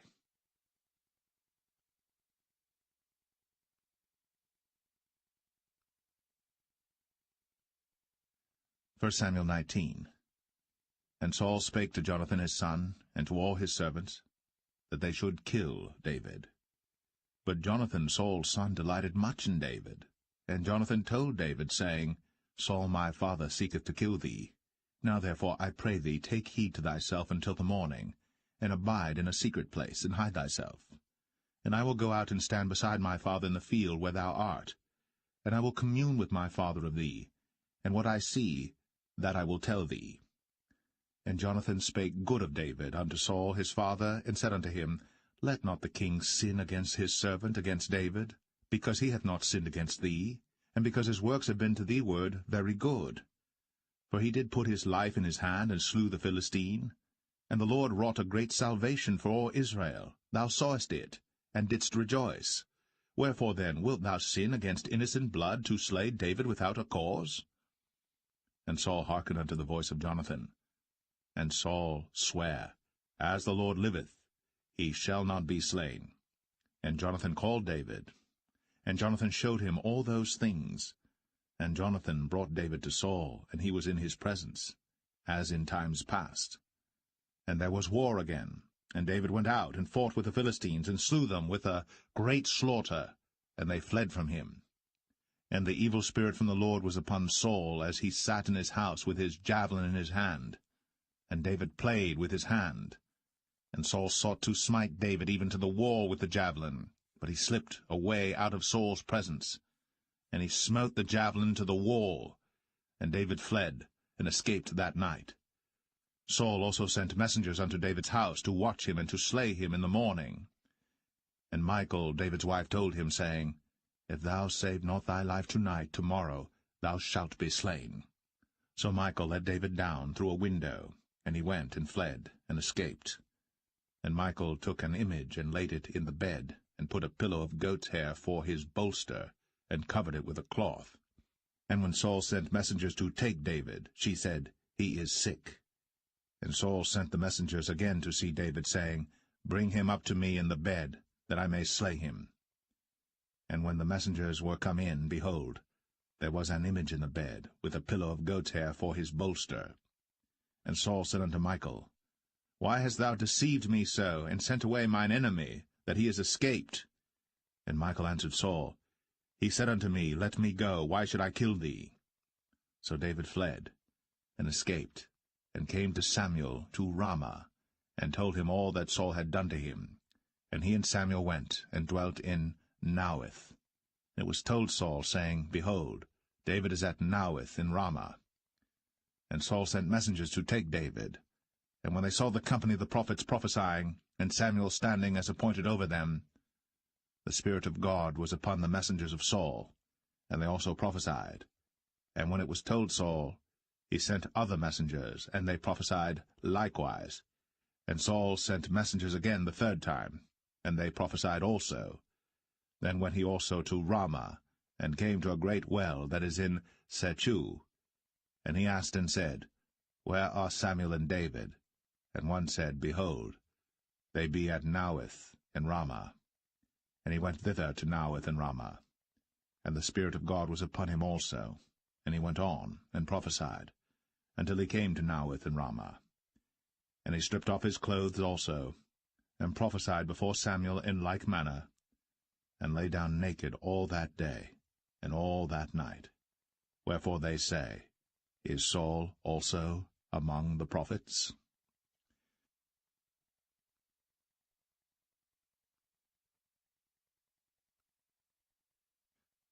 First Samuel 20. And David fled from Naueth in Ramah, and came and said before Jonathan, What have I done? What is mine iniquity? And what is my sin before thy father, that he seeketh my life? And he said unto him, God forbid, thou shalt not die. Behold, my father will do nothing either great or small, but that he will show it me. And why should my father hide this thing from me? It is not so. And David sware moreover, and said, Thy father certainly knoweth that I have found grace in thine eyes. And he saith, Let not Jonathan know this, lest he be grieved. But truly as the Lord liveth, and as thy soul liveth, there is but a step between me and death. Then said Jonathan unto David, Whatsoever thy soul desireth, I will even do it for thee. And David said unto Jonathan, Behold, tomorrow is the new moon, and I should not fail to sit with the king at meat, but let me go, that I may hide myself in the field unto the 3rd day at even. If thy father-in-law miss me, then say, David earnestly asked leave of me that he might run to Bethlehem his city, for there is a yearly sacrifice there for all the family. If he say thus, it is well, thy servant shall have peace. But if he be very wroth, then be sure that evil is determined by him. Therefore thou shalt deal kindly with thy servant, for thou hast brought thy servant into a covenant of the Lord with thee. Notwithstanding, if there be in me iniquity, slay me thyself. For why shouldest thou bring me to thy father? And Jonathan said, Far be it from thee, for if I knew certainly that evil were determined by my father to come upon thee, then would not I tell it thee? Then said David to Jonathan, Who shall tell me? Or what if thy father answer thee roughly? And Jonathan said unto David, Come, and let us go out into the field. And they went out, both of them, into the field. And Jonathan said unto David, O Lord God of Israel, when I have sounded my father about tomorrow any time, or the 3rd day, and behold, if there be good toward David, and I then send not unto thee, and show it thee, the Lord do so, and much more to Jonathan. But if it please my father to do thee evil, then I will show it thee, and send thee away, that thou mayest go in peace, and the Lord be with thee, as he hath been with my father. And thou shalt not only while yet I live show me the kindness of the Lord, that I die not, but also thou shalt not cut off thy kindness from my house for ever, no, not when the Lord hath cut off the enemies of David every one from the face of the earth. So Jonathan made a covenant with the house of David, saying, Let the Lord even require it at the hand of David's enemies. And Jonathan caused David to swear again, because he loved him, for he loved him as he loved his own soul. Then Jonathan said to David, Tomorrow is the new moon, and thou shalt be missed, because thy seat will be empty. And when thou hast stayed 3 days, then thou shalt go down quickly, and come to the place where thou didst hide thyself when the business was in hand, and shalt remain by the stone Zelle.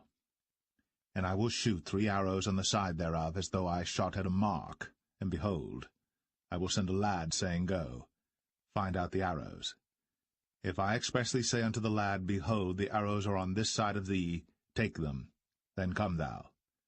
For there is peace to thee, and no hurt, as the Lord liveth. But if I say thus unto the young man, Behold, the arrows are beyond thee, go thy way, for the Lord hath sent thee away. And as touching the matter which thou and I have spoken of, behold, the Lord be between thee and me for ever. So David hid himself in the field. And when the new moon was come, the king sat him down to eat meat. And the king sat upon his seat as at other times, even upon a seat by the wall. And Jonathan arose, and Abner sat by Saul's side, and David's place was empty. Nevertheless Saul spake not anything that day, for he thought, Something hath befallen him. He is not clean. Surely he is not clean. And it came to pass on the morrow, which was the 2nd day of the month, that David's place was empty. And Saul said unto Jonathan his son, Wherefore cometh not the son of Jesse to meat, neither yesterday nor today? And Jonathan answered Saul, David earnestly asked leave of me to go to Bethlehem. And he said, Let me go, I pray thee. For our family hath a sacrifice in the city, and my brother, he hath commanded me to be there. And now, if I have found favor in thine eyes, let me get away, I pray thee, and see my brethren. Therefore he cometh not unto the king's table. Then Saul's anger was kindled against Jonathan. And he said unto him, Thou son of the perverse, rebellious woman, do not I know that thou hast chosen the son of Jesse to thine own confusion, and unto the confusion of thy mother's nakedness? For as long as the son of Jesse liveth upon the ground, thou shalt not be established, nor thy kingdom. Wherefore, now send and fetch him unto me, for he shall surely die. And Jonathan answered Saul his father, and said unto him, Wherefore shall he be slain? What hath he done? And Saul cast a javelin at him to smite him, whereby Jonathan knew that it was determined of his father to slay David. So Jonathan arose from the table in fierce anger, and did eat no meat the 2nd day of the month, for he was grieved for David, because his father had done him shame. And it came to pass in the morning that Jonathan went out into the field at the time appointed with David, and a little lad with him. And he said unto his lad, Run, find out now the arrows which I shoot. And as the lad ran, he shot an arrow beyond him. And when the lad was come to the place of the arrow which Jonathan had shot, Jonathan cried after the lad, and said, Is not the arrow beyond thee? And Jonathan cried after the lad, Make speed, haste, stay not. And Jonathan's lad gathered up the arrows, and came to his master. But the lad knew not anything, only Jonathan and David knew the matter. And Jonathan gave his artillery unto his lad, and said unto him, Go, carry them to the city. And as soon as the lad was gone, David arose out of a place toward the south, and fell on his face to the ground, and bowed himself 3 times. And they kissed one another, and wept one with another, until David exceeded. And Jonathan said to David, Go in peace, forasmuch as we have sworn both of us in the name of the Lord, saying, The Lord be between me and thee, and between my seed and thy seed forever. And he arose, and departed. And Jonathan went into the city.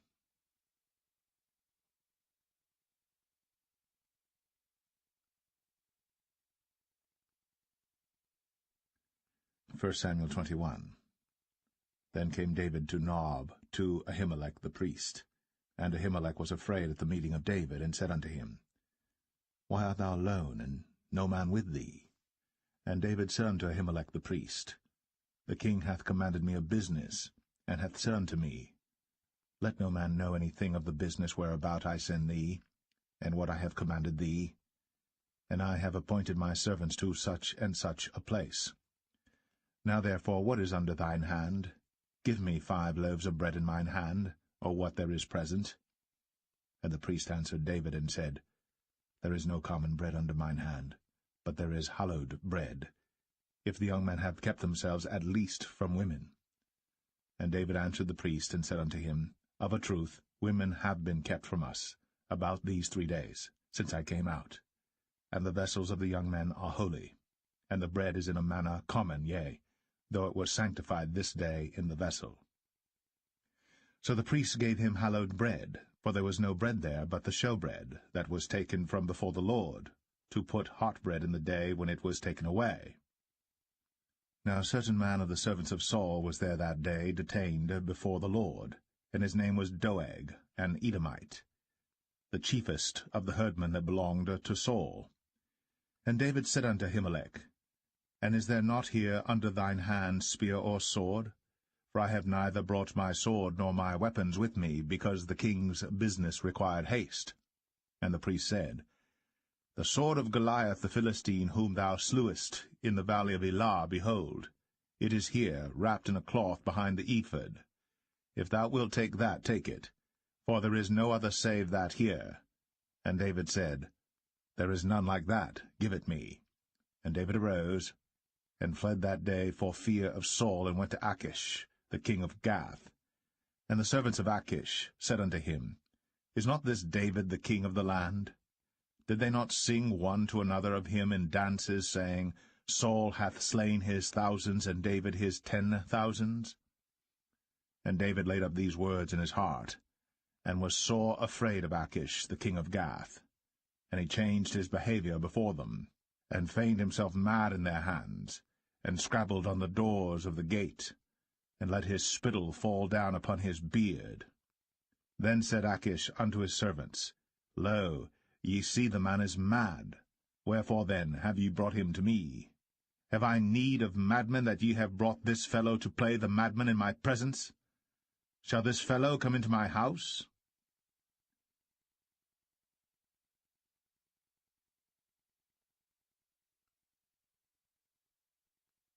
1 Samuel 22. David therefore departed thence, and escaped to the cave Adullam.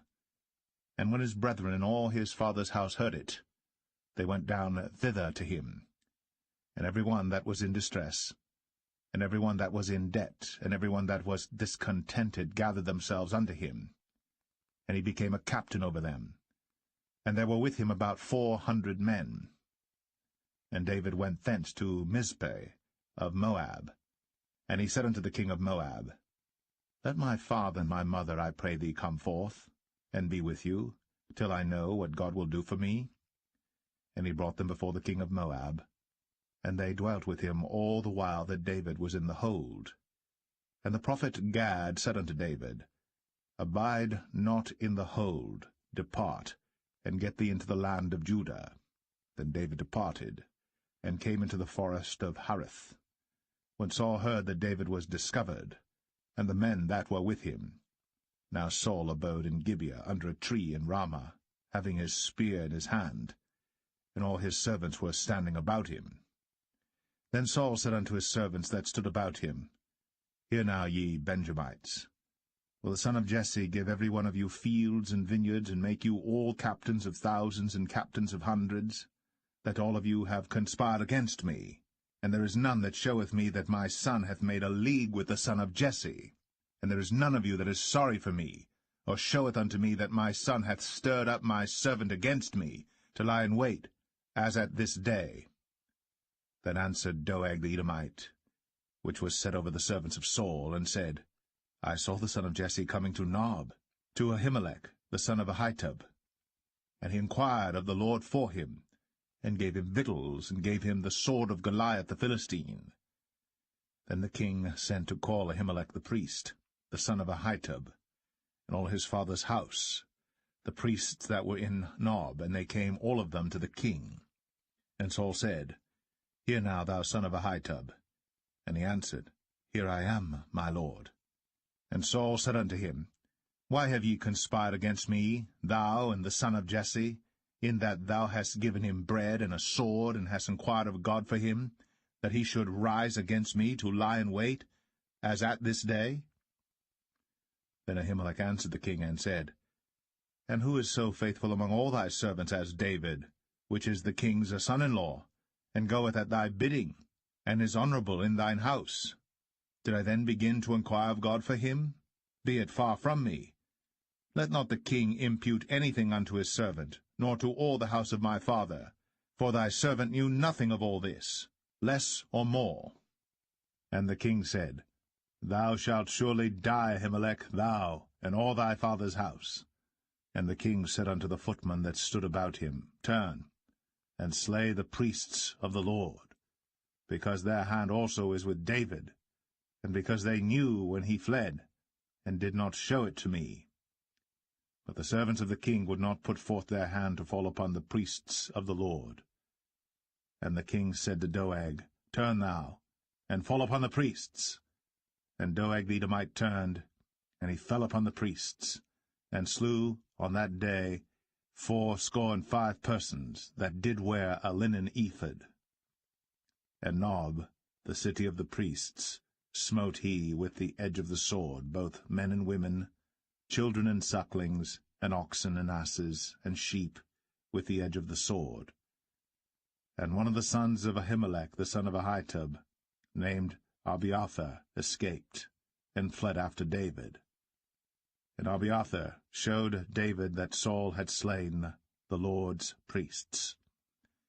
And David said unto Abiathar, I knew it that day when Doeg the Edomite was there, that he would surely tell Saul, I have occasioned the death of all the persons of thy father's house. Abide thou with me. Fear not, for he that seeketh my life seeketh thy life. But with me thou shalt be in safeguard.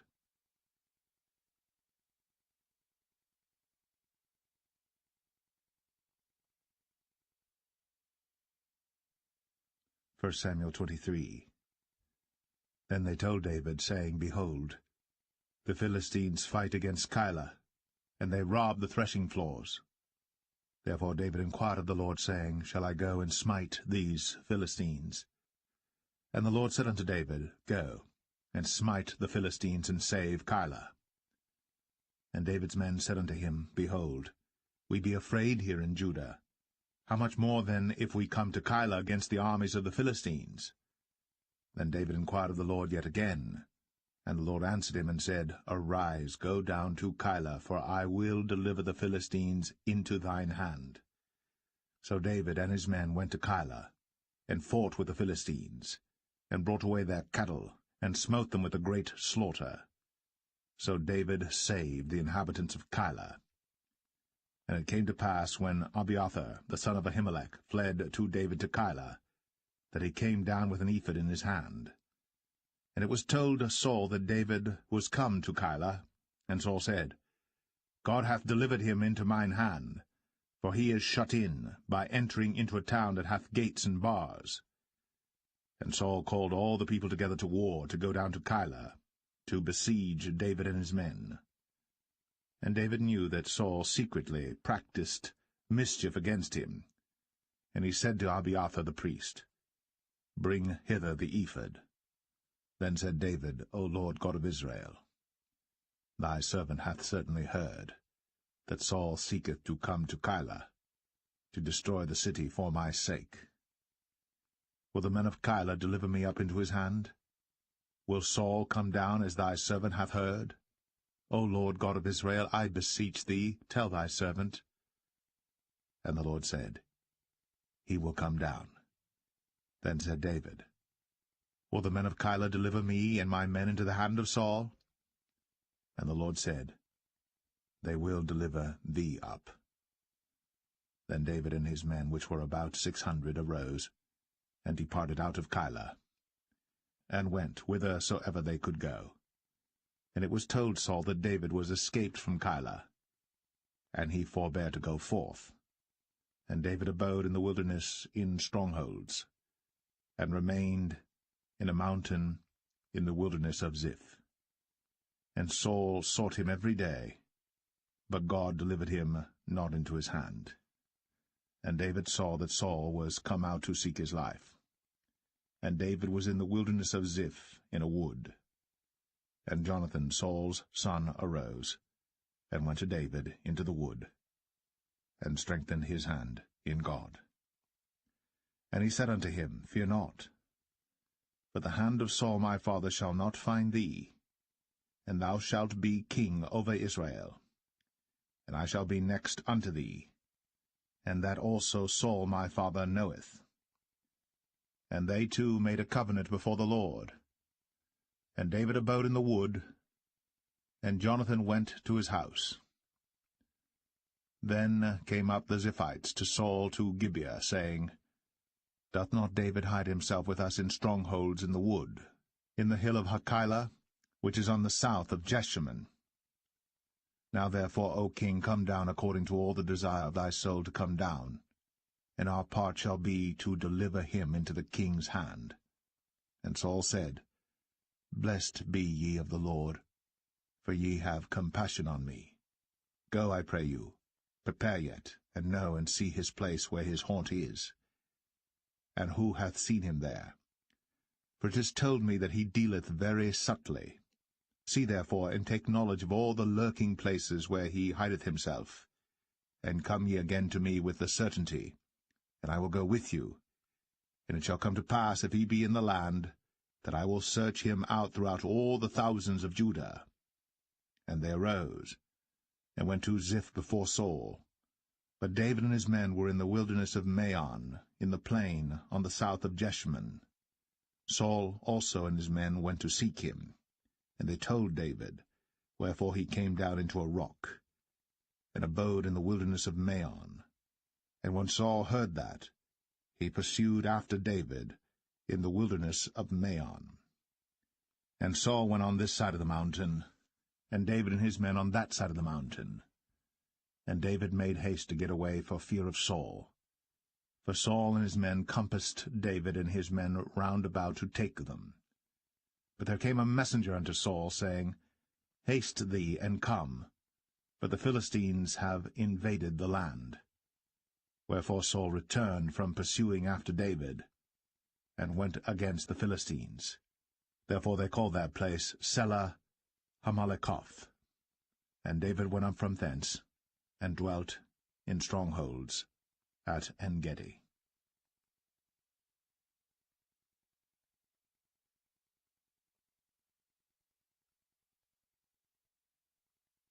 1 Samuel 24. And it came to pass, when Saul was returned from following the Philistines, that it was told him, saying, Behold, David is in the wilderness of En-gedi. Then Saul took 3,000 chosen men out of all Israel, and went to seek David and his men upon the rocks of the wild goats. And he came to the sheepcotes by the way, where was a cave, and Saul went in to cover his feet, and David and his men remained in the sides of the cave. And the men of David said unto him, Behold the day of which the Lord said unto thee, Behold, I will deliver thine enemy into thine hand, that thou mayest do to him as it shall seem good unto thee. Then David arose, and cut off the skirt of Saul's robe privily. And it came to pass afterward that David's heart smote him, because he had cut off Saul's skirt. And he said unto his men, The Lord forbid that I should do this thing unto my master, the Lord's anointed, to stretch forth mine hand against him, seeing he is the anointed of the Lord. So David stayed his servants with these words, and suffered them not to rise against Saul. But Saul rose up out of the cave, and went on his way. David also arose afterward, and went out of the cave, and cried after Saul, saying, My lord the king. And when Saul looked behind him, David stooped with his face to the earth, and bowed himself. And David said to Saul, Wherefore hearest thou men's words, saying, Behold, David seeketh thy hurt? Behold, this day thine eyes have seen how that the Lord had delivered thee today into mine hand in the cave, and some bade me kill thee. But mine eyes spared thee, and I said, I will not put forth mine hand against my Lord, for he is the Lord's anointed. Moreover, my father, see the skirt of thy robe in my hand. For in that I cut off the skirt of thy robe, and killed thee not. Know thou, and see that there is neither evil nor transgression in mine hand, and I have not sinned against thee. Yet thou huntest my soul to take it. The Lord judge between me and thee, and the Lord avenge me of thee, but mine hand shall not be upon thee. As saith the proverb of the ancients, Wickedness proceedeth from the wicked, but mine hand shall not be upon thee. After whom is the king of Israel come out? After whom dost thou pursue? After a dead dog, after a flea? The Lord therefore be judge, and judge between me and thee, and see, and plead my cause, and deliver me out of thine hand. And it came to pass, when David had made an end of speaking these words unto Saul, that Saul said, Is this thy voice, my son David? And Saul lifted up his voice, and wept. And he said to David, Thou art more righteous than I, for thou hast rewarded me good, whereas I have rewarded thee evil. And thou hast shown this day how that thou hast dealt well with me, forasmuch as when the Lord had delivered me into thine hand, thou killedst me not. For if a man find his enemy, will he let him go well away? Wherefore the Lord reward thee good for that thou hast done unto me this day. And now behold, I know well that thou shalt surely be king, and that the kingdom of Israel shall be established in thine hand. Swear now therefore unto me by the Lord, that thou wilt not cut off my seed after me, and that thou wilt not destroy my name out of my father's house. And David sware unto Saul. And Saul went home, but David and his men gat them up unto the hold.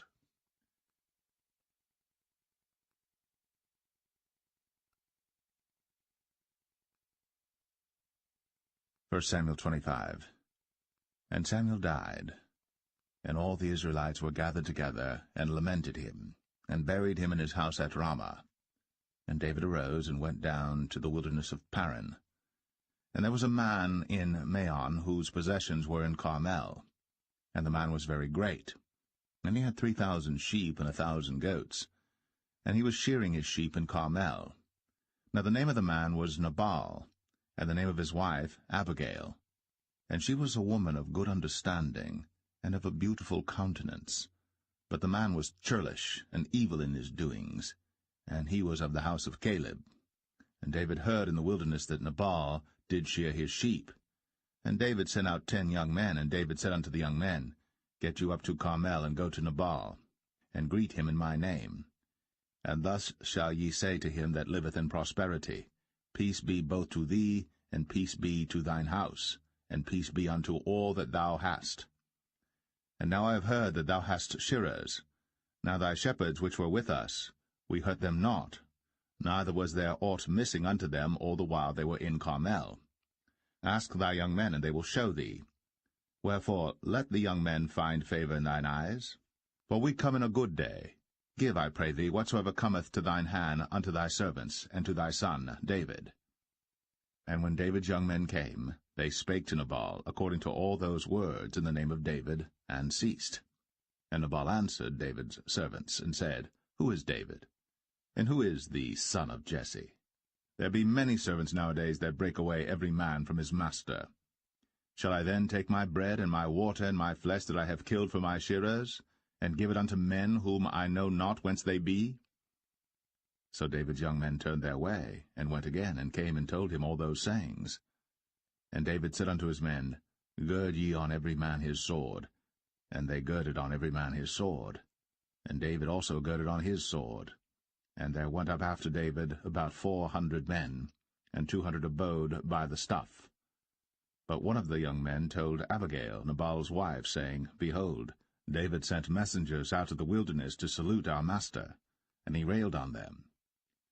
But the men were very good unto us, and we were not hurt, neither missed we any thing as long as we were conversant with them when we were in the fields. They were a wall unto us both by night and day. All the while we were with them keeping the sheep. Now therefore know and consider what thou wilt do, for evil is determined against our master, and against all his household. For he is such a son of Belial, that a man cannot speak to him. Then Abigail made haste, and took 200 loaves and 2 bottles of wine, and 5 sheep ready dressed, and 5 measures of parched corn, and 100 clusters of raisins, and 200 cakes of figs, and laid them on asses. And she said unto her servants, Go on before me, behold, I come after you. But she told not her husband Nabal. And it was so, as she rode on the ass, that she came down by the covert of the hill, and behold, David and his men came down against her, and she met them. Now David had said, Surely in vain have I kept all that this fellow hath in the wilderness, so that nothing was missed of all that pertained unto him. And he hath requited me evil for good. So, and more also do God unto the enemies of David, if I leave of all that pertain to him by the morning light any that pisseth against the wall. And when Abigail saw David, she hasted, and lighted off the ass, and fell before David on her face, and bowed herself to the ground, and fell at his feet, and said, Upon me, my lord, upon me let this iniquity be, and let thine handmaid, I pray thee, speak in thine audience, and hear the words of thine handmaid. Let not, my lord, I pray thee, regard this man of Belial, even Nabal. For as his name is, so is he. Nabal is his name, and folly is with him. But I, thine handmaid, saw not the young men of my lord, whom thou didst send. Now therefore, my lord, as the Lord liveth, and as thy soul liveth, seeing the Lord hath withholden thee from coming to shed blood, and from avenging thyself with thine own hand, now let thine enemies, and they that seek evil to my lord, be as Nabal. And now this blessing which thine handmaid hath brought unto my lord, let it even be given unto the young men that follow my lord. I pray thee, forgive the trespass of thine handmaid, for the Lord will certainly make my lord a sure house, because my lord fighteth the battles of the Lord, and evil hath not been found in thee all thy days. Yet a man is risen to pursue thee, and to seek thy soul.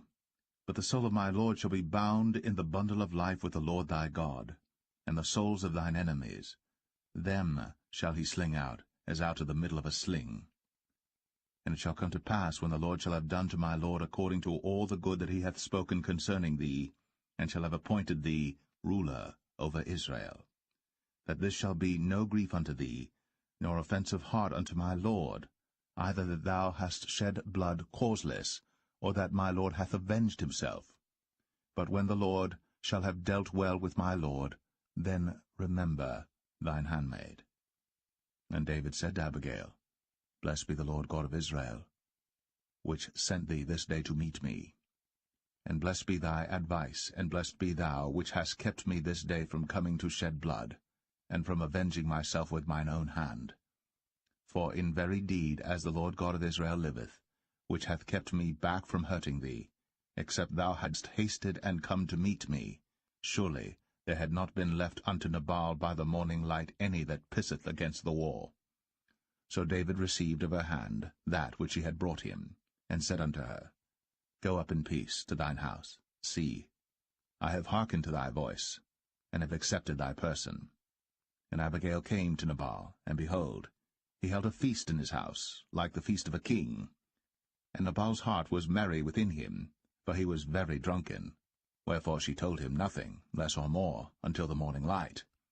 But it came to pass in the morning, when the wine was gone out of Nabal, and his wife had told him these things, that his heart died within him, and he became as a stone.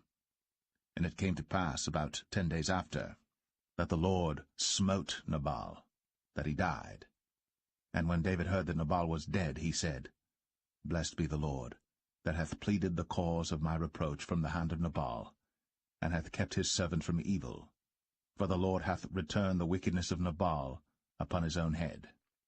And David sent and communed with Abigail, to take her to him to wife. And when the servants of David were come to Abigail to Carmel, they spake unto her, saying, David sent us unto thee, to take thee to him to wife. And she arose, and bowed herself on her face to the earth, and said, Behold, let thine handmaid be a servant to wash the feet of the servants of my Lord. And Abigail hasted, and arose, and rode upon an ass, with 5 damsels of hers that went after her. And she went after the messengers of David, and became his wife. David also took Ahinoam of Jezreel, and they were also both of them his wives. But Saul had given Michal his daughter, David's wife, to Phalti, the son of Laish, which was of Galim.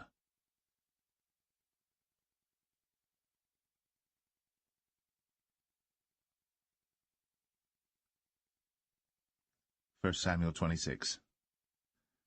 And the Ziphites came unto Saul to Gibeah, saying, Doth not David hide himself in the hill of Hachilah, which is before Jeshimon?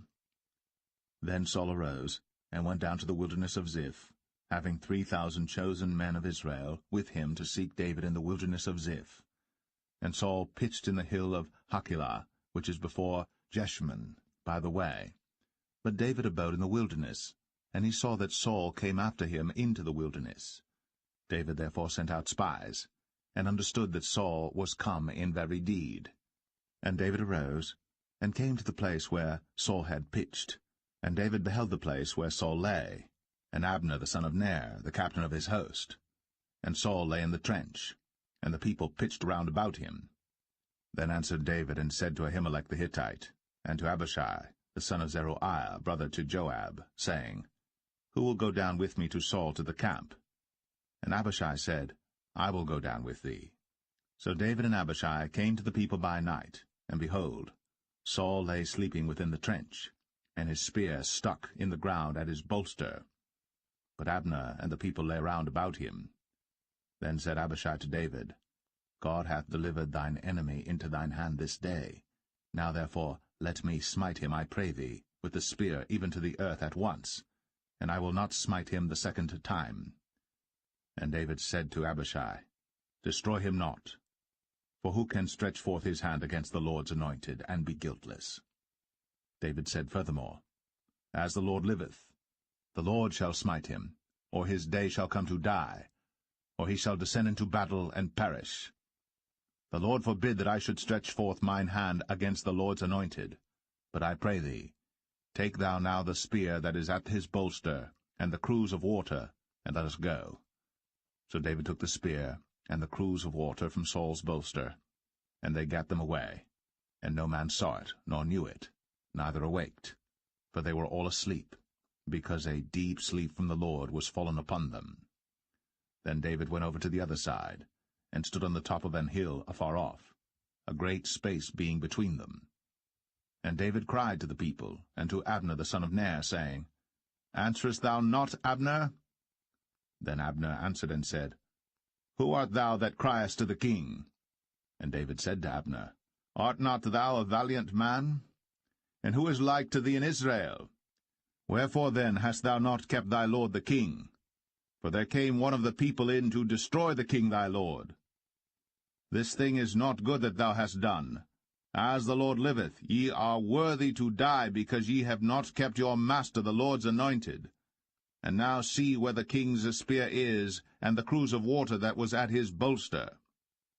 And Saul knew David's voice, and said, Is this thy voice, my son, David? And David said, It is my voice, my lord, O king. And he said, Wherefore doth my lord thus pursue after his servant? For what have I done, or what evil is in mine hand? Now therefore, I pray thee, let my lord the king hear the words of his servant. If the Lord have stirred thee up against me, let him accept an offering. But if they be the children of men, cursed be they before the Lord, for they have driven me out this day from abiding in the inheritance of the Lord, saying, Go serve other gods. Now therefore, let not my blood fall to the earth before the face of the Lord. For the king of Israel is come out to seek a flea, as when one doth hunt a partridge in the mountains. Then said Saul, I have sinned. Return, my son David. For I will no more do thee harm, because my soul was precious in thine eyes this day. Behold, I have played the fool, and have erred exceedingly. And David answered and said, Behold the king's spear, and let one of the young men come over and fetch it. The Lord render to every man his righteousness and his faithfulness. For the Lord delivered thee into my hand today. But I would not stretch forth mine hand against the Lord's anointed. And behold, as thy life was much set by this day in mine eyes, so let my life be much set by in the eyes of the Lord, and let him deliver me out of all tribulation. Then Saul said to David, Blessed be thou, my son David. Thou shalt both do great things, and also shalt still prevail. So David went on his way, and Saul returned to his place.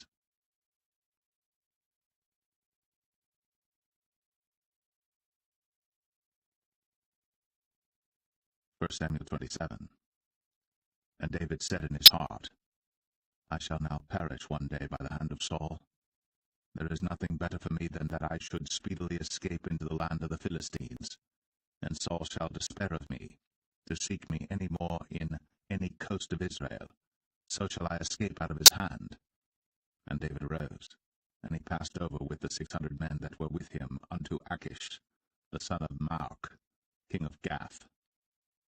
And David dwelt with Achish at Gath, he and his men, every man with his household, even David with his 2 wives, Ahinoam the Jezreelitess, and Abigail the Carmelitess, Nabal's wife. And it was told Saul that David was fled to Gath, and he sought no more again for him. And David said unto Achish, If I have now found grace in thine eyes, let them give me a place in some town in the country, that I may dwell there. For why should thy servant dwell in the royal city with thee? Then Achish gave him Ziklag that day. Wherefore Ziklag pertaineth unto the kings of Judah unto this day. And the time that David dwelt in the country of the Philistines was a full year and 4 months. And David and his men went up, and invaded the Geshurites, and the Gezrites, and the Amalekites.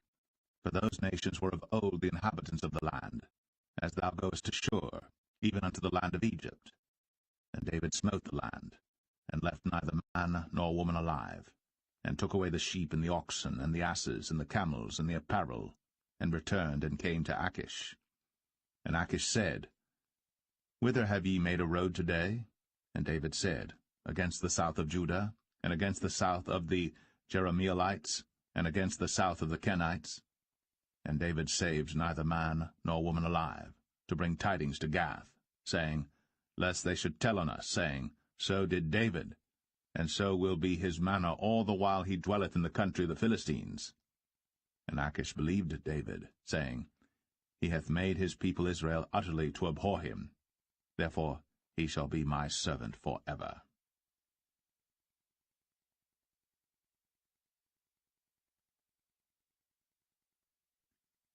1 Samuel 28. And it came to pass in those days that the Philistines gathered their armies together for warfare, to fight with Israel.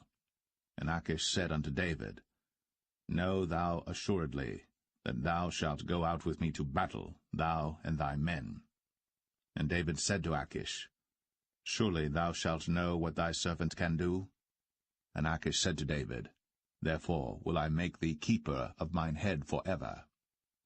Now Samuel was dead, and all Israel had lamented him, and buried him in Ramah, even in his own city. And Saul had put away those that had familiar spirits, and the wizards out of the land. And the Philistines gathered themselves together, and came and pitched in Shunem. And Saul gathered all Israel together, and they pitched in Gilboa. And when Saul saw the host of the Philistines, he was afraid, and his heart greatly trembled. And when Saul inquired of the Lord answered him not, neither by dreams, nor by Urim, nor by prophets. Then said Saul unto his servants, Seek me a woman that hath a familiar spirit, that I may go to her, and inquire of her. And his servants said to him, Behold, there is a woman that hath a familiar spirit at Endor. And Saul disguised himself, and put on other raiment, and he went, and 2 men with him. And they came to the woman by night. And he said, I pray thee, divine unto me by the familiar spirit, and bring me him up, whom I shall name unto thee. And the woman said unto him, Behold, thou knowest what Saul hath done, how he hath cut off those that have familiar spirits and the wizards out of the land? Wherefore then layest thou a snare for my life, to cause me to die? And Saul sware to her by the Lord, saying, As the Lord liveth, there shall no punishment happen to thee for this thing. Then said the woman, Whom shall I bring up unto thee? And he said, Bring me up Samuel. And when the woman saw Samuel, she cried with a loud voice. And the woman spake to Saul, saying, Why hast thou deceived me? For thou art Saul. And the king said unto her, Be not afraid. For what sawest thou? And the woman said unto Saul, I saw gods ascending out of the earth. And he said unto her, What form is he of? And she said, An old man cometh up, and he is covered with a mantle. And Saul perceived that it was Samuel, and he stooped with his face to the ground, and bowed himself. And Samuel said to Saul, Why hast thou disquieted me to bring me up? And Saul answered, I am sore distressed, for the Philistines make war against me, and God is departed from me, and answereth me no more, neither by prophets nor by dreams. Therefore I have called thee, that thou mayest make known unto me what I shall do. Then said Samuel, Wherefore then dost thou ask of me, seeing the Lord is departed from thee, and is become thine enemy? And the Lord hath done to him as he spake by me. For the Lord hath rent the kingdom out of thine hand, and given it to thy neighbor, even to David, because thou obeyest not the voice of the Lord, nor executest his fierce wrath upon Amalek. Therefore hath the Lord done this thing unto thee this day. Moreover the Lord will also deliver Israel with thee into the hand of the Philistines, and tomorrow shalt thou and thy sons be with me. The Lord also shall deliver the host of Israel into the hand of the Philistines. Then Saul fell straightway all along on the earth, and was sore afraid because of the words of Samuel. And there was no strength in him, for he had eaten no bread all the day, nor all the night. And the woman came unto Saul, and saw that he was sore troubled, and said unto him, Behold, thine handmaid hath obeyed thy voice. and I have put my life in my hand, and have hearkened unto thy words which thou spakest unto me. Now therefore, I pray thee, hearken thou also unto the voice of thine handmaid, and let me set a morsel of bread before thee, and eat, that thou mayest have strength, when thou goest on thy way. But he refused, and said, I will not eat. But his servants, together with the woman, compelled him, and he hearkened unto their voice. So he arose from the earth, and sat upon the bed. And the woman had a fat calf in the house, and she hasted and killed it, and took flour and kneaded it, and did bake unleavened bread thereof. And she brought it before Saul, and before his servants, and they did eat. Then they rose up, and went away that night.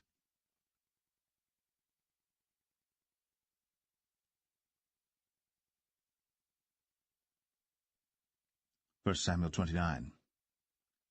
Now the Philistines gathered together all their armies to Aphek, and the Israelites pitched by a fountain which is in Jezreel. And the lords of the Philistines passed on by hundreds and by thousands, but David and his men passed on in the rearward with Achish. Then said the princes of the Philistines, What do these Hebrews here? And Achish said unto the princes of the Philistines, Is not this David the servant of Saul the king of Israel, which hath been with me these days, or these years? And I have found no fault in him since he fell unto me unto this day. And the princes of the Philistines were wroth with him. And the princes of the Philistines said unto him, Make this fellow return, that he may go again to his place, which thou hast appointed him. And let him not go down with us to battle, lest in the battle he be an adversary to us. For wherewith should he reconcile himself unto his master? Should it not be with the heads of these men? Is not this David, of whom they sang one to another in dances, saying, Saul slew his thousands, and David his 10,000s? Then Achish called David and said unto him, Surely as the Lord liveth, thou hast been upright, and thy going out and thy coming in with me in the host is good in my sight. For I have not found evil in thee since the day of thy coming unto me unto this day. Nevertheless the Lord's favour thee not. Wherefore now return and go in peace, that thou displease not the lords of the Philistines. And David said unto Achish, But what have I done?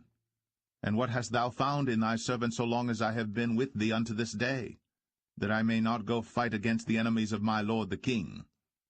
And Achish answered and said to David, I know that thou art good in my sight, as an angel of God.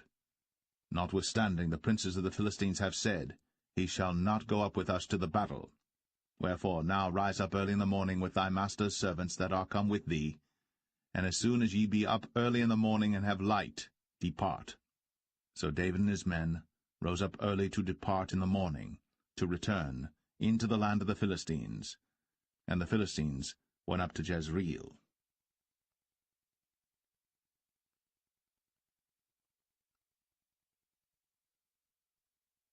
1 Samuel 30.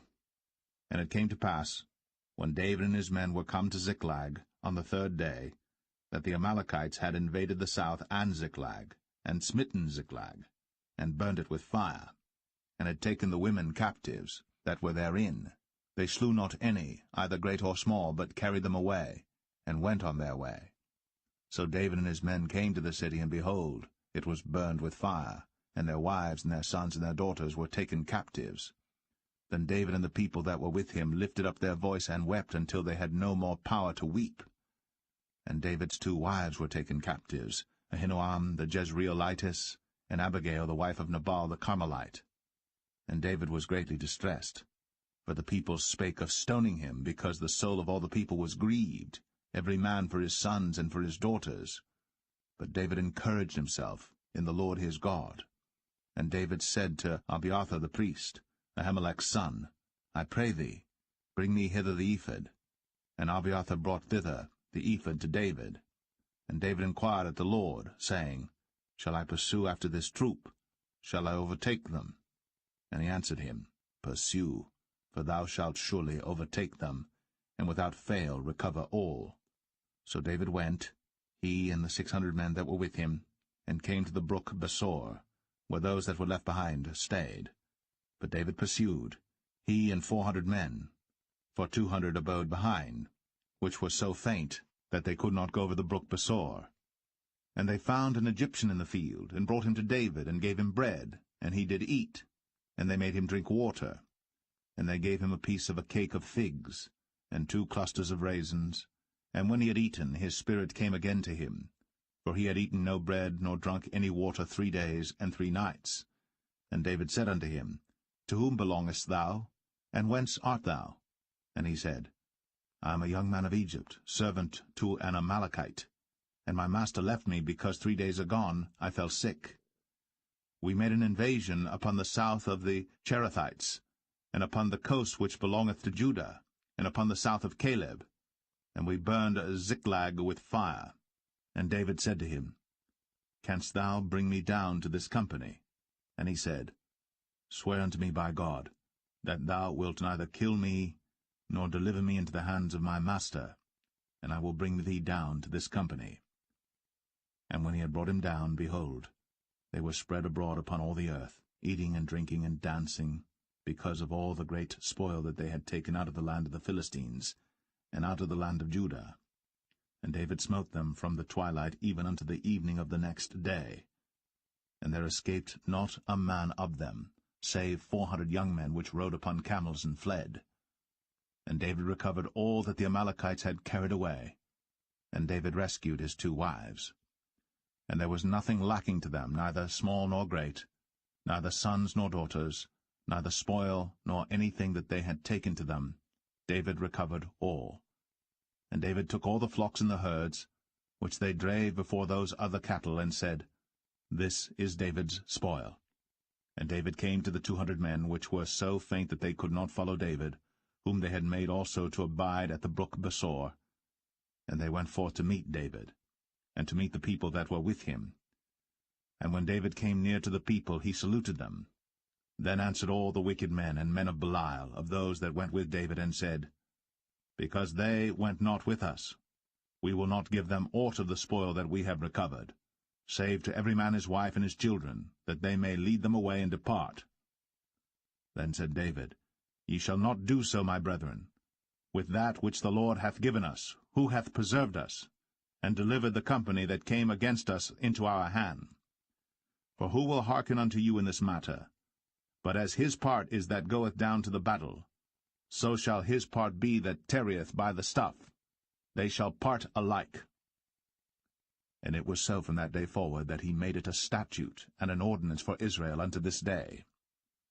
And when David came to Ziklag, he sent of the spoil unto the elders of Judah, even to his friends, saying, Behold, a present for you of the spoil of the enemies of the Lord, to them which were in Bethel, and to them which were in South Ramoth, and to them which were in Jatir, and to them which were in Aroer, and to them which were in Siphmoth, and to them which were in Eshtemoa, and to them which were in Rakal, and to them which were in the cities of the Jerahmeelites, and to them which were in the cities of the Kenites, and to them which were in Hormah, and to them which were in Chor-Ashan, and to them which were in Athak, and to them which were in Hebron, and to all the places where David himself and his men were wont to haunt.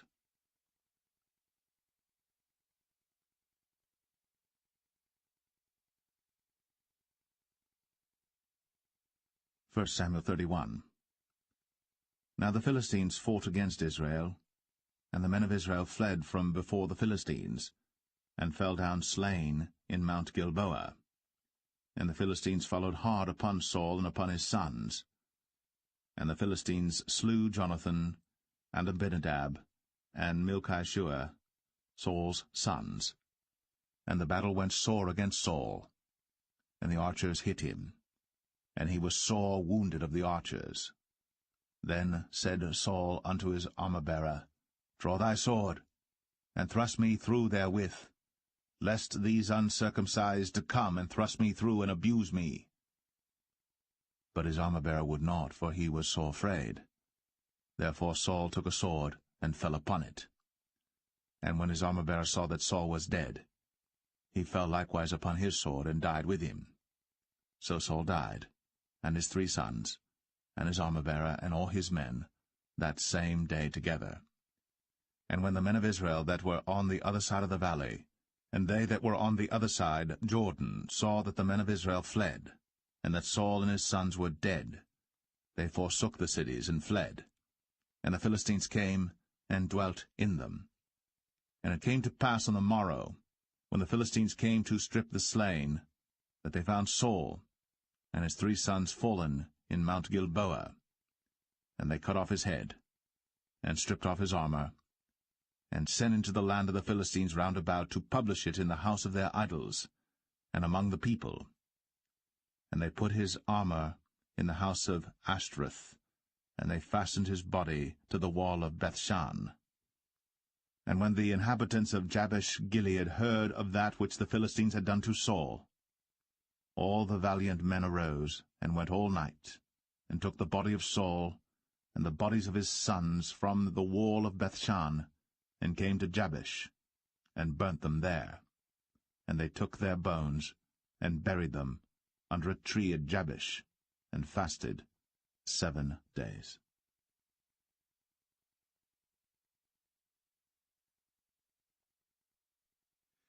The second book of Samuel, chapter 1. Now it came to pass after the death of Saul, when David was returned from the slaughter of the Amalekites, and David had abode 2 days in Ziklag, it came even to pass on the 3rd day that, behold, a man came out of the camp from Saul with his clothes rent, and earth upon his head. And so it was when he came to David, that he fell to the earth, and did obeisance. And David said unto him, From whence comest thou? And he said unto him, Out of the camp of Israel am I escaped. And David said unto him, How went the matter? I pray thee, tell me. And he answered, That the people are fled from the battle, and many of the people also are fallen and dead. And Saul and Jonathan his son are dead also. Then David said unto the young man that told him, How knowest thou that Saul and Jonathan his son be dead? And the young man that told him said, As I happened by chance upon Mount Gilboa, behold, Saul leaned upon his spear, and lo, the chariots and horsemen followed hard after him. And when he looked behind him, he saw me, and called unto me, and I answered, Here am I. And he said unto me, Who art thou? And I answered him, I am an Amalekite. He said unto me again, Stand, I pray thee, upon me, and slay me. For anguish is come upon me, because my life is yet whole in me. So I stood upon him, and slew him, because I was sure that he could not live after that he was fallen. And I took the crown that was upon his head, and the bracelet that was on his arm, and have brought them hither unto my lord. Then David took hold on his clothes, and rent them, and likewise all the men that were with him. And they mourned, and wept, and fasted until even, for Saul and for Jonathan his son, and for the people of the Lord, and for the house of Israel, because they were fallen by the sword. And David said unto the young man that told him, Whence art thou? And he answered, I am the son of a stranger, an Amalekite. And David said unto him, How wast thou not afraid to stretch forth thine hand to destroy the Lord's anointed? And David called one of the young men, and said, Go near, and fall upon him. And he smote him that he died. And David said unto him, Thy blood be upon thy head. For thy mouth hath testified against thee, saying, I have slain the Lord's anointed. And David lamented with this lamentation over Saul and over Jonathan his son.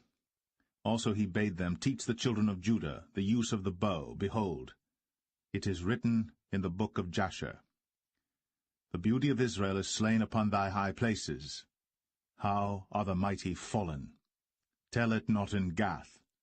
Publish it not in the streets of Ashkelon, lest the daughters of the Philistines rejoice, lest the daughters of the uncircumcised triumph. Ye mountains of Gilboa, let there be no dew, neither let there be rain upon you, nor fields of offerings. For there the shield of the mighty is vilely cast away, the shield of Saul, as though he had not been anointed with oil. From the blood of the slain, from the fat of the mighty, the bow of Jonathan turned not back, and the sword of Saul returned not empty. Saul and Jonathan were lovely and pleasant in their lives, and in their death they were not divided. They were swifter than eagles. They were stronger than lions. Ye daughters of Israel, weep over Saul, who clothed you in scarlet, with other delights, who put on ornaments of gold upon your apparel. How are the mighty fallen in the midst of the battle, O Jonathan! Thou wast slain in thine high places. I am distressed for thee, my brother Jonathan. Very pleasant hast thou been unto me. Thy love to me was wonderful, passing the love of women. How are the mighty fallen, and the weapons of war perished.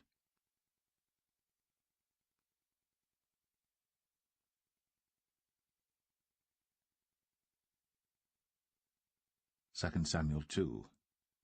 And it came to pass after this that David inquired of the Lord, saying, Shall I go up into any of the cities of Judah? And the Lord said unto him, Go up. And David said, Whither shall I go up? And he said, Unto Hebron. So David went up thither, and his 2 wives also, Ahinoam the Jezreelitess, and Abigail Nabal's wife, the Carmelite. And his men that were with him did David bring up, every man with his household, and they dwelt in the cities of Hebron. And the men of Judah came, and there they anointed David king over the house of Judah. And they told David, saying, that the men of Jabesh-Gilead were they that buried Saul. And David sent messengers unto the men of Jabesh-Gilead, and said unto them, Blessed be ye of the Lord, that ye have shown this kindness unto your Lord, even unto Saul, and have buried him. And now the Lord show kindness and truth unto you, and I also will requite you this kindness, because ye have done this thing. Therefore now let your hands be strengthened, and be ye valiant, for your master Saul is dead, and also the house of Judah have anointed me king over them. But Abner, the son of Ner, captain of Saul's host, took Ishbosheth, the son of Saul, and brought him over to Mahanaim, and made him king over Gilead, and over the Asherites, and over Jezreel, and over Ephraim, and over Benjamin, and over all Israel. Ishbosheth, Saul's son, was 40 years old when he began to reign over Israel, and reigned 2 years. But the house of Judah followed David. And the time that David was king in Hebron over the house of Judah was 7 years and 6 months. And Abner the son of Ner, and the servants of Ishbosheth the son of Saul, went out from Mahanaim to Gibeon. And Joab the son of Zeruiah, and the servants of David went out, and met together by the pool of Gibeon. And they sat down, the one on the one side of the pool, and the other on the other side of the pool. And Abner said to Joab, Let the young men now arise, and play before us. And Joab said, Let them arise. Then there arose and went over by number 12 of Benjamin, which pertained to Ishbosheth the son of Saul, and 12 of the servants of David. And they caught every one his fellow by the head, and thrust his sword in his fellow's side, so they fell down together. Wherefore that place was called Helkath-Hazurim, which is in Gibeon. And there was a very sore battle that day, and Abner was beaten, and the men of Israel, before the servants of David. And there were 3 sons of Zeruiah there, Joab, and Abishai, and Asahel. And Asahel was as light of foot as a wild roe. And Asahel pursued after Abner, and in going he turned not to the right hand nor to the left from following Abner. Then Abner looked behind him, and said, Art thou Asahel? And he answered, I am. And Abner said to him, Turn thee aside to thy right hand or to thy left, and lay thee hold on one of the young men, and take thee his armor. But Asahel would not turn aside from following of him. And Abner said again to Asahel, Turn thee aside from following me. Wherefore should I smite thee to the ground? How then should I hold up my face to Joab thy brother? Howbeit he refused to turn aside. Wherefore Abner with the hinder end of the spear smote him under the 5th rib, that the spear came out behind him. And he fell down there, and died in the same place. And it came to pass, that as many as came to the place where Asahel fell down and died stood still. Joab also and Abishai pursued after Abner. And the sun went down when they were come to the hill of Ammah, that lieth before Giah by the way of the wilderness of Gibeon. And the children of Benjamin gathered themselves together after Abner, and became one troop, and stood on the top of an hill. Then Abner called to Joab and said, Shall the sword devour forever? Knowest thou not that it will be bitterness in the latter end? How long shall it be then, ere thou bid the people return from following their brethren? And Joab said, As God liveth, unless thou hadst spoken. Surely then in the morning the people had gone up every one from following his brother. So Joab blew a trumpet, and all the people stood still, and pursued after Israel no more, neither fought they any more. And Abner and his men walked all that night through the plain, and passed over Jordan, and went through all Bithron, and they came to Mahanaim. And Joab returned from following Abner. And when he had gathered all the people together, there lacked of David's servants 19 men, and Asahel. But the servants of David had smitten of Benjamin, and of Abner's men, so that 360 men died. And they took up Asahel, and buried him in the sepulchre of his father, which was in Bethlehem. And Joab and his men went all night, and they came to Hebron at break of day.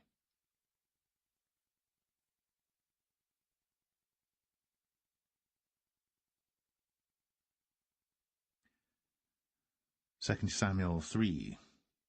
Now there was long war between the house of Saul and the house of David.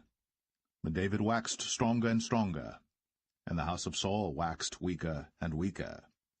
And unto David were sons born in Hebron, and his firstborn was Amnon, of Ahinoam the Jezreelitess, and his second Chileab, of Abigail the wife of Nabal the Carmelite, and the third Absalom the son of Maacah the daughter of Talmai king of Geshur, and the fourth Adonijah the son of Haggith, and the fifth Shephatiah the son of Abital, and the sixth Ithream by Eglah David's wife. These were born to David in Hebron. And it came to pass, while there was war between the house of Saul and the house of David, that Abner made himself strong for the house of Saul. And Saul had a concubine, whose name was Rizpah, the daughter of Ai. And Ishbosheth said to Abner, Wherefore hast thou gone in unto my father's concubine? Then was Abner very wroth for the words of Ishbosheth, and said, Am I a dog's head, which against Judah do show kindness this day unto the house of Saul thy father, to his brethren, and to his friends, and have not delivered thee into the hand of David, that thou chargest me today with a fault concerning this woman? So do God to Abner, and more also, except as the Lord hath sworn to David, even so I do to him, to translate the kingdom from the house of Saul, and to set up the throne of David over Israel and over Judah, from Dan even to Beersheba. And he could not answer Abner a word again, because he feared him. And Abner sent messengers to David on his behalf, saying, Whose is the land? Saying also, Make thy league with me, and behold, my hand shall be with thee, to bring about all Israel unto thee. And he said, Well, I will make a league with thee. But one thing I require of thee, that is, thou shalt not see my face, except thou first bring Michal, Saul's daughter, when thou comest to see my face.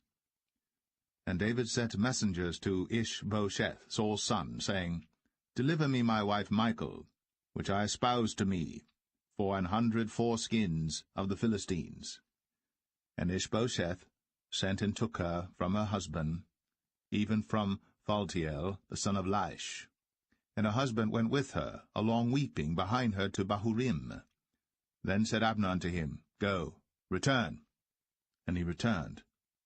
And Abner had communication with the elders of Israel, saying, Ye sought for David in times past to be king over you. Now then do it. For the Lord hath spoken of David, saying, By the hand of my servant David I will save my people Israel out of the hand of the Philistines, and out of the hand of all their enemies. And Abner also spake in the ears of Benjamin. And Abner went also to speak in the ears of David in Hebron all that seemed good to Israel, and that seemed good to the whole house of Benjamin. So Abner came to David to Hebron, and 20 men with him. And David made Abner and the men that were with him a feast. And Abner said unto David, I will arise and go, and will gather all Israel unto my lord the king, that they may make a league with thee, and that thou mayest reign over all that thine heart desireth. And David sent Abner away, and he went in peace. And behold, the servants of David and Joab came from pursuing a troop, and brought in a great spoil with them. But Abner was not with David in Hebron, for he had sent him away, and he was gone in peace. When Joab and all the host that was with him were come, they told Joab, saying, Abner the son of Ner came to the king, and he hath sent him away, and he is gone in peace. Then Joab came to the king and said, What hast thou done? Behold, Abner came unto thee. Why is it that thou hast sent him away, and he is quite gone? Thou knowest Abner the son of Ner, that he came to deceive thee, and to know thy going out and thy coming in, and to know all that thou doest. And when Joab was come out from David, he sent messengers after Abner, which brought him again from the well of Sirah. But David knew it not. And when Abner was returned to Hebron, Joab took him aside in the gate to speak with him quietly, and smote him there, under the 5th rib, that he died, for the blood of Asahel his brother. And afterward, when David heard it, he said, I and my kingdom are guiltless before the Lord, for ever, from the blood of Abner the son of Ner. Let it rest on the head of Joab, and on all his father's house. And let there not fail from the house of Joab one that hath an issue, or that is a leper, or that leaneth on a staff, or that falleth on the sword, or that lacketh bread. So Joab and Abishai his brother slew Abner, because he had slain their brother Asahel at Gibeon in the battle.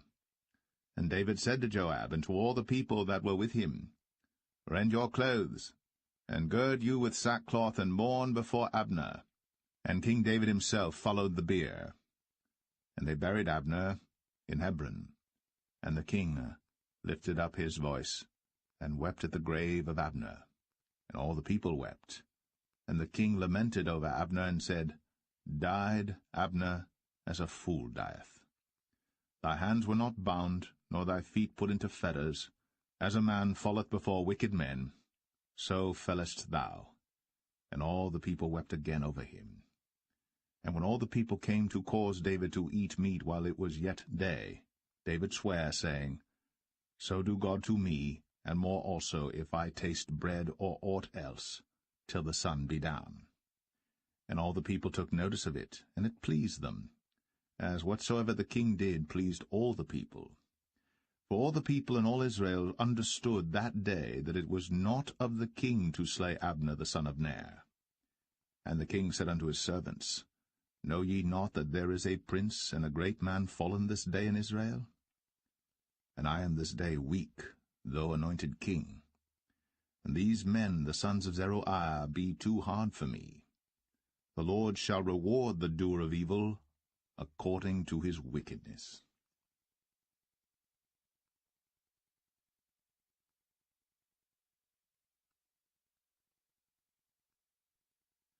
2 Samuel 4. And when Saul's son heard that Abner was dead in Hebron, his hands were feeble, and all the Israelites were troubled. And Saul's son had 2 men that were captains of bands. The name of the one was Baanah, and the name of the other Rechab, the sons of Rimmon, a Beerothite, of the children of Benjamin. For Beeroth also was reckoned to Benjamin. And the Beerothites fled to Gittaim, and were sojourners there until this day. And Jonathan, Saul's son, had a son that was lame of his feet. He was 5 years old when the tidings came of Saul and Jonathan out of Jezreel. And his nurse took him up, and fled. And it came to pass, as she made haste to flee, that he fell and became lame. And his name was Mephibosheth. And the sons of Rimmon the Beerothite, Rechab and Baanah, went, and came about the heat of the day to the house of Ishbosheth, who lay on a bed at noon. And they came thither into the midst of the house, as though they would have fetched wheat. And they smote him under the 5th rib. And Rechab and Baanah his brother escaped. For when they came into the house, he lay on his bed in his bedchamber. And they smote him, and slew him, and beheaded him, and took his head, and gat them away through the plain all night. And they brought the head of Ishbosheth unto David to Hebron, and said to the king, Behold, the head of Ishbosheth, the son of Saul, thine enemy, which sought thy life. And the Lord hath avenged my lord the king this day of Saul, and of his seed. And David answered Rechab and Baanah his brother, the sons of Rimmon the Beerothite, and said unto them, As the Lord liveth, who hath redeemed my soul out of all adversity? When one told me, saying, Behold, Saul is dead, thinking to have brought good tidings, I took hold of him, and slew him in Ziklag, who thought that I would have given him a reward for his tidings. How much more, when wicked men have slain a righteous person in his own house upon his bed? Shall I not therefore now require his blood of your hand, and take you away from the earth? And David commanded his young men, and they slew them, and cut off their hands and their feet, and hanged them up over the pool in Hebron. But they took the head of Ishbosheth, and buried it in the sepulchre of Abner in Hebron.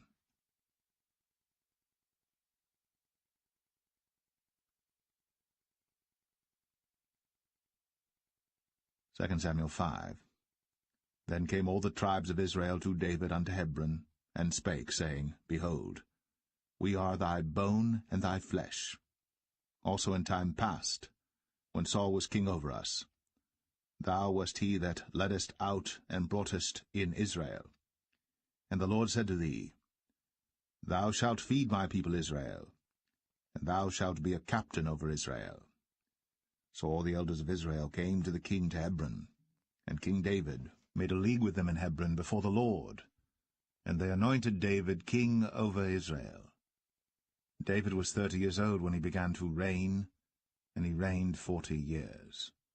In Hebron he reigned over Judah 7 years and 6 months, and in Jerusalem he reigned 33 years over all Israel and Judah. And the king and his men went to Jerusalem unto the Jebusites, the inhabitants of the land, which spake unto David, saying, Except thou take away the blind and the lame, thou shalt not come in hither, thinking, David cannot come in hither. Nevertheless, David took the stronghold of Zion, the same is the city of David.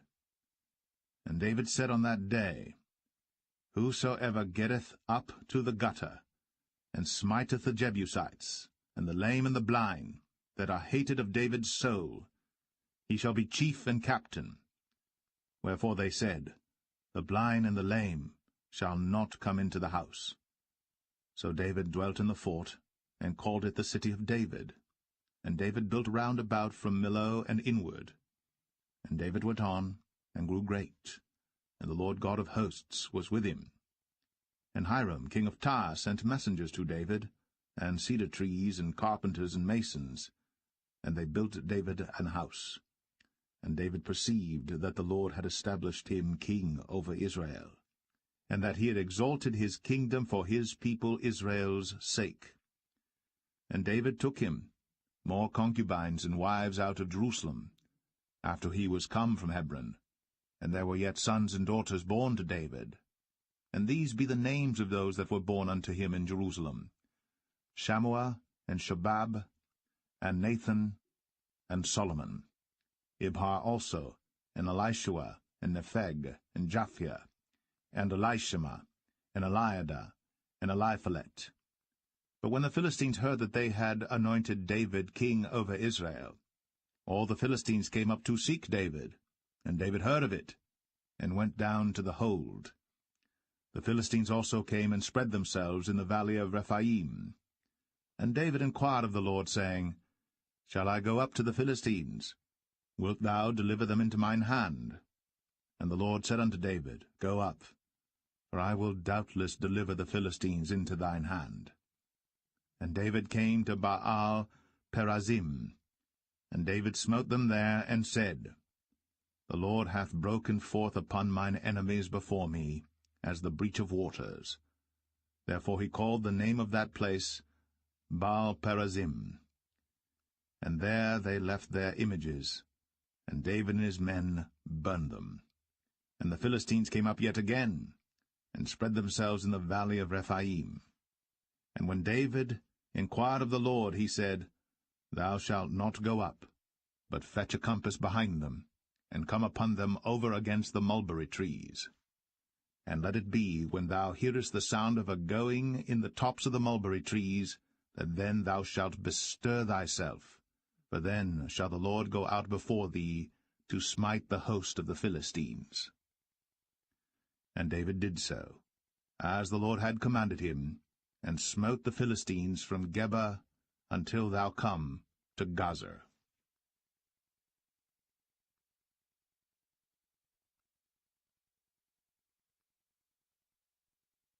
2 Samuel 6. Again David gathered together all the chosen men of Israel, 30,000. And David arose and went with all the people that were with him from Baale of Judah, to bring up from thence the ark of God, whose name is called by the name of the Lord of hosts, that dwelleth between the cherubims. And they set the ark of God upon a new cart, and brought it out of the house of Abinadab that was in Gibeah. And Uzzah and Ahio, the sons of Abinadab, drave the new cart. And they brought it out of the house of Abinadab, which was at Gibeah, accompanying the ark of God, and Ahio went before the ark. And David and all the house of Israel played before the Lord in all manner of instruments made of fir wood, even on harps, and on psalteries, and on timbrels, and on cornets, and on cymbals. And when they came to Nachon's threshing floor, Uzzah put forth his hand to the ark of God, and took hold of it, for the oxen shook it. And the anger of the Lord was kindled against Uzzah, and God smote him there for his error. And there he died by the ark of God. And David was displeased, because the Lord had made a breach upon Uzzah, and he called the name of the place Perez Uzzah to this day. And David was afraid of the Lord that day, and said, How shall the ark of the Lord come to me? So David would not remove the ark of the Lord unto him into the city of David, but David carried it aside into the house of Obed-Edom the Gittite. And the ark of the Lord continued in the house of Obed-Edom the Gittite 3 months. And the Lord blessed Obed-Edom and all his household. And it was told King David, saying, The Lord hath blessed the house of Obed-Edom, and all that pertaineth unto him, because of the ark of God. So David went and brought up the ark of God from the house of Obed-Edom into the city of David with gladness. And it was so, that when they that bare the ark of the Lord had gone 6 paces, he sacrificed oxen and fatlings. And David danced before the Lord with all his might. And David was girded with a linen ephod. So David and all the house of Israel brought up the ark of the Lord with shouting, and with the sound of the trumpet. And as the ark of the Lord came into the city of David, Michal, Saul's daughter, looked through a window, and saw King David leaping and dancing before the Lord. And she despised him in her heart. And they brought in the ark of the Lord, and set it in his place in the midst of the tabernacle that David had pitched for it. And David offered burnt offerings and peace offerings before the Lord. And as soon as David had made an end of offering burnt offerings and peace offerings, he blessed the people in the name of the Lord of hosts. And he dealt among all the people, even among the whole multitude of Israel, as well to the women as men, to every one a cake of bread, and a good piece of flesh, and a flagon of wine. So all the people departed every one to his house. Then David returned to bless his household, and Michal, the daughter of Saul, came out to meet David, and said, How glorious was the king of Israel today, who uncovered himself today in the eyes of the handmaids of his servants, as one of the vain fellows shamelessly uncovereth himself. And David said unto Michal, It was before the Lord which chose me before thy father, and before all his house, to appoint me ruler over the people of the Lord, over Israel. Therefore will I play before the Lord. And I will yet be more vile than thus, and will be base in mine own sight. And of the maidservants which thou hast spoken of them shall I be had in honor. Therefore Michal, the daughter of Saul, had no child unto the day of her death.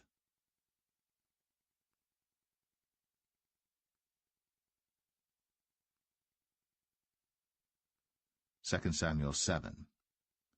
And it came to pass, when the king sat in his house, and the Lord had given him rest round about from all his enemies, that the king said unto Nathan the prophet, See now, I dwell in an house of cedar, but the ark of God dwelleth within curtains. And Nathan said to the king, Go, do all that is in thine heart, for the Lord is with thee. And it came to pass that night that the word of the Lord came unto Nathan, saying, Go and tell my servant David, Thus saith the Lord, Shalt thou build me an house for me to dwell in? Whereas I have not dwelt in any house since the time that I brought up the children of Israel out of Egypt, even to this day, but have walked in a tent and in a tabernacle. In all the places wherein I have walked with all the children of Israel spake I a word with any of the tribes of Israel, whom I commanded to feed my people Israel, saying, Why build ye not me an house of cedar? Now therefore, so shalt thou say unto my servant David, Thus saith the Lord of hosts, I took thee from the sheepcot, from following the sheep, to be ruler over my people, over Israel. And I was with thee whithersoever thou wentest, and have cut off all thine enemies out of thy sight, and have made thee a great name, like unto the name of the great men that are in the earth. Moreover, I will appoint a place for my people Israel, and will plant them, that they may dwell in a place of their own, and move no more, neither shall the children of wickedness afflict them any more as beforetime. And as since the time that I commanded judges to be over my people Israel, and have caused thee to rest from all thine enemies, also the Lord telleth thee, that he will make thee an house. And when thy days be fulfilled, and thou shalt sleep with thy fathers, I will set up thy seed after thee, which shall proceed out of thy bowels, and I will establish his kingdom. He shall build an house for my name, and I will establish the throne of his kingdom for ever. I will be his father, and he shall be my son. If he commit iniquity, I will chasten him with the rod of men, and with the stripes of the children of men. But my mercy shall not depart away from him, as I took it from Saul, whom I put away before thee. And thine house, and thy kingdom shall be established for ever before thee. Thy throne shall be established for ever. According to all these words, and according to all this vision, so did Nathan speak unto David. Then went King David in, and sat before the Lord, and he said, Who am I, O Lord God? And what is my house that thou hast brought me hitherto? And this was yet a small thing in thy sight, O Lord God. But thou hast spoken also of thy servant's house for a great while to come. And is this the manner of man, O Lord God? And what can David say more unto thee? For thou, Lord God, knowest thy servant. For thy word's sake, and according to thine own heart, hast thou done all these great things, to make thy servant know them. Wherefore thou art great, O Lord God. For there is none like thee, neither is there any God beside thee, according to all that we have heard with our ears. And what one nation in the earth is like thy people, even like Israel, whom God went to redeem for a people to himself, and to make him a name, and to do for you great things and terrible for thy land, before thy people, which thou redeemedst to thee from Egypt, from the nations and their gods. For thou hast confirmed to thyself thy people Israel to be a people unto thee for ever, and thou, Lord, art become their God.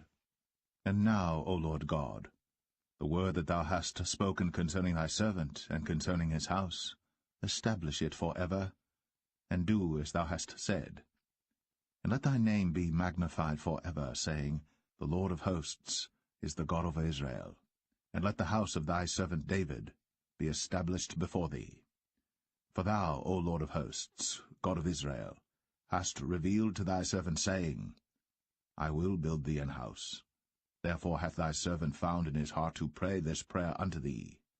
And now, O Lord God, thou art that God, and thy words be true, and thou hast promised this goodness unto thy servant. Therefore now, let it please thee to bless the house of thy servant, that it may continue for ever before thee. For thou, O Lord God, hast spoken it, and with thy blessing let the house of thy servant be blessed for ever.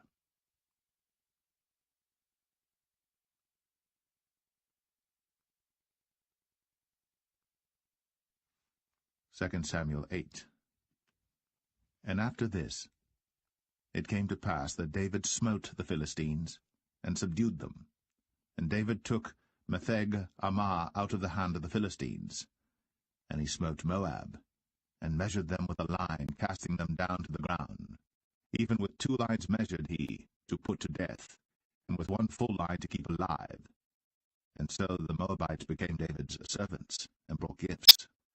David smote also Hadadezer, the son of Rehob, king of Zobah, as he went to recover his border at the river Euphrates.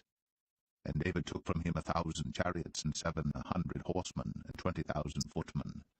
And David houghed all the chariot horses, but reserved of them 400 chariots.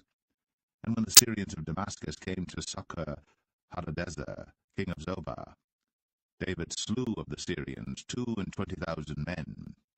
Then David put garrisons in Syria of Damascus, and the Syrians became servants to David and brought gifts. And the Lord preserved David whithersoever he went. And David took the shields of gold that were on the servants of Hadadezer, and brought them to Jerusalem. And from Betah and from Berothai, cities of Hadadezer, King David took exceeding much brass. When Toi, king of Hamath, heard that David had smitten all the host of Hadadezer, then Toi sent Joram his son unto King David to salute him and to bless him, because he had fought against Hadadezer, and smitten him. For Hadadezer had wars with Toi. And Joram brought with him vessels of silver, and vessels of gold, and vessels of brass, which also King David did dedicate unto the Lord, with the silver and gold that he had dedicated of all nations which he subdued, of Syria, and of Moab, and of the children of Ammon, and of the Philistines, and of Amalek, and of the spoil of Hadadezer, son of Rehob, king of Zobah. And David gat him a name when he returned from smiting of the Syrians in the valley of Salt, being 18,000 men. And he put garrisons in Edom. Throughout all Edom put he garrisons, and all they of Edom became David's servants. And the Lord preserved David whithersoever he went. And David reigned over all Israel. And David executed judgment and justice unto all his people. And Joab the son of Zeruiah was over the host. And Jehoshaphat the son of Ahilud was recorder. And Zadok the son of Ahitub, and Ahimelech the son of Abiathar were the priests. And Seraiah was the scribe. And Benaniah the son of Jehoiada was over both the Cherethites and the Pelethites. And David's sons were chief rulers.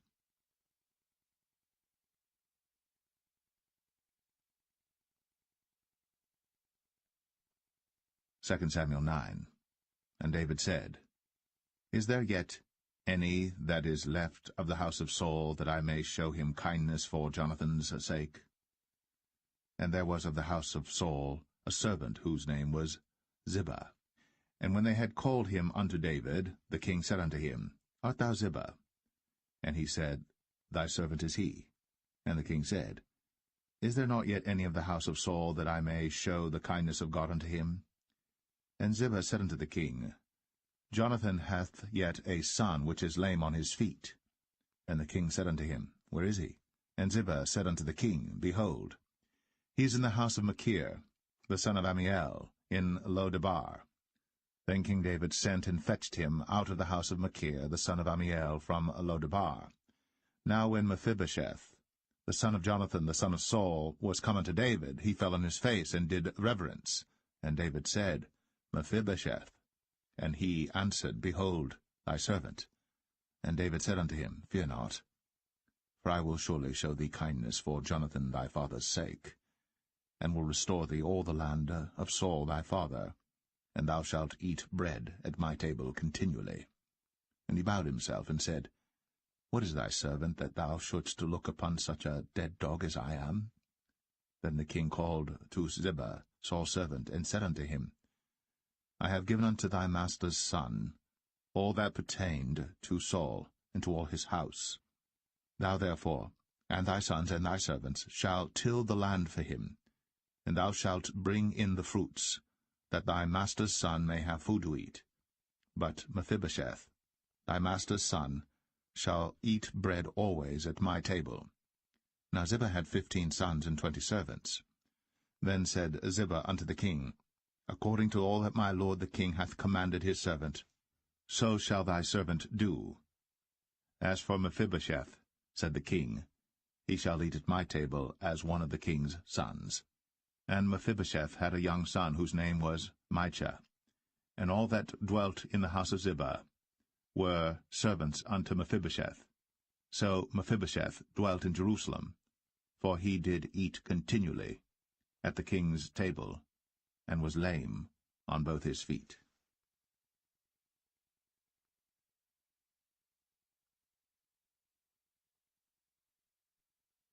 Second Samuel 10. And it came to pass after this, that the king of the children of Ammon died, and Hanun his son reigned in his stead. Then said David, I will show kindness unto Hanun the son of Nahash, as his father showed kindness unto me.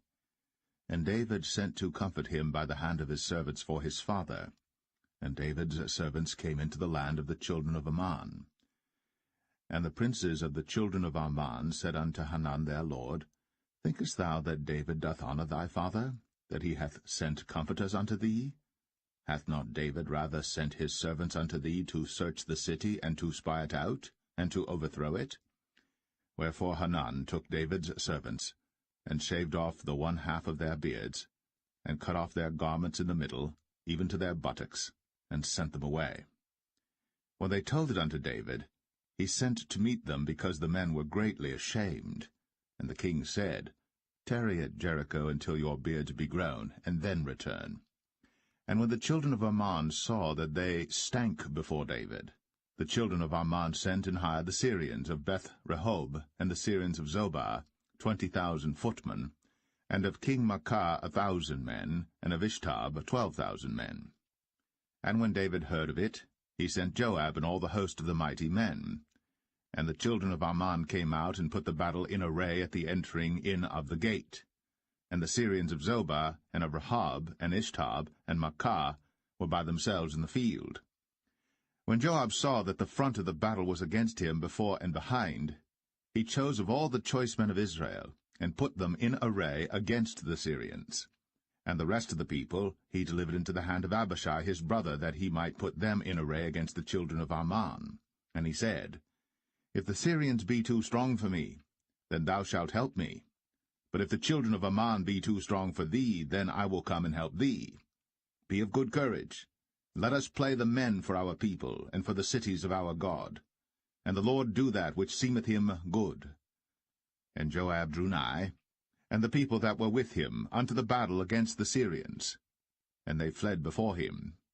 And when the children of Ammon saw that the Syrians were fled, then fled they also before Abishai, and entered into the city. So Joab returned from the children of Ammon, and came to Jerusalem. And when the Syrians saw that they were smitten before Israel, they gathered themselves together. And Hadarezer sent, and brought out the Syrians that were beyond the river, and they came to Helam. And Shobach, the captain of the host of Hadarezer, went before them. And when it was told David, he gathered all Israel together, and passed over Jordan, and came to Helam. And the Syrians set themselves in array against David, and fought with him. And the Syrians fled before Israel. And David slew the men of 700 chariots of the Syrians, and 40,000 horsemen, and smote Shobach, the captain of their host, who died there. And when all the kings that were servants to Hadarezer saw that they were smitten before Israel, they made peace with Israel, and served them. So the Syrians feared to help the children of Ammon any more.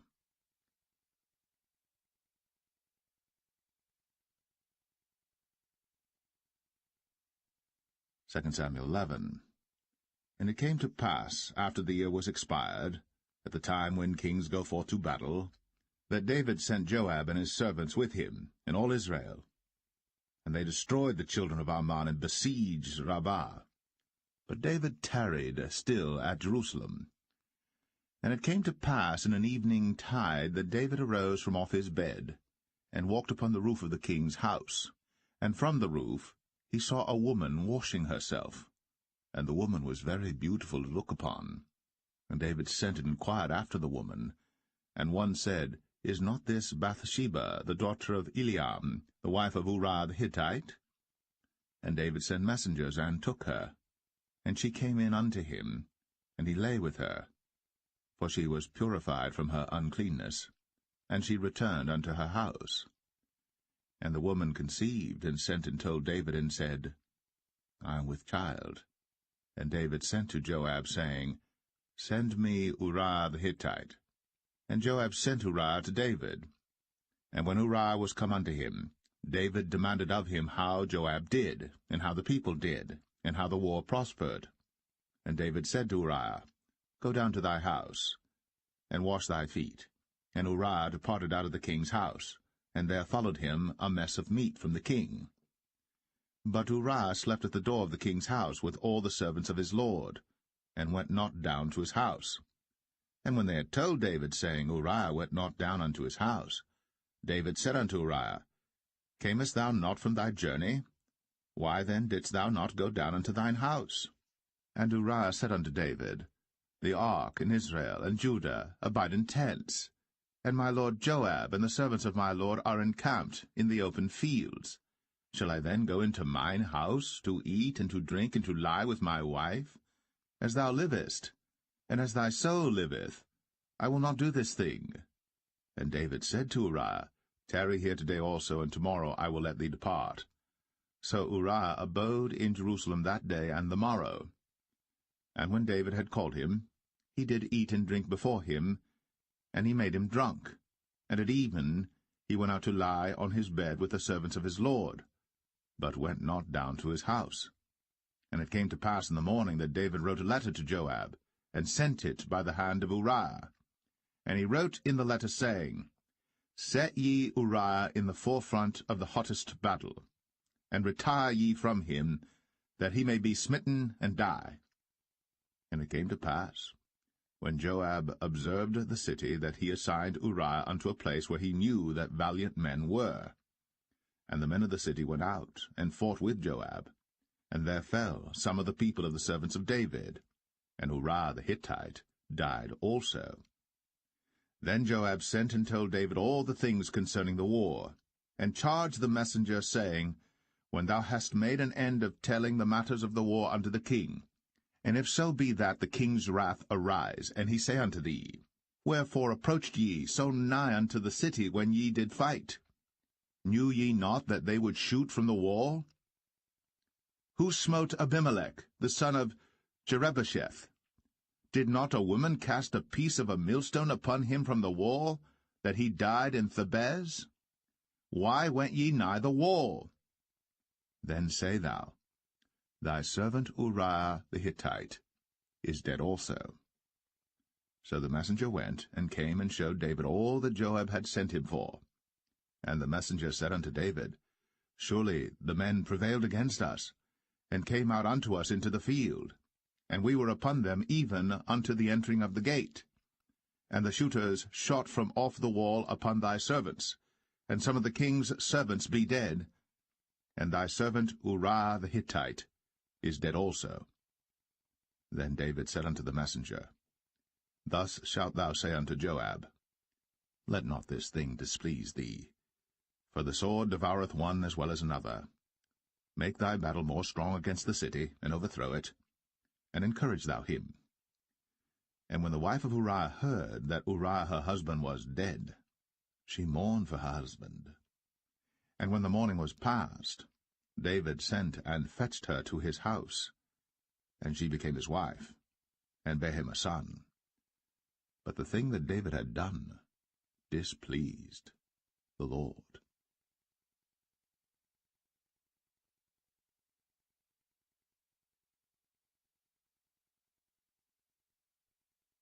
2 Samuel 12. And the Lord sent Nathan unto David. And he came unto him, and said unto him, There were 2 men in one city, the one rich and the other poor. The rich man had exceeding many flocks and herds, But the poor man had nothing save one little ewe lamb, which he had bought and nursed up. And it grew up together with him, and with his children. It did eat of his own meat, and drank of his own cup, and lay in his bosom, and was unto him as a daughter. And there came a traveller unto the rich man, and he spared to take of his own flock and of his own herd to dress for the wayfaring man that was come unto him, but took the poor man's lamb, and dressed it for the man that was come to him. And David's anger was greatly kindled against the man, and he said to Nathan, As the Lord liveth, the man that hath done this thing shall surely die, and he shall restore the lamb fourfold, because he did this thing, and because he had no pity. And Nathan said to David, Thou art the man. Thus saith the Lord God of Israel, I anointed thee king over Israel, and I delivered thee out of the hand of Saul. And I gave thee thy master's house, and thy master's wives into thy bosom, and gave thee the house of Israel and of Judah. And if that had been too little, I would moreover have given unto thee such and such things. Wherefore hast thou despised the commandment of the Lord to do evil in his sight? Thou hast killed Uriah the Hittite with the sword, and hast taken his wife to be thy wife, and hast slain him with the sword of the children of Ammon. Now, therefore, the sword shall never depart from thine house, because thou hast despised me, and hast taken the wife of Uriah the Hittite to be thy wife. Thus saith the Lord, Behold, I will raise up evil against thee out of thine own house, and I will take thy wives before thine eyes, and give them unto thy neighbor, and he shall lie with thy wives in the sight of this sun. For thou didst it secretly, but I will do this thing before all Israel, and before the sun. And David said unto Nathan, I have sinned against the Lord. And Nathan said unto David, The Lord also hath put away thy sin. Thou shalt not die. Howbeit, because by this deed thou hast given great occasion to the enemies of the Lord to blaspheme, the child also that is born unto thee shall surely die. And Nathan departed unto his house. And the Lord struck the child that Uriah's wife bare unto David, and it was very sick. David therefore besought God for the child. And David fasted, and went in, and lay all night upon the earth. And the elders of his house arose, and went to him, to raise him up from the earth. But he would not, neither did he eat bread with them. And it came to pass on the 7th day that the child died. And the servants of David feared to tell him that the child was dead, for they said, Behold, while the child was yet alive, we spake unto him, and he would not hearken unto our voice. How will he then vex himself, if we tell him that the child is dead? But when David saw that his servants whispered, David perceived that the child was dead. Therefore David said unto his servants, Is the child dead? And they said, He is dead. Then David arose from the earth, and washed, and anointed himself, and changed his apparel, and came into the house of the Lord, and worshipped. Then he came to his own house, and when he required, they set bread before him, and he did eat. Then said his servants unto him, What thing is this that thou hast done? Thou didst fast and weep for the child while it was alive, but when the child was dead thou didst rise and eat bread. And he said, While the child was yet alive, I fasted and wept, for I said, Who can tell whether God will be gracious to me, that the child may live? But now he is dead. Wherefore should I fast? Can I bring him back again? I shall go to him, but he shall not return to me. And David comforted Bathsheba his wife, and went in unto her, and lay with her. And she bare a son, and he called his name Solomon. And the Lord loved him. And he sent by the hand of Nathan the prophet, and he called his name Jedediah, because of the Lord. And Joab fought against Rabbah of the children of Ammon, and took the royal city. And Joab sent messengers to David, and said, I have fought against Rabbah, and have taken the city of waters. Now therefore gather the rest of the people together, and encamp against the city, and take it, lest I take the city, and it be called after my name. And David gathered all the people together, and went to Rabbah, and fought against it, and took it. And he took their king's crown from off his head, the weight whereof was a talent of gold, with the precious stones, and it was set on David's head. And he brought forth the spoil of the city in great abundance. And he brought forth the people that were therein, and put them under saws, and under harrows of iron, and under axes of iron, and made them pass through the brick kiln. And thus did he unto all the cities of the children of Ammon. So David and all the people returned unto Jerusalem.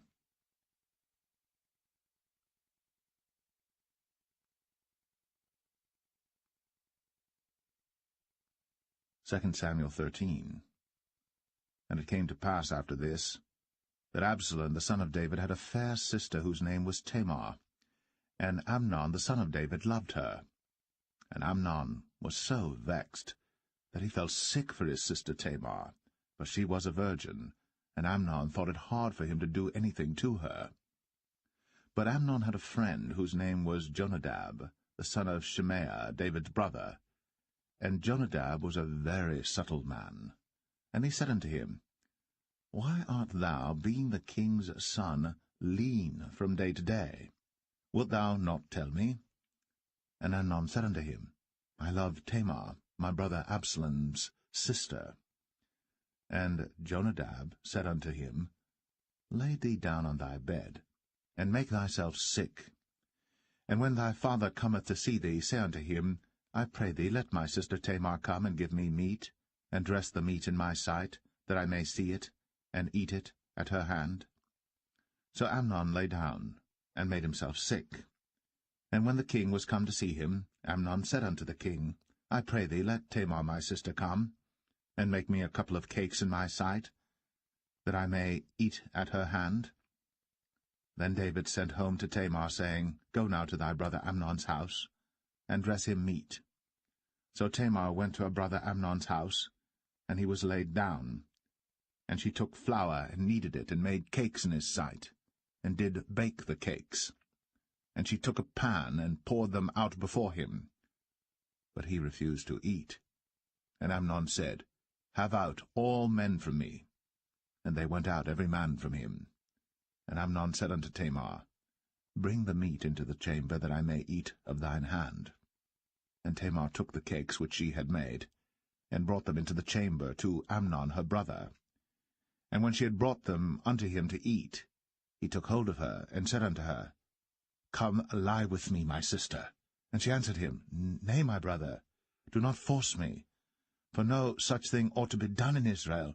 Do not thou this folly. And I, whither shall I cause my shame to go?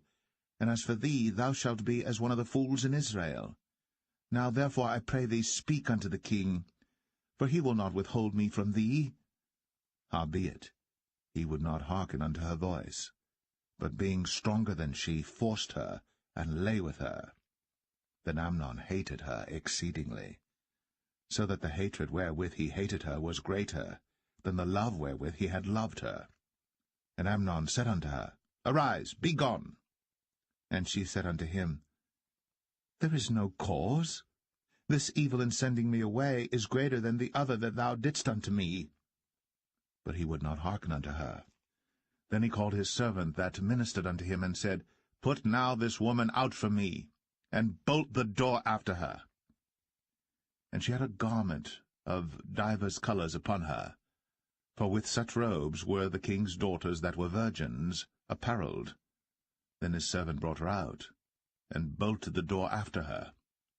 And Tamar put ashes on her head, and rent her garment of divers colours that was on her, and laid her hand on her head, and went on crying. And Absalom, her brother, said unto her, Hath Amnon thy brother been with thee? But hold now thy peace, my sister. He is thy brother. Regard not this thing. So Tamar remained desolate in her brother Absalom's house. But when King David heard of all these things, he was very wroth. And Absalom spake unto his brother Amnon, neither good nor bad, for Absalom hated Amnon, because he had forced his sister Tamar. And it came to pass after 2 full years that Absalom had sheep-shearers in Baal-Hazor, which is beside Ephraim. And Absalom invited all the king's sons. And Absalom came to the king and said, Behold now, thy servant hath sheep-shearers. Let the king, I beseech thee, and his servants go with thy servant. And the king said to Absalom, Nay, my son, let us not all now go, lest we be chargeable unto thee. And he pressed him, howbeit he would not go, but blessed him. Then said Absalom, If not, I pray thee, let my brother Amnon go with us. And the king said unto him, Why should he go with thee? But Absalom pressed him that he let Amnon and all the king's sons go with him. Now Absalom had commanded his servant, saying, Mark ye now, when Amnon's heart is merry with wine, and when I say unto you, Smite Amnon, then kill him. Fear not. Have not I commanded you? Be courageous, and be valiant. And the servants of Absalom did unto Amnon, as Absalom had commanded. Then all the king's sons arose, and every man gat him up upon his mule, and fled. And it came to pass, while they were in the way, that tidings came to David, saying, Absalom hath slain all the king's sons, and there is not one of them left. Then the king arose, and tare his garments, and lay on the earth, and all his servants stood by with their clothes rent. And Jonadab, the son of Shimea, David's brother, answered and said, Let not my lord suppose that they have slain all the young men, the king's sons, for Amnon only is dead. For by the appointment of Absalom this hath been determined from the day that he forced his sister Tamar. Now therefore, let not my lord the king take the thing to his heart, to think that all the king's sons are dead, for Amnon only is dead. But Absalom fled. And the young man that kept the watch lifted up his eyes, and looked, and behold, there came much people by the way of the hillside behind him. And Jonadab said unto the king, Behold, the king's sons come, as thy servant said, so it is.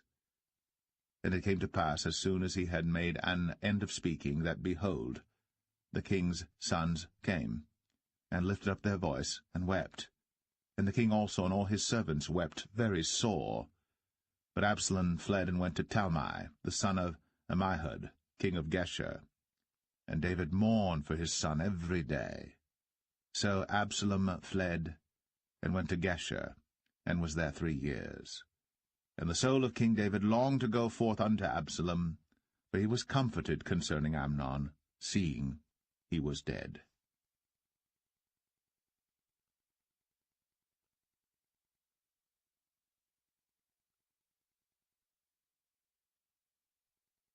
2 Samuel 14. Now Joab the son of Zeruiah perceived that the king's heart was toward Absalom. And Joab sent to Tekoa, and fetched thence a wise woman, and said unto her, I pray thee, feign thyself to be a mourner, and put on now mourning apparel, and anoint not thyself with oil, but be as a woman that had a long time mourned for the dead. And come to the king, and speak on this manner unto him. So Joab put the words in her mouth. And when the woman of Tekoa spake to the king, she fell on her face to the ground, and did obeisance, and said, Help, O king. And the king said unto her, What aileth thee? And she answered, I am indeed a widow woman, and mine husband is dead. And thy handmaid had 2 sons, and they 2 strove together in the field, and there was none to part them. But the one smote the other, and slew him. And behold, the whole family is risen against thine handmaid. And they said, Deliver him that smote his brother, that we may kill him for the life of his brother whom he slew. And we will destroy the heir also. And so they shall quench my coal which is left, and shall not leave to my husband neither name nor remainder upon the earth. And the king said unto the woman, Go to thine house, and I will give charge concerning thee. And the woman of Tekoa said unto the king, My lord, O king, the iniquity be on me, and on my father's house, and the king and his throne be guiltless. And the king said, Whosoever saith aught unto thee, bring him to me, and he shall not touch thee any more. Then said she, I pray thee, let the king remember the Lord thy God, that thou wouldst not suffer the revengers of blood to destroy any more, lest they destroy my son. And he said, As the Lord liveth, there shall not one hair of thy son fall to the earth. Then the woman said, Let thine handmaid, I pray thee, speak one word unto my lord the king. And he said, Say on. And the woman said, Wherefore then hast thou thought such a thing against the people of God? For the king doth speak this thing as one which is faulty, in that the king doth not fetch home again his banished. For we must needs die, and are as water spilt on the ground, which cannot be gathered up again. Neither doth God respect any person, yet doth he devise means that his banished be not expelled from him. Now therefore that I am come to speak of this thing unto my lord the king, it is because the people have made me afraid.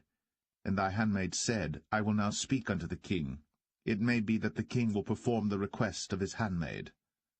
For the king will hear to deliver his handmaid out of the hand of the man that would destroy me and my son together out of the inheritance of God. Then thine handmaid said, The word of my lord the king shall now be comfortable. For as an angel of God, so is my lord the king to discern good and bad. Therefore the Lord thy God will be with thee. Then the king answered and said unto the woman, Hide not from me, I pray thee, the thing that I shall ask thee. And the woman said, Let my lord the king now speak. And the king said, Is not the hand of Joab with thee in all this? And the woman answered and said, As thy soul liveth, my lord the king, none can turn to the right hand or to the left from aught that my lord the king hath spoken. For thy servant Joab, he bade me, and he put all these words in the mouth of thine handmaid. To fetch about this former speech hath thy servant Joab done this thing. And my lord is wise, according to the wisdom of an angel of God, to know all things that are in the earth. And the king said unto Joab, Behold now, I have done this thing. Go therefore, bring the young man Absalom again. And Joab fell to the ground on his face, and bowed himself, and thanked the king. And Joab said, Today thy servant knoweth that I have found grace in thy sight, my lord, O king, in that the king hath fulfilled the request of his servant. So Joab arose and went to Geshur, and brought Absalom to Jerusalem. And the king said, Let him turn to his own house, and let him not see my face. So Absalom returned to his own house, and saw not the king's face.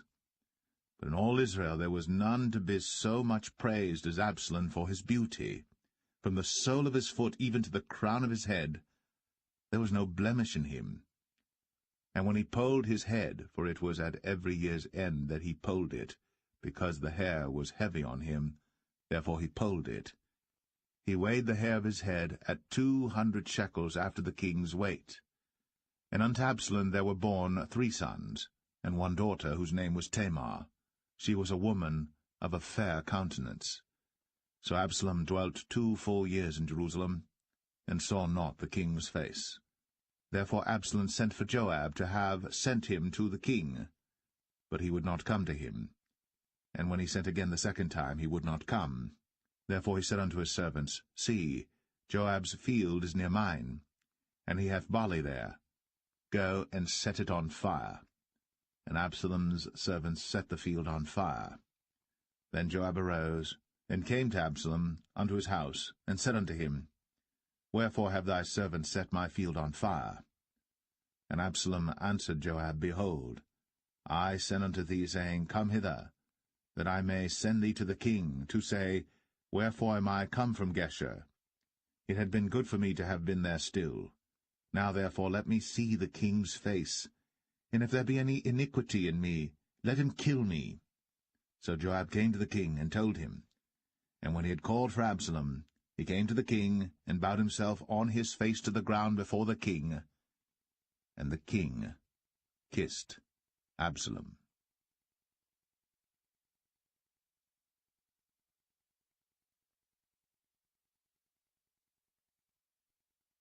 2 Samuel 15. And it came to pass after this, that Absalom prepared him chariots and horses, and 50 men to run before him. And Absalom rose up early, and stood beside the way of the gate. And it was so, that when any man that had a controversy came to the king for judgment, then Absalom called unto him, and said, Of what city art thou? And he said, Thy servant is of one of the tribes of Israel. And Absalom said unto him, See, thy matters are good and right, but there is no man deputed of the king to hear thee. Absalom said moreover, O that I were made judge in the land, that every man which hath any suit or cause might come unto me, and I would do him justice. And it was so, that when any man came nigh to him to do him obeisance, he put forth his hand, and took him, and kissed him. And on this manner did Absalom to all Israel that came to the king for judgment. So Absalom stole the hearts of the men of Israel. And it came to pass after 40 years, that Absalom said unto the king, I pray thee, let me go and pay my vow, which I have vowed unto the Lord in Hebron. For thy servant vowed a vow while I abode at Geshur in Syria, saying, If the Lord shall bring me again indeed to Jerusalem, then I will serve the Lord. And the king said unto him, Go in peace. So he arose, and went to Hebron. But Absalom sent spies throughout all the tribes of Israel, saying, As soon as ye hear the sound of the trumpet, then ye shall say, Absalom reigneth in Hebron. And with Absalom went 200 men out of Jerusalem, that were called, and they went in their simplicity, and they knew not anything. And Absalom sent for Ahithophel the Gilonite, David's counselor, from his city, even from Gilo, while he offered sacrifices. And the conspiracy was strong, for the people increased continually with Absalom. And there came a messenger to David, saying, The hearts of the men of Israel are after Absalom. And David said unto all his servants that were with him at Jerusalem, Arise, and let us flee. For we shall not else escape from Absalom. Make speed to depart, lest he overtake us suddenly, and bring evil upon us, and smite the city with the edge of the sword. And the king's servant said unto the king, Behold, thy servants are ready to do whatsoever my lord the king shall appoint. And the king went forth, and all his household after him. And the king left 10 women which were concubines to keep the house. And the king went forth, and all the people after him, and tarried in a place that was far off. And all his servants passed on beside him, and all the Cherethites, and all the Pelethites, and all the Gittites, 600 men which came after him from Gath, passed on before the king. Then said the king to Ittai the Gittite, Wherefore goest thou also with us? Return to thy place, and abide with the king, for thou art a stranger, and also an exile. Whereas thou camest but yesterday, should I this day make thee go up and down with us? Seeing I go whither I may, return thou, and take back thy brethren. Mercy and truth be with thee. And Ittai answered the king, and said, As the Lord liveth, and as my lord the king liveth, surely in what place my lord the king shall be, whether in death or life, even there also will thy servant be.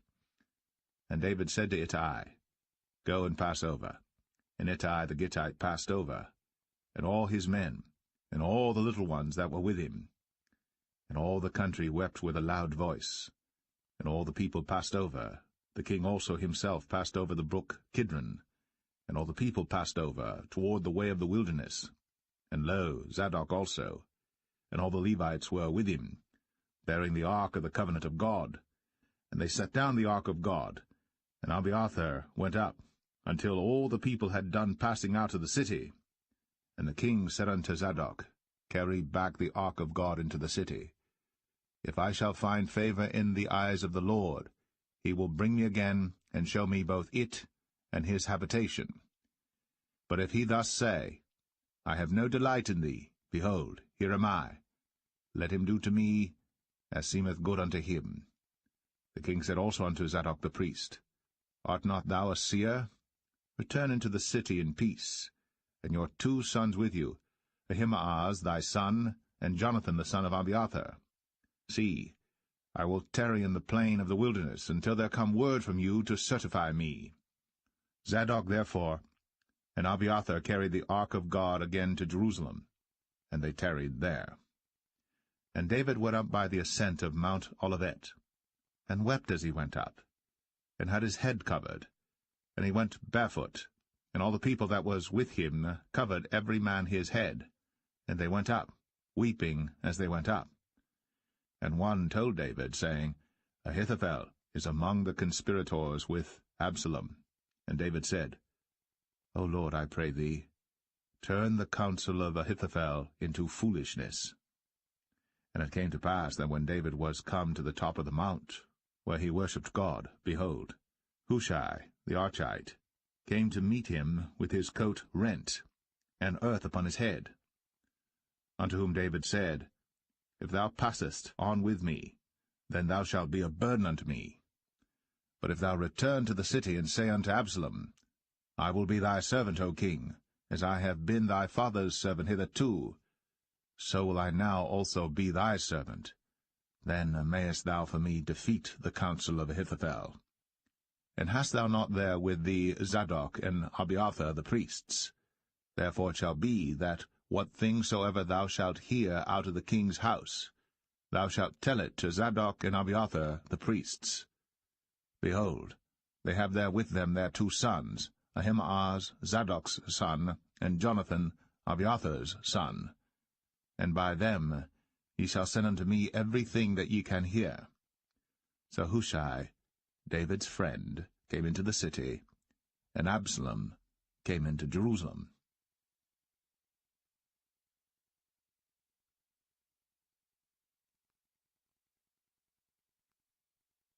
2 Samuel 16. And when David was a little past the top of the hill, behold, Ziba, the servant of Mephibosheth, met him with a couple of asses saddled, and upon them 200 loaves of bread, and 100 bunches of raisins, and 100 of summer fruits, and a bottle of wine. And the king said unto Ziba, What meanest thou by these? And Ziba said, The asses be for the king's household to ride on, and the bread and summer fruit for the young men to eat, and the wine, that such as be faint in the wilderness may drink. And the king said, And where is thy master's son? And Ziba said unto the king, Behold, he abideth at Jerusalem, for he said, Today shall the house of Israel restore me the kingdom of my father. Then said the king to Ziba, Behold, thine are all that pertained unto Mephibosheth. And Ziba said, I humbly beseech thee that I may find grace in thy sight, my lord, O king. And when King David came to Bahurim, behold, thence came out a man of the family of the house of Saul, whose name was Shimei, the son of Gera. He came forth, and cursed still as he came. And he cast stones at David, and at all the servants of King David. And all the people and all the mighty men were on his right hand and on his left. And thus said Shimei, when he cursed, Come out, thou bloody man, and thou man of Belial. The Lord hath returned upon thee all the blood of the house of Saul, in whose stead thou hast reigned. And the Lord hath delivered the kingdom into the hand of Absalom thy son, and behold, thou art taken in thy mischief, because thou art a bloody man. Then said Abishai the son of Zeruiah unto the king, Why should this dead dog curse my lord the king? Let me go over, I pray thee, and take off his head. And the king said, What have I to do with you, ye sons of Zeruiah? So let him curse, because the Lord hath said unto him, Curse David. Who shall then say, Wherefore hast thou done so? And David said to Abishai and to all his servants, Behold, my son, which came forth of my bowels, seeketh my life. How much more now may this Benjamite do it? Let him alone, and let him curse, for the Lord hath bidden him. It may be that the Lord will look on mine affliction, and that the Lord will requite me good for his cursing this day. And as David and his men went by the way, Shimei went along on the hill's side over against him, and cursed as he went, and threw stones at him, and cast dust. And the king and all the people that were with him came weary, and refreshed themselves there. And Absalom and all the people, the men of Israel, came to Jerusalem, and Ahithophel with him. And it came to pass, when Hushai the Archite David's friend, was come unto Absalom, that Hushai said unto Absalom, God save the king! God save the king! And Absalom said to Hushai, Is this thy kindness to thy friend? Why wentest thou not with thy friend? And Hushai said unto Absalom, Nay, but whom the Lord and this people, and all the men of Israel choose, his will I be, and with him will I abide. And again, whom should I serve? Should I not serve in the presence of his son? As I have served in thy father's presence, so will I be in thy presence. Then said Absalom to Ahithophel, Give counsel among you what we shall do. And Ahithophel said unto Absalom, Go in unto thy father's concubines, which he hath left to keep the house. And all Israel shall hear that thou art abhorred of thy father. Then shall the hands of all that are with thee be strong. So they spread Absalom a tent upon the top of the house. And Absalom went in unto his father's concubines in the sight of all Israel. And the counsel of Ahithophel, which he counselled in those days, was as if a man had inquired at the oracle of God. So was all the counsel of Ahithophel, both with David and with Absalom.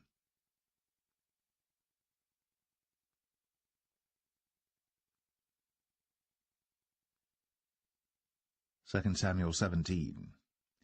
Moreover Ahithophel said unto Absalom, Let me now choose out 12,000 men, and I will arise and pursue after David this night.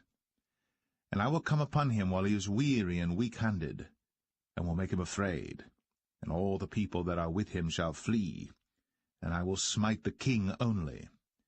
And I will bring back all the people unto thee. The man whom thou seekest is as if all returned, so all the people shall be in peace. And the saying pleased Absalom well, and all the elders of Israel. Then said Absalom, Call now Hushai the Archite also, and let us hear likewise what he saith. And when Hushai was come to Absalom, Absalom spake unto him, saying, Ahithophel hath spoken after this manner. Shall we do after his saying? If not, speak thou. And Hushai said unto Absalom, The counsel that Ahithophel hath given is not good at this time. For, said Hushai, Thou knowest thy father and his men, that they be mighty men, and they be chafed in their minds, as a bear robbed of her whelps in the field. And thy father is a man of war, and will not lodge with the people. Behold, he is hid now in some pit, or in some other place, and it will come to pass, when some of them be overthrown at the first, that whosoever heareth it will say, There is a slaughter among the people that follow Absalom. And he also that is valiant, whose heart is as the heart of a lion, shall utterly melt. For all Israel knoweth that thy father is a mighty man, and they which be with him are valiant men. Therefore I counsel that all Israel be generally gathered unto thee, from Dan even to Beersheba, as the sand that is by the sea for multitude, and that thou go to battle in thine own person. So shall we come upon him in some place where he shall be found, and we will light upon him as the dew falleth on the ground, and of him, and of all the men that are with him, there shall not be left so much as one. Moreover, if he be gotten into a city, then shall all Israel bring ropes to that city, and we will draw it into the river, until there be not one small stone found there. And Absalom and all the men of Israel said, The counsel of Hushai the Archite is better than the counsel of Ahithophel. For the Lord had appointed to defeat the good counsel of Ahithophel, to the intent that the Lord might bring evil upon Absalom. Then said Hushai unto Zadok, and to Abiathar the priests, Thus and thus did Ahithophel counsel Absalom and the elders of Israel, and thus have I counselled.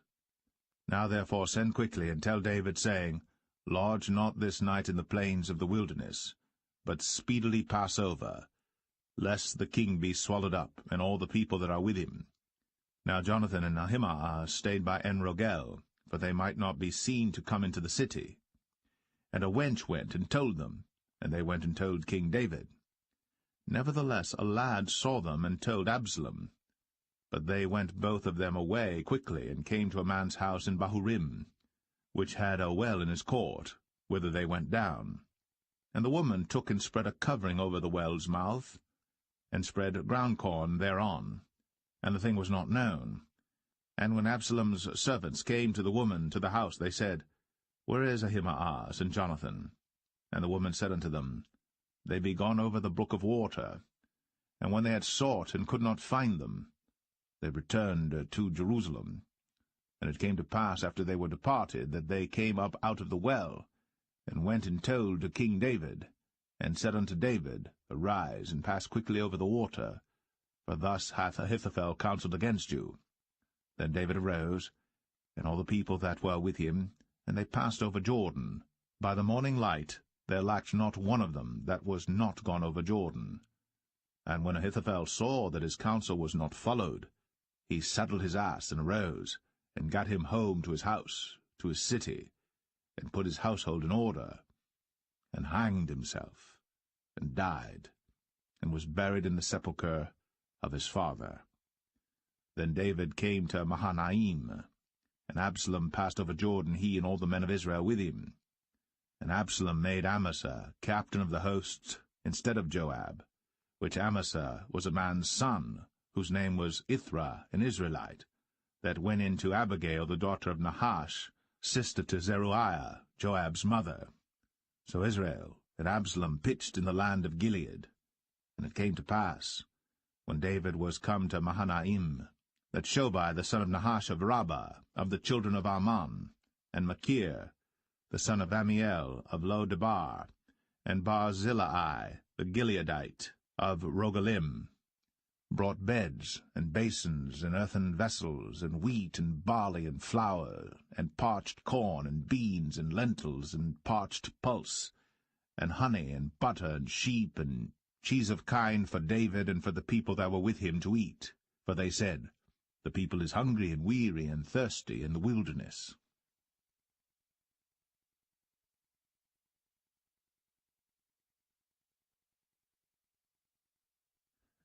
2 Samuel 18. And David numbered the people that were with him, and set captains of thousands and captains of hundreds over them. And David sent forth a third part of the people under the hand of Joab, and a third part under the hand of Abishai the son of Zeruiah, Joab's brother, and a third part under the hand of Ittai the Gittite. And the king said unto the people, I will surely go forth with you myself also. But the people answered, Thou shalt not go forth, for if we flee away, they will not care for us, neither, if half of us die, will they care for us. But now thou art worth 10,000 of us. Therefore now it is better that thou succour us out of the city. And the king said unto them, What seemeth you best, I will do. And the king stood by the gate side, and all the people came out by hundreds and by thousands. And the king commanded Joab and Abishai and Ittai, saying, Deal gently for my sake with the young man, even with Absalom.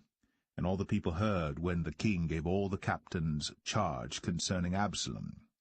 So the people went out into the field against Israel, and the battle was in the wood of Ephraim, where the people of Israel were slain before the servants of David, and there was there a great slaughter that day of 20,000 men. For the battle was there scattered over the face of all the country, and the wood devoured more people that day than the sword devoured. And Absalom met the servants of David, and Absalom rode upon a mule. And the mule went under the thick boughs of a great oak, and his head caught hold of the oak. And he was taken up between the heaven and the earth, and the mule that was under him went away. And a certain man saw it, and told Joab, and said, Behold, I saw Absalom hanged in an oak. And Joab said unto the man that told him, And behold, thou sawest him, and why didst thou not smite him there to the ground? And I would have given thee 10 shekels of silver and a girdle. And the man said unto Joab, Though I should receive 1,000 shekels of silver in mine hand, yet would I not put forth mine hand against the king's son. For in our hearing the king charged thee and Abishai and Ittai, saying, Beware that none touch the young man Absalom. Otherwise I should have wrought falsehood against mine own life. For there is no matter hid from the king, and thou thyself wouldest have set thyself against me. Then said Joab, I may not tarry thus with thee. And he took 3 darts in his hand, and thrust them through the heart of Absalom, while he was yet alive, in the midst of the oak. And 10 young men that bare Joab's armor compassed about, and smote Absalom, and slew him. And Joab blew the trumpet, and the people returned from pursuing after Israel. But Joab held back the people. And they took Absalom, and cast him into a great pit in the wood, and laid a very great heap of stones upon him. And all Israel fled, every one to his tent. Now Absalom, in his lifetime, had taken and reared up for himself a pillar which is in the king's dale, for he said, I have no son to keep my name in remembrance. And he called the pillar after his own name, and it is called unto this day Absalom's place. Then said Ahimaaz, the son of Zadok, Let me now run, and bear the king tidings, how that the Lord hath avenged him of his enemies. And Joab said unto him, Thou shalt not bear tidings this day, but thou shalt bear tidings another day. But this day thou shalt bear no tidings, because the king's son is dead. Then said Joab to Cushai, Go tell the king what thou hast seen. And Cushai bowed himself unto Joab, and ran. Then said Ahimaaz, the son of Zadok, yet again to Joab, But howsoever let me, I pray thee, also run after Cushai. And Joab said, Wherefore wilt thou run, my son, seeing that thou hast no tidings ready? But howsoever said he, Let me run. And he said unto him, Run. Then Ahimaaz ran by the way of the plain, and overran Cushai. And David sat between the 2 gates, and the watchman went up to the roof over the gate unto the wall, and lifted up his eyes, and looked, and behold, a man running alone. And the watchman cried, and told the king. And the king said, If he be alone, there is tidings in his mouth. And he came apace, and drew near. And the watchman saw another man running. And the watchman called unto the porter, and said, Behold, another man running alone. And the king said, He also bringeth tidings. And the watchman said, Methinketh the running of the foremost is like the running of Ahimaaz the son of Zadok. And the king said, He is a good man, and cometh with good tidings. And Ahimaaz called, and said unto the king, All is well. And he fell down to the earth upon his face before the king, and said, Blessed be the Lord thy God, which hath delivered up the men that lifted up their hand against my lord the king. And the king said, Is the young man Absalom safe? And Ahimaaz answered, When Joab sent the king's servant, and me thy servant, I saw a great tumult, but I knew not what it was. And the king said unto him, Turn aside, and stand here. And he turned aside, and stood still. And behold, Cushai came. And Cushai said, Tidings, my lord the king. For the Lord hath avenged thee this day of all them that rose up against thee. And the king said unto Cushai, Is the young man Absalom safe?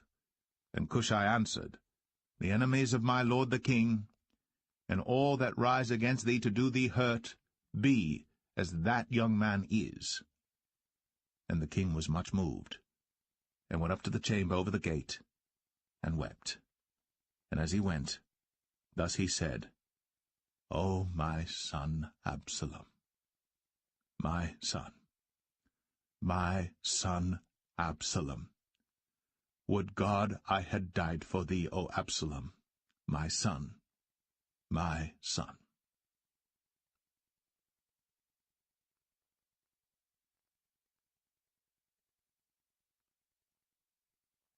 2 Samuel 19. And it was told Joab, Behold, the king weepeth and mourneth for Absalom. And the victory that day was turned into mourning unto all the people, for the people heard say that day how the king was grieved for his son. And the people gat them by stealth that day into the city, as people being ashamed steal away when they flee in battle. But the king covered his face. And the king cried with a loud voice, O my son Absalom! O Absalom, my son, my son! And Joab came into the house to the king, and said, Thou hast shamed this day the faces of all thy servants. which this day have saved thy life and the lives of thy sons and of thy daughters, and the lives of thy wives and the lives of thy concubines, in that thou lovest thine enemies and hatest thy friends. For thou hast declared this day that thou regardest neither princes nor servants. For this day I perceive that if Absalom had lived, and all we had died this day, then it had pleased thee well. Now therefore arise, go forth, and speak comfortably unto thy servants. For I swear by the Lord, if thou go not forth, there will not tarry one with thee this night. And that will be worse unto thee than all the evil that befell thee from thy youth until now. Then the king arose and sat in the gate.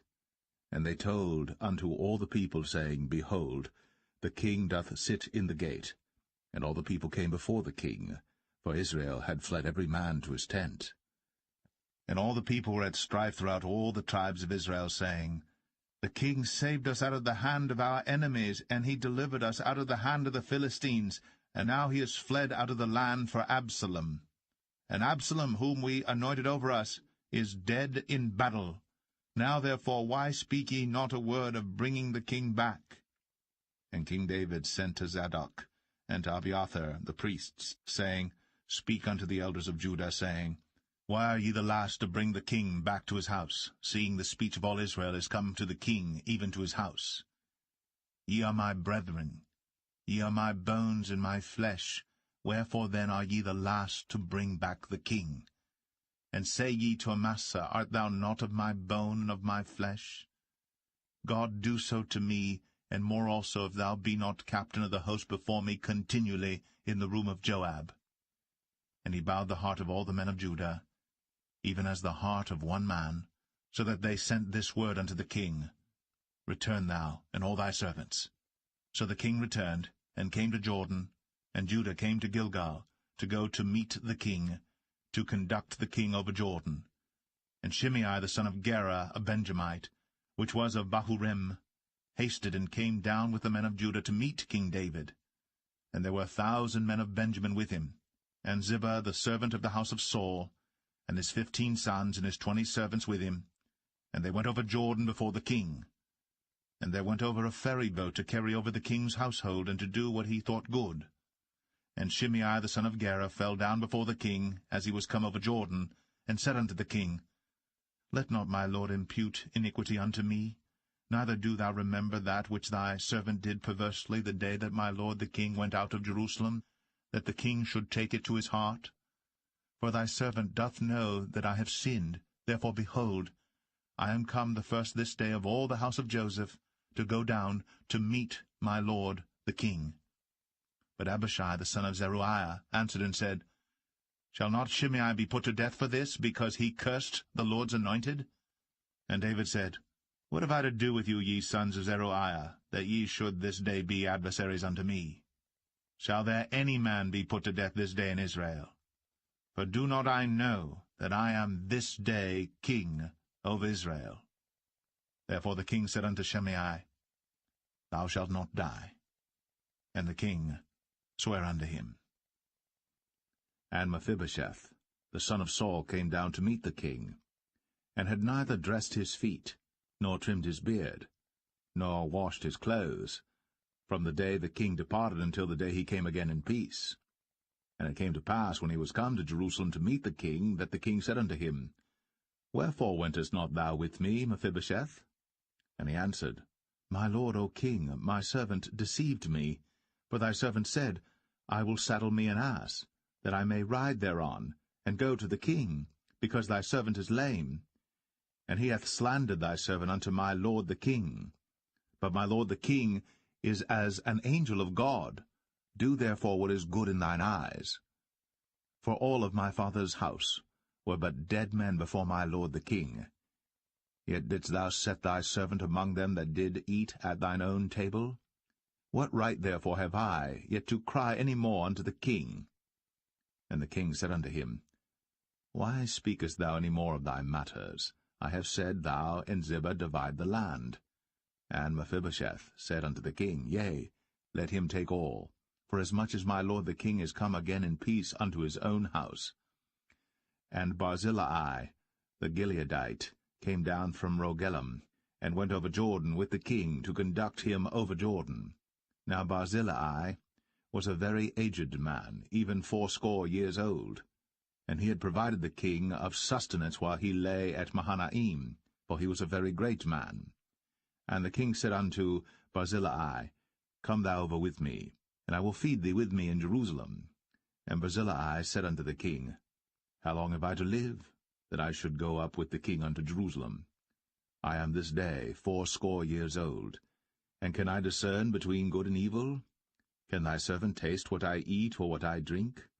Can I hear any more the voice of singing men and singing women? Wherefore then should thy servant be yet a burden unto my lord the king? Thy servant will go a little way over Jordan with the king, and why should the king recompense it me with such a reward? Let thy servant, I pray thee, turn back again, that I may die in mine own city, and be buried by the grave of my father and of my mother. But behold thy servant, Chimham, let him go over with my lord the king, and do to him what shall seem good unto thee. And the king answered, Chimham shall go over with me, and I will do to him that which shall seem good unto thee.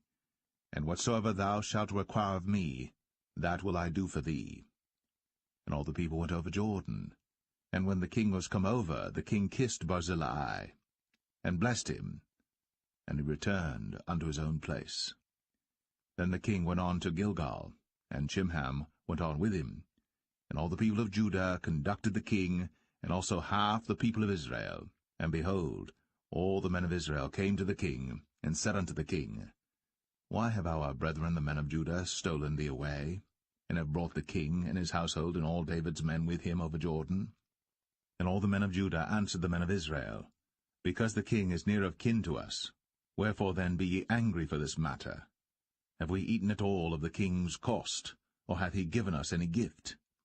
And the men of Israel answered the men of Judah, and said, We have 10 parts in the king, and we have also more right in David than ye. Why then did ye despise us, that our advice should not be first had in bringing back our king? And the words of the men of Judah were fiercer than the words of the men of Israel.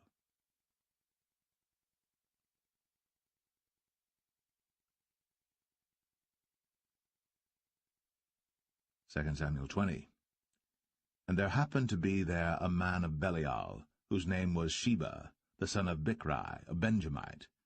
And he blew a trumpet, and said, We have no part in David, neither have we inheritance in the son of Jesse. Every man to his tents, O Israel.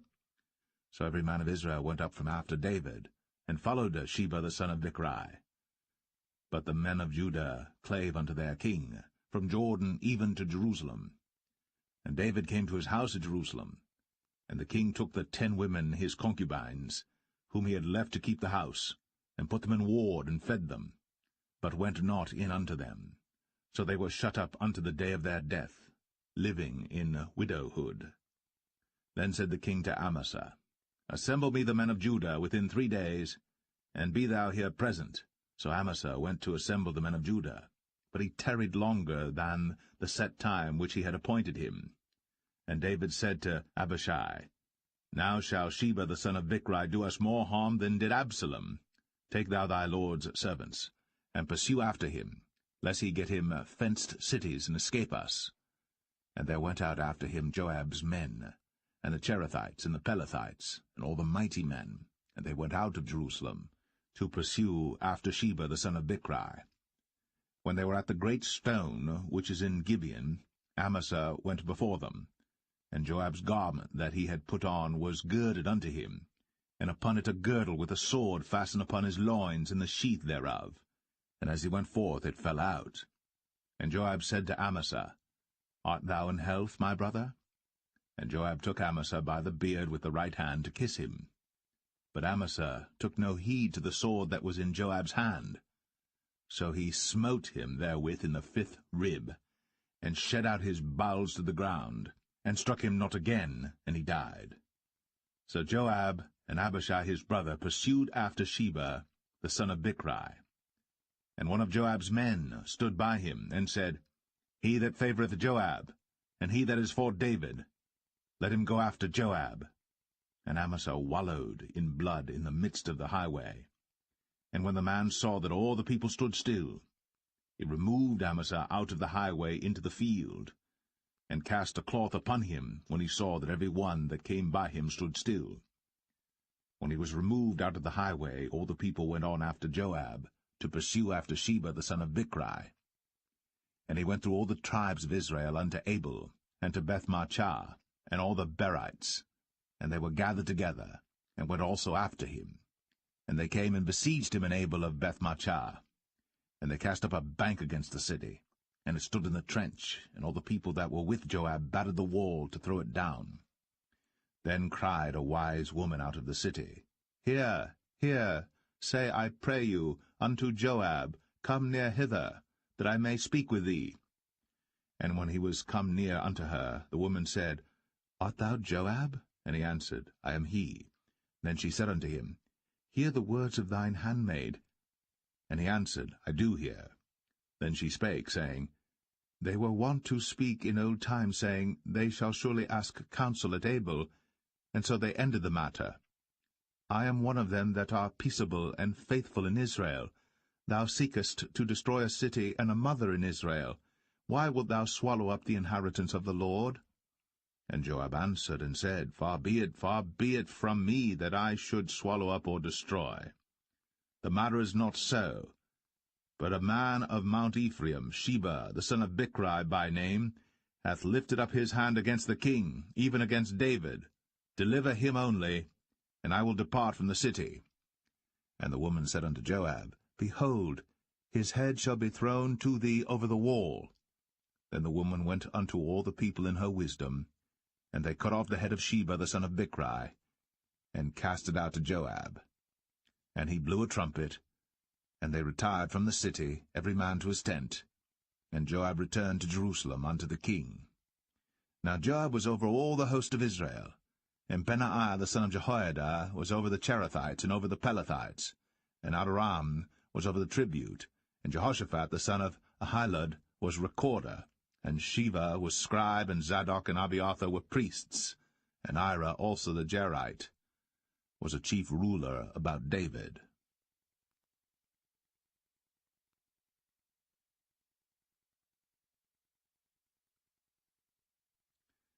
Second Samuel 21. Then there was a famine in the days of David 3 years, year after year. And David inquired of the Lord. And the Lord answered, It is for Saul and for his bloody house, because he slew the Gibeonites. And the king called the Gibeonites, and said unto them, Now the Gibeonites were not of the children of Israel, but of the remnant of the Amorites, and the children of Israel had sworn unto them. And Saul sought to slay them in his zeal to the children of Israel and Judah. Wherefore David said unto the Gibeonites, What shall I do for you? And wherewith shall I make the atonement, that ye may bless the inheritance of the Lord? And the Gibeonites said unto him, We will have no silver nor gold of Saul, nor of his house, neither for us shalt thou kill any man in Israel. And he said, What ye shall say, that will I do for you. And they answered the king, The man that consumed us, and that devised against us, that we should be destroyed from remaining in any of the coasts of Israel, let 7 men of his sons be delivered unto us, and we will hang them up unto the Lord in Gibeah of Saul, whom the Lord did choose. And the king said, I will give them.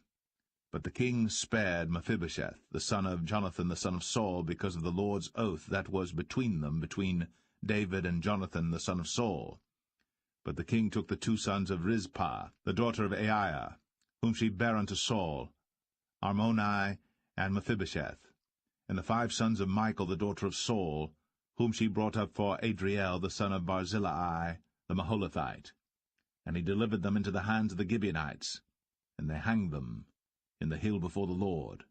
And they fell all 7 together, and were put to death in the days of harvest, in the first days, in the beginning of barley harvest. And Rizpah the daughter of Aiah took sackcloth, and spread it for her upon the rock, from the beginning of harvest until water dropped upon them out of heaven, and suffered neither the birds of the air to rest on them by day, nor the beast of the field by night. And it was told David what Rizpah the daughter of Aiah, the concubine of Saul, had done. And David went and took the bones of Saul, and the bones of Jonathan his son, from the men of Jabesh-Gilead, which had stolen them from the street of Bethshan, where the Philistines had hanged them, when the Philistines had slain Saul in Gilboa. And he brought up from thence the bones of Saul, and the bones of Jonathan his son, and they gathered the bones of them that were hanged. And the bones of Saul and Jonathan his son buried they in the country of Benjamin in Zelle, in the sepulchre of Kish his father, and they performed all that the king commanded, and after that God was entreated for the land. Moreover, the Philistines had yet war again with Israel, and David went down, and his servants with him, and fought against the Philistines, and David waxed faint. And Ishbi-Benob, which was of the sons of the giant, the weight of whose spear weighed 300 shekels of brass in weight, he being girded with a new sword, thought to have slain David. But Abishai the son of Zeruiah succoured him, and smote the Philistine, and killed him. Then the men of David sware unto him, saying, Thou shalt go no more out with us to battle, that thou quench not the light of Israel. And it came to pass after this, that there was again a battle with the Philistines at Gob. Then Sibbechai the Hushathite slew Saph, which was of the sons of the giant. And there was again a battle in Gob with the Philistines, where Elhanan the son of Jaare-Oregim, a Bethlehemite, slew the brother of Goliath the Gittite, the staff of whose spear was like a weaver's beam.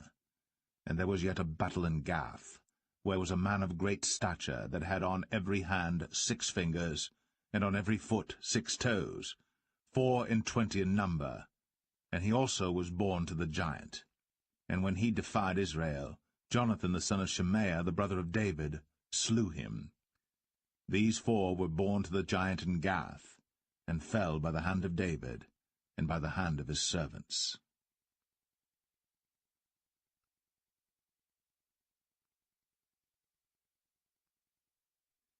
2 Samuel 22. And David spake unto the Lord the words of this song in the day that the Lord had delivered him out of the hand of all his enemies, and out of the hand of Saul. And he said, The Lord is my rock, and my fortress, and my deliverer. The God of my rock, in him will I trust. He is my shield, and the horn of my salvation, my high tower, and my refuge, my Saviour. Thou savest me from violence. I will call on the Lord, who is worthy to be praised. So shall I be saved from mine enemies.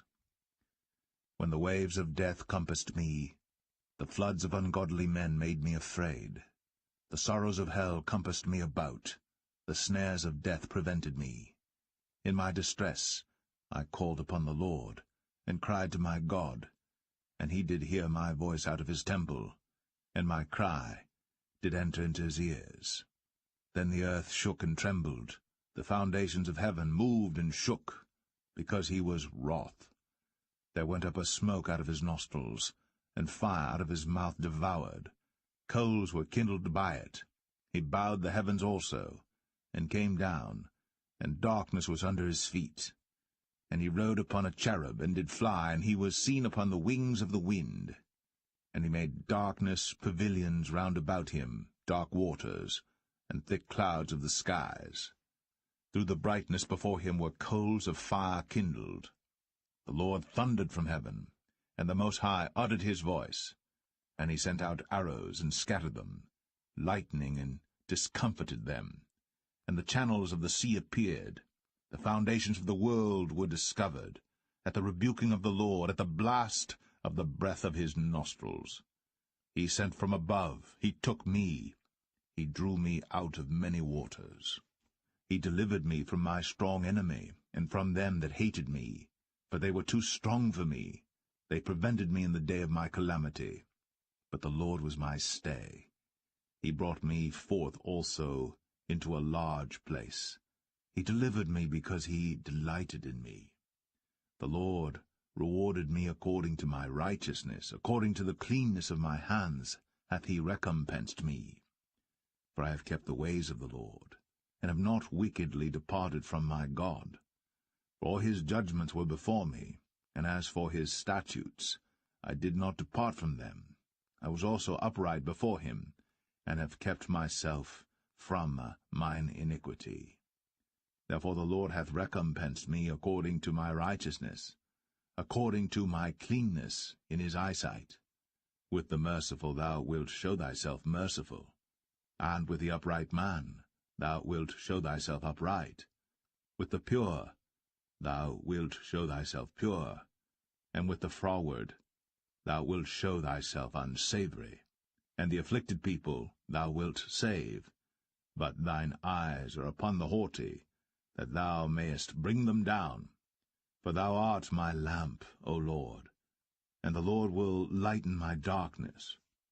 For by thee I have run through a troop, by my God have I leaped over a wall. As for God, his way is perfect.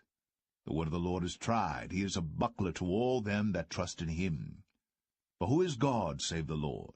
And who is a rock save our God? God is my strength and power, and he maketh my way perfect. He maketh my feet like hinds' feet, and setteth me upon my high places.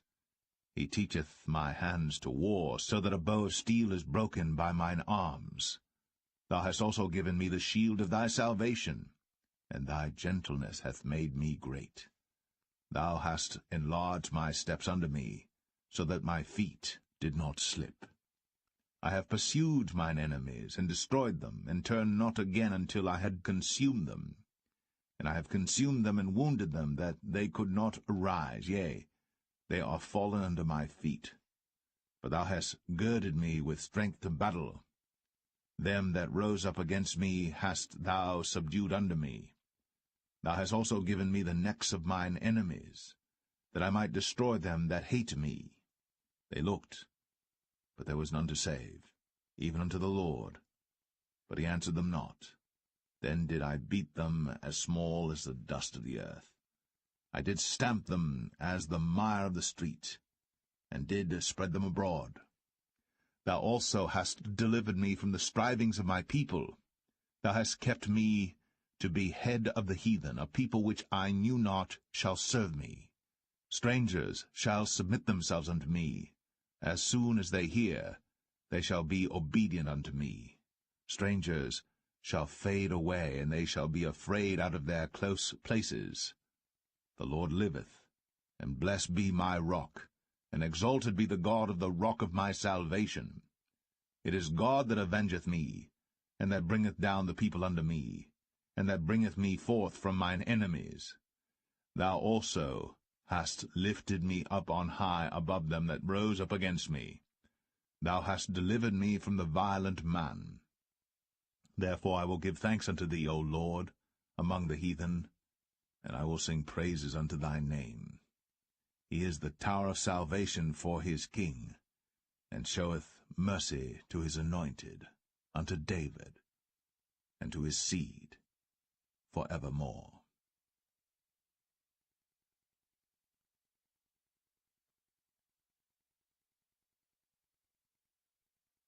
2 Samuel 23.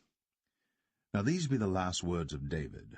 David the son of Jesse said, and the man who was raised up on high, the anointed of the God of Jacob, and the sweet psalmist of Israel, said, The Spirit of the Lord spake by me, and his word was in my tongue. The God of Israel said, The rock of Israel spake to me. He that ruleth over men must be just, ruling in the fear of God. And he shall be as the light of the morning, when the sun riseth, even a morning without clouds, as the tender grass springing out of the earth by clear shining after rain. Although my house be not so with God, yet he hath made with me an everlasting covenant, ordered in all things and sure. For this is all my salvation and all my desire, although he make it not to grow. But the sons of Belial shall be all of them as thorns thrust away, because they cannot be taken with hands. But the man that shall touch them must be fenced with iron, and the staff of a spear, and they shall be utterly burned with fire in the same place. These be the names of the mighty men whom David had.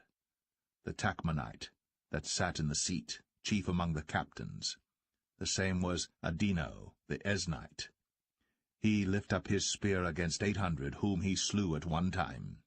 And after him was Eleazar the son of Dodo the Ahohite, one of the 3 mighty men with David, when they defied the Philistines that were there gathered together to battle, and the men of Israel were gone away.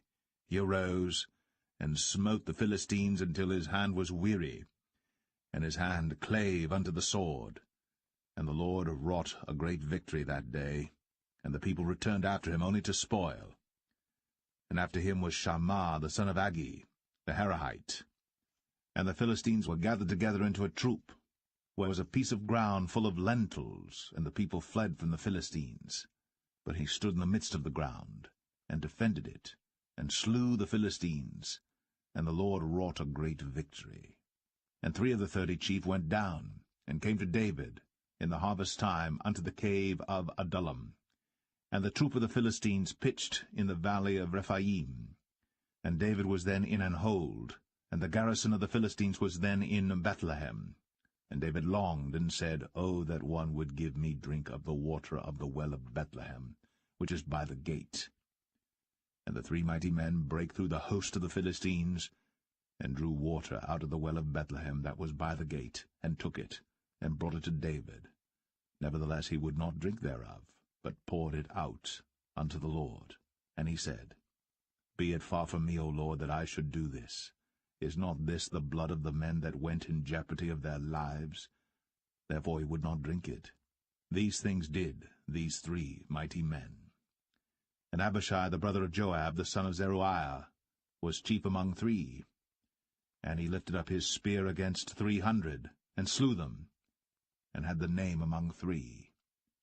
Was he not most honorable of 3? Therefore he was their captain, howbeit he attained not unto the first 3.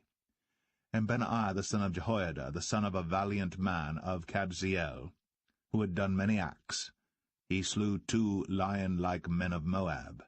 He went down also and slew a lion in the midst of a pit in time of snow. And he slew an Egyptian, a goodly man. And the Egyptian had a spear in his hand. But he went down to him with a staff, and plucked the spear out of the Egyptian's hand, and slew him with his own spear. These things did Benaiah the son of Jehoiada, and had the name among 3 mighty men. He was more honorable than the 30, but he attained not to the first 3. And David set him over his guard. Asahel the brother of Joab was one of the 30, Elhanan the son of Dodo of Bethlehem, Shammah the Harodite, Elika the Harodite, Helez the Paltite, Ira the son of Ikesh the Tekoite, Abiezer the Anethathite, Mebunai the Hushathite, Zalman the Ahohite, Maharai the Netophathite, Heleb the son of Baanah a Netophathite, Ittai the son of Ribai, out of Gibeah of the children of Benjamin, Benaiah the Parathonite, Hiddai of the brooks of Gaash, Abialbon the Arbathite, Asmaveth the Bahamite, Eliabah the Shaalbanite, of the sons of Jashan, Jonathan, Shammah the Hararite, Ahiam the son of Sharar, the Hararite, Eliphalet the son of Ahasbai, the son of the Maacathite, Eliam the son of Ahithophel the Gelonite, Hezrai the Carmelite, Parai the Arbite, Igal the son of Nathan of Zobah, Bani the Gadite, Zelek the Ammonite, Naharai the Barathite, armor-bearer to Joab the son of Zeruiah, Ira and Ithrite, Gareb and Ithrite, Uriah the Hittite, 37 in all.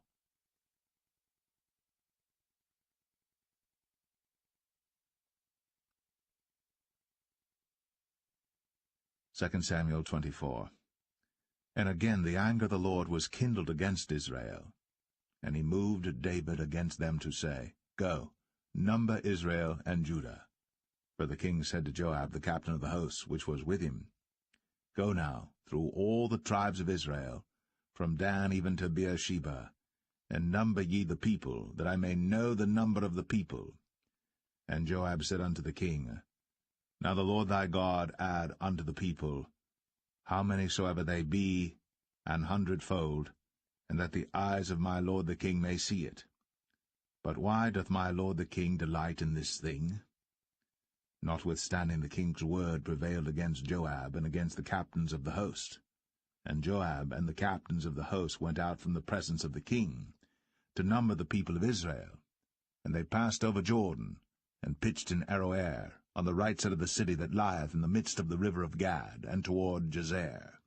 Then they came to Gilead, and to the land of Tatim Hoshai, and they came to Dan Jaan, and about to Zidon, and came to the stronghold of Tyre, and to all the cities of the Hivites and of the Canaanites, and they went out to the south of Judah, even to Beersheba.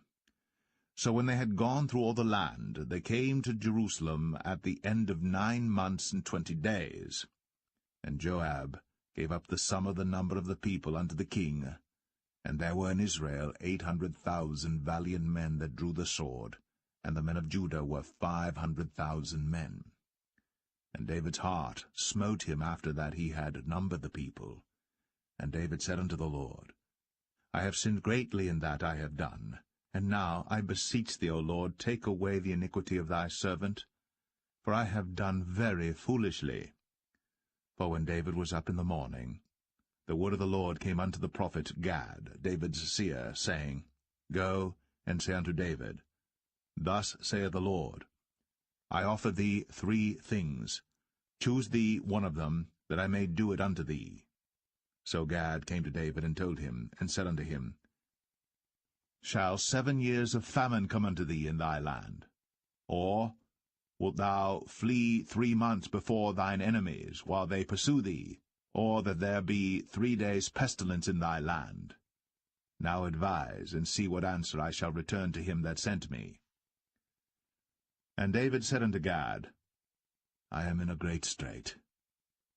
Let us fall now into the hand of the Lord, for his mercies are great, and let me not fall into the hand of man. So the Lord sent a pestilence upon Israel, from the morning even to the time appointed. And there died of the people from Dan even to Beersheba 70,000 men. And when the angel stretched out his hand upon Jerusalem to destroy it, the Lord repented him of the evil, and said to the angel that destroyed the people, It is enough. Stay now thine hand. And the angel of the Lord was by the threshing place of Araunah the Jebusite. And David spake unto the Lord when he saw the angel that smote the people, and said, Lo, I have sinned, and I have done wickedly. But these sheep, what have they done? Let thine hand, I pray thee, be against me, and against my father's house.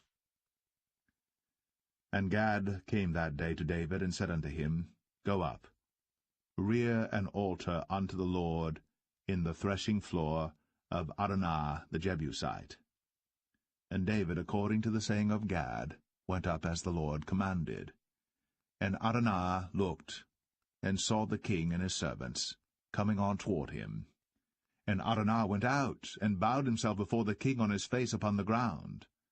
And Araunah said, Wherefore is my lord the king come to his servant? And David said, To buy the threshing floor of thee, to build an altar unto the Lord, that the plague may be stayed from the people.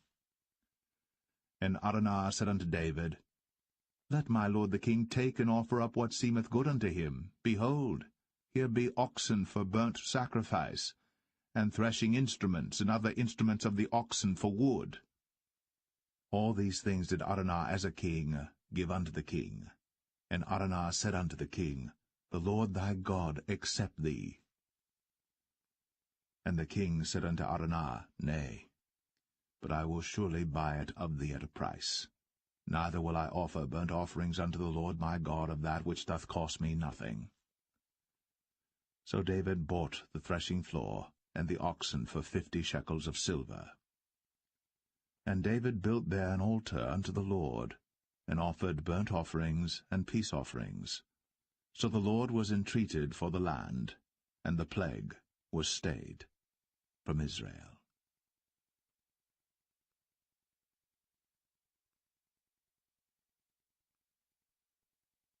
The First Book of Kings, chapter 1.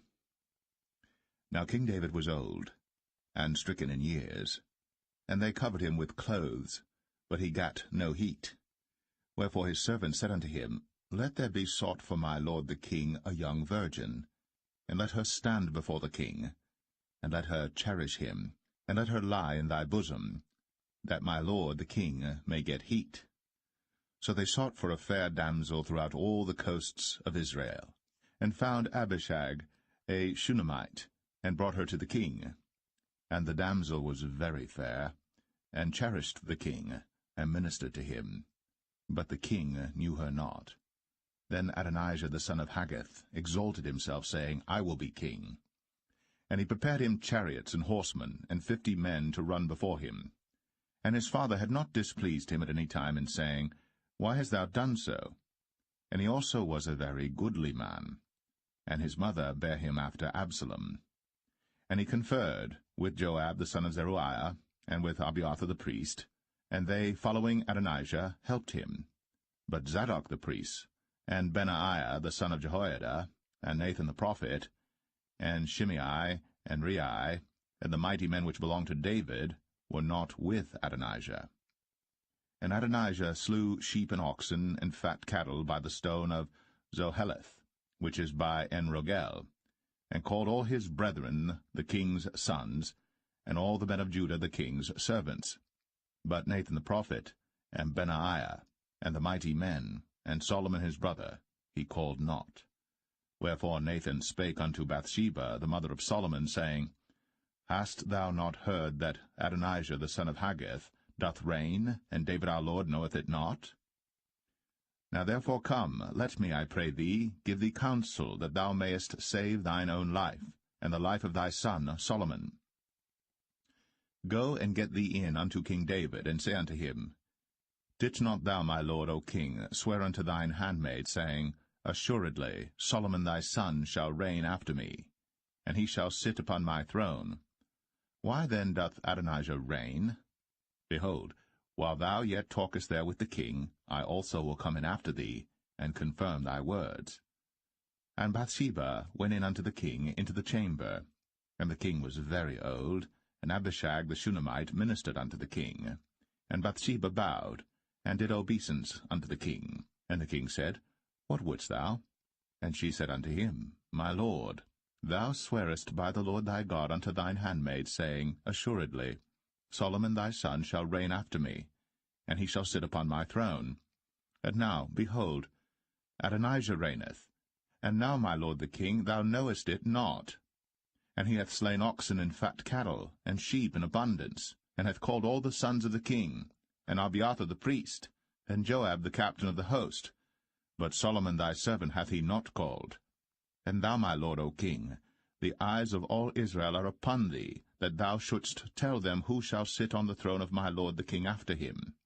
Otherwise it shall come to pass, when my lord the king shall sleep with his fathers, that I and my son Solomon shall be counted offenders. And lo, while she yet talked with the king, Nathan the prophet also came in. And they told the king, saying, Behold, Nathan the prophet. And when he was come in before the king, he bowed himself before the king with his face to the ground. And Nathan said, My lord, O king, hast thou said, Adonijah shall reign after me, and he shall sit upon my throne? For he is gone down this day, and hath slain oxen and fat cattle and sheep in abundance, and hath called all the king's sons, and the captains of the host, and Abiathar the priest, and behold, they eat and drink before him, and say, God save King Adonijah. But me, even me thy servant, and Zadok the priest, and Benaiah the son of Jehoiada, and thy servant Solomon hath he not called.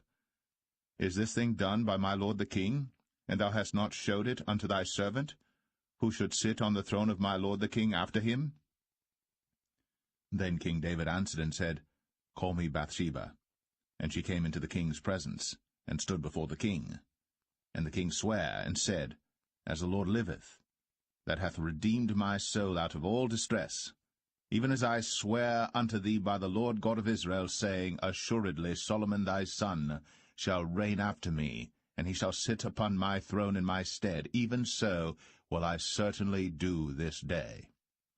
Then Bathsheba bowed with her face to the earth, and did reverence to the king, and said, Let my lord King David live for ever. And King David said, Call me Zadok the priest, and Nathan the prophet, and Benaiah the son of Jehoiada. And they came before the king.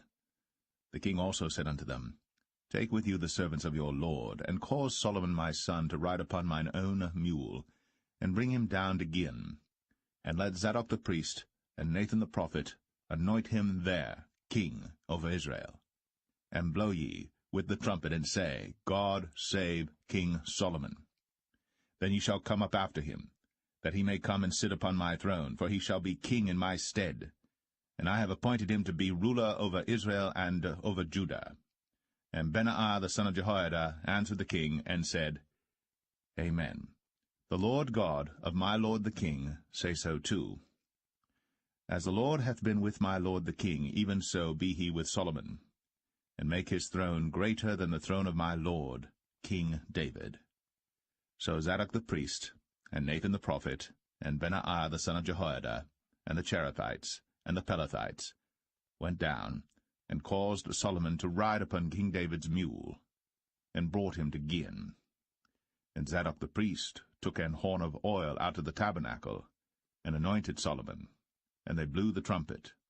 And all the people said, God save King Solomon. And all the people came up after him, and the people piped with pipes, and rejoiced with great joy, so that the earth rent with the sound of them. And Adonijah and all the guests that were with him heard it as they had made an end of eating. And when Joab heard the sound of the trumpet, he said, Wherefore is this noise of the city being in an uproar? And while he yet spake, behold, Jonathan the son of Abiathar the priest came.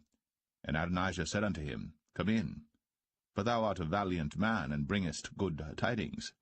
And Jonathan answered and said to Adonijah, Verily, our lord King David hath made Solomon king. And the king hath sent with him Zadok the priest, and Nathan the prophet, and Benaiah the son of Jehoiada, and the Cherethites and the Pelethites, and they have caused him to ride upon the king's mule. And Zadok the priest, and Nathan the prophet, have anointed him king in Gihon, and they are come up from thence, rejoicing, so that the city rang again. This is the noise that ye have heard. And also Solomon sitteth on the throne of the kingdom. And moreover, the king's servants came to bless our lord King David, saying, God make the name of Solomon better than thy name, and make his throne greater than thy throne. And the king bowed himself upon the bed. And also thus said the king, Blessed be the Lord God of Israel, which hath given one to sit on my throne this day, mine eyes even seeing it. And all the guests that were with Adonijah were afraid, and rose up, and went every man his way. And Adonijah feared because of Solomon, and arose, and went, and caught hold on the horns of the altar. And it was told Solomon, saying, Behold, Adonijah feareth King Solomon, for lo, he hath caught hold on the horns of the altar, saying, Let King Solomon swear unto me today, that he will not slay his servant with the sword. And Solomon said, If he will show himself a worthy man, there shall not an hair of him fall to the earth. But if wickedness shall be found in him, he shall die. So King Solomon sent, and they brought him down from the altar, and he came, and bowed himself to King Solomon. And Solomon said unto him, Go to thine house.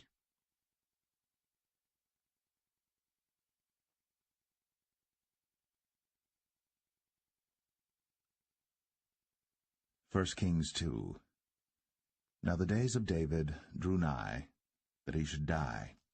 And he charged Solomon his son, saying, I go the way of all the earth. Be thou strong therefore, and show thyself a man, and keep the charge of the Lord thy God, to walk in his ways, to keep his statutes, and his commandments, and his judgments, and his testimonies, as it is written in the law of Moses, that thou mayest prosper in all that thou doest, and whithersoever thou turnest thyself, that the Lord may continue his word which he spake concerning me, saying, If thy children take heed to their way, to walk before me in truth with all their heart and with all their soul, there shall not fail thee, said he, a man on the throne of Israel.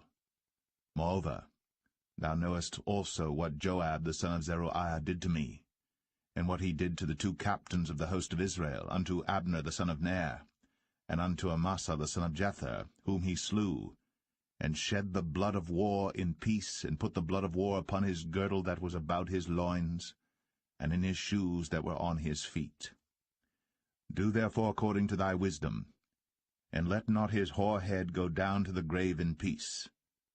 But show kindness unto the sons of Barzillai the Gileadite, and let them be of those that eat at thy table. For so they came to me when I fled because of Absalom thy brother.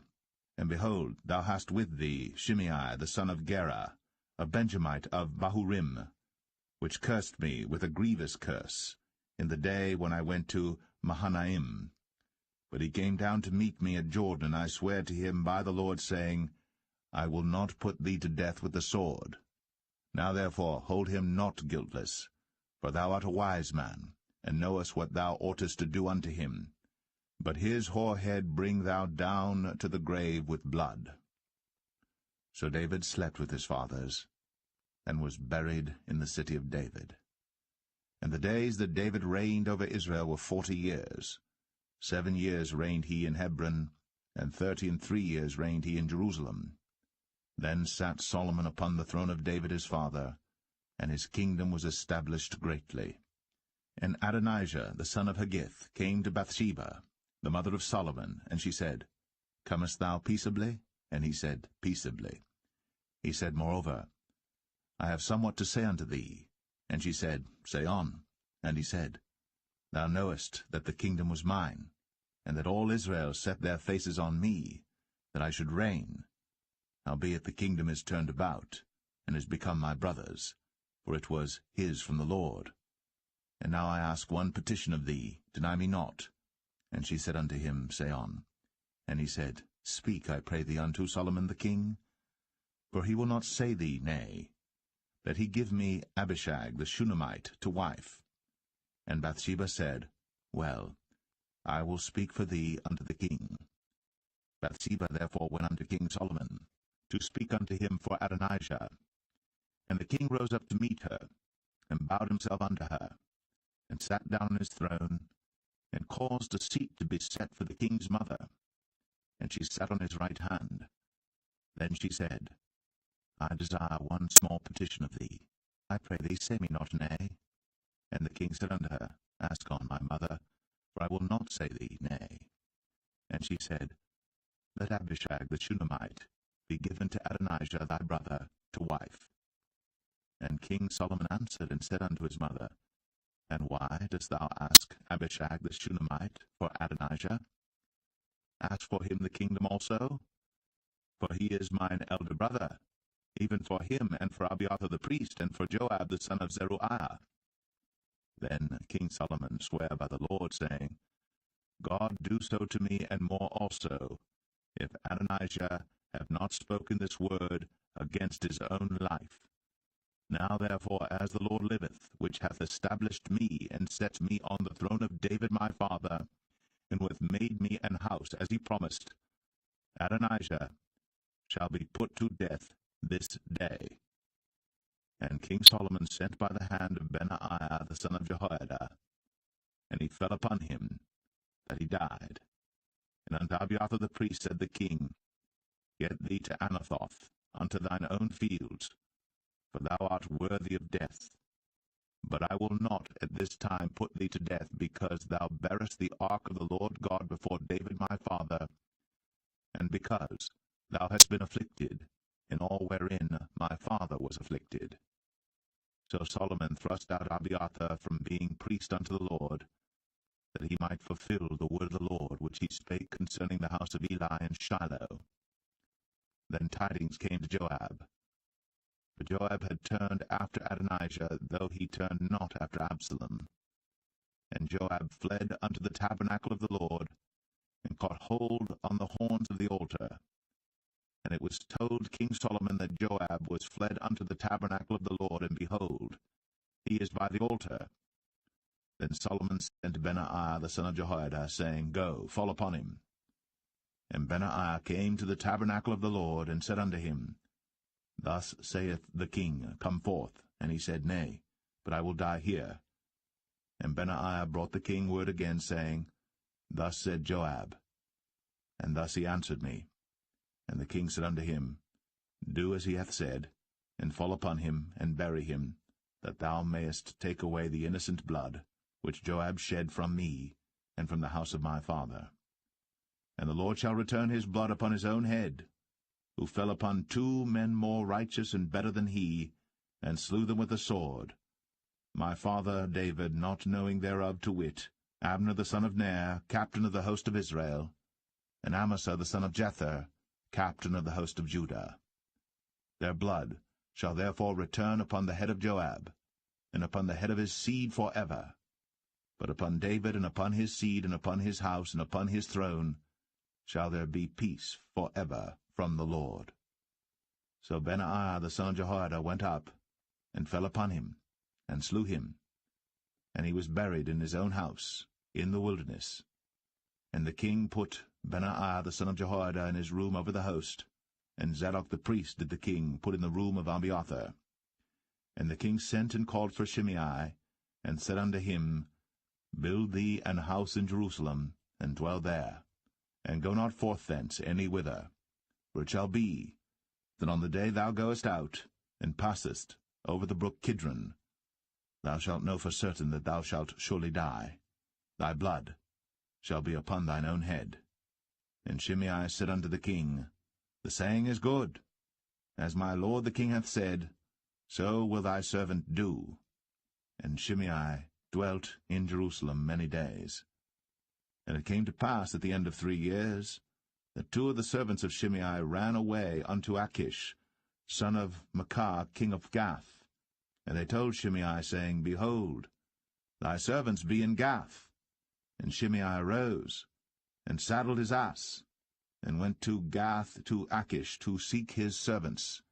And Shimei went, and brought his servants from Gath. And it was told Solomon that Shimei had gone from Jerusalem to Gath, and was come again. And the king sent and called for Shimei, and said unto him, Did I not make thee to swear by the Lord, and protested unto thee, saying, Know for a certain, on the day thou goest out, and walkest abroad any whither, that thou shalt surely die? And thou saidst unto me, The word that I have heard is good. Why then hast thou not kept the oath of the Lord, and the commandment that I have charged thee with? The king said moreover to Shimei, Thou knowest all the wickedness which thine heart is privy to, that thou didst to David my father. Therefore the Lord shall return thy wickedness upon thine own head. And King Solomon shall be blessed, and the throne of David shall be established before the Lord for ever. So the king commanded Benaiah the son of Jehoiada, which went out, and fell upon him that he died. And the kingdom was established in the hand of Solomon.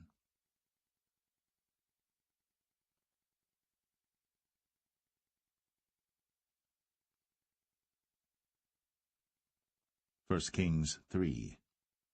And Solomon made affinity with Pharaoh king of Egypt, and took Pharaoh's daughter, and brought her into the city of David, until he had made an end of building his own house, and the house of the Lord, and the wall of Jerusalem round about. Only the people sacrificed in high places, because there was no house built unto the name of the Lord, until those days. And Solomon loved the Lord, walking in the statutes of David his father. Only he sacrificed and burnt incense in high places. And the king went to Gibeon to sacrifice there, for that was the great high place. 1,000 burnt offerings did Solomon offer upon that altar. In Gibeon the Lord appeared to Solomon in a dream by night, and God said, Ask what I shall give thee. And Solomon said, Thou hast shown unto thy servant David my father great mercy, according as he walked before thee in truth, and in righteousness, and in uprightness of heart with thee. And thou hast kept for him this great kindness, that thou hast given him a son, to sit on his throne, as it is this day. And now, O Lord my God, thou hast made thy servant king, instead of David my father, and I am but a little child. I know not how to go out or come in. And thy servant is in the midst of thy people, which thou hast chosen, a great people, that cannot be numbered nor counted for multitude. Give therefore thy servant an understanding heart to judge thy people, that I may discern between good and bad. For who is able to judge this, thy so great a people? And the speech pleased the Lord, that Solomon had asked this thing. And God said unto him, Because thou hast asked this thing, and hast not asked for thyself long life, neither hast asked riches for thyself, nor hast asked the life of thine enemies, but hast asked for thyself understanding, to discern judgment. Behold, I have done according to thy words. Lo, I have given thee a wise and an understanding heart, so that there was none like thee before thee, neither after thee shall any arise like unto thee. And I have also given thee that which thou hast not asked, both riches and honour, so that there shall not be any among the kings like unto thee all thy days. And if thou wilt walk in my ways, to keep my statutes and my commandments, as thy father David did walk, then I will lengthen thy days. And Solomon awoke, and behold, it was a dream. And he came to Jerusalem, and stood before the ark of the covenant of the Lord, and offered up burnt offerings, and offered peace offerings, and made a feast to all his servants. Then came there 2 women that were harlots unto the king, and stood before him. And the one woman said, O my lord, I and this woman dwell in one house, and I was delivered of a child with her in the house. And it came to pass, the 3rd day after that I was delivered, that this woman was delivered also, and we were together. There was no stranger with us in the house, save we 2 in the house. And this woman's child died in the night, because she overlaid it. And she arose at midnight, and took my son from beside me while thine handmaid slept, and laid it in her bosom, and laid her dead child in my bosom. And when I rose in the morning to give my child suck, behold, it was dead. But when I had considered it in the morning, behold, it was not my son which I did bear. And the other woman said, Nay, but the living is my son, and the dead is thy son. And this said, No, but the dead is thy son, and the living is my son. Thus they spake before the king. Then said the king, The one saith, This is my son that liveth, and thy son is the dead. And the other saith, Nay, but thy son is the dead, and my son is the living. And the king said, Bring me a sword. And they brought a sword before the king. And the king said, Divide the living child in 2, and give half to the one, and half to the other. Then spake the woman, whose the living child was, unto the king. For her bowels yearned upon her son, and she said, O my lord, give her the living child, and in no wise slay it. But the other said, Let it be neither mine nor thine, but divide it. Then the king answered and said, Give her the living child, and in no wise slay it. She is the mother thereof. And all Israel heard of the judgment which the king had judged. And they feared the king, for they saw that the wisdom of God was in him, to do judgment.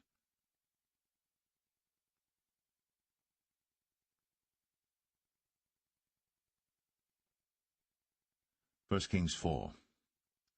So King Solomon was king over all Israel. And these were the princes which he had: Azariah the son of Zadok the priest, Elihoreph and Ahiah the sons of Shishah, scribes, Jehoshaphat the son of Ahilud, the recorder, and Benaiah the son of Jehoiada was over the host, and Zadok and Abiathar were the priests. And Azariah the son of Nathan was over the officers, and Zabud the son of Nathan was principal officer, and the king's friend. And Ahishah was over the household, and Adoniram the son of Abda was over the tribute. And Solomon had 12 officers over all Israel, which provided victuals for the king and his household. Each man his month in a year made provision. And these are their names: the son of Hur, in Mount Ephraim, the son of Dekar, in Makaz, and in Shaalbim, and in Beth-Shemesh, and Elon Bethanan, the son of Hesed, in Arabath. To him pertained Socho, in all the land of Hepher, the son of Abinadab, in all the region of Dor, which had Taphath, the daughter of Solomon, to wife. Baanah, the son of Ahilud, to him pertained Tanakh and Megiddo, in all Bethshan. which is by Zartanah beneath Jezreel, from Bethshan to Abel Meholah, even unto the place that is beyond Jokneam. The son of Geber, in Ramoth-Gilead, to him pertain the towns of Jair the son of Manasseh, which are in Gilead. To him also pertain the region of Argob, which is in Bashan, 80 great cities with walls and brazen bars. Ahinadab the son of Edo had Mahanaim. Ahimaaz was in Naphtali. He also took Basmath, the daughter of Solomon, to wife. Baanah the son of Hushai was in Asher and in Aloth. Jehoshaphat the son of Paruah in Issachar. Shimei the son of Elah in Benjamin. Geber the son of Uri was in the country of Gilead, in the country of Sihon the king of the Amorites, and of Og the king of Bashan, and he was the only officer which was in the land. Judah and Israel were many, as the sand which is by the sea in multitude, eating and drinking and making merry. And Solomon reigned over all kingdoms, from the river unto the land of the Philistines, and unto the border of Egypt. They brought presents, and served Solomon all the days of his life. And Solomon's provisions for one day was 30 measures of fine flour, and 80 measures of meal, 10 fat oxen, and 20 oxen out of the pastures, and 100 sheep beside harts and roebucks, and fallow deer and fatted fowl, for he had dominion over all the region on this side the river, from Tiphsah even to Azar, over all the kings on this side the river, and he had peace on all sides round about him. And Judah and Israel dwelt safely, every man under his vine and under his fig tree, from Dan even to Beersheba, all the days of Solomon. And Solomon had 40,000 stalls of horses for his chariots, and 12,000 horsemen. And those officers provided victual for King Solomon, and for all that came unto King Solomon's table every man in his month, they lacked nothing. Barley also, and straw for the horses, and dromedaries brought they unto the place where the officers were, every man according to his charge. And God gave Solomon wisdom and understanding exceeding much, and largeness of heart, even as the sand that is on the seashore. And Solomon's wisdom excelled the wisdom of all the children of the east country, and all the wisdom of Egypt. For he was wiser than all men, than Ethan the Ezrahite, and Heman, and Chalcol, and Darda, the sons of Mahol, and his fame was in all nations round about. And he spake 3,000 proverbs, and his songs were 1,005. And he spake of trees, from the cedar tree that is in Lebanon even unto the hyssop that springeth out of the wall. He spake also of beasts, and of fowl, and of creeping things, and of fishes. And there came of all people to hear the wisdom of Solomon, from all kings of the earth, which had heard of his wisdom.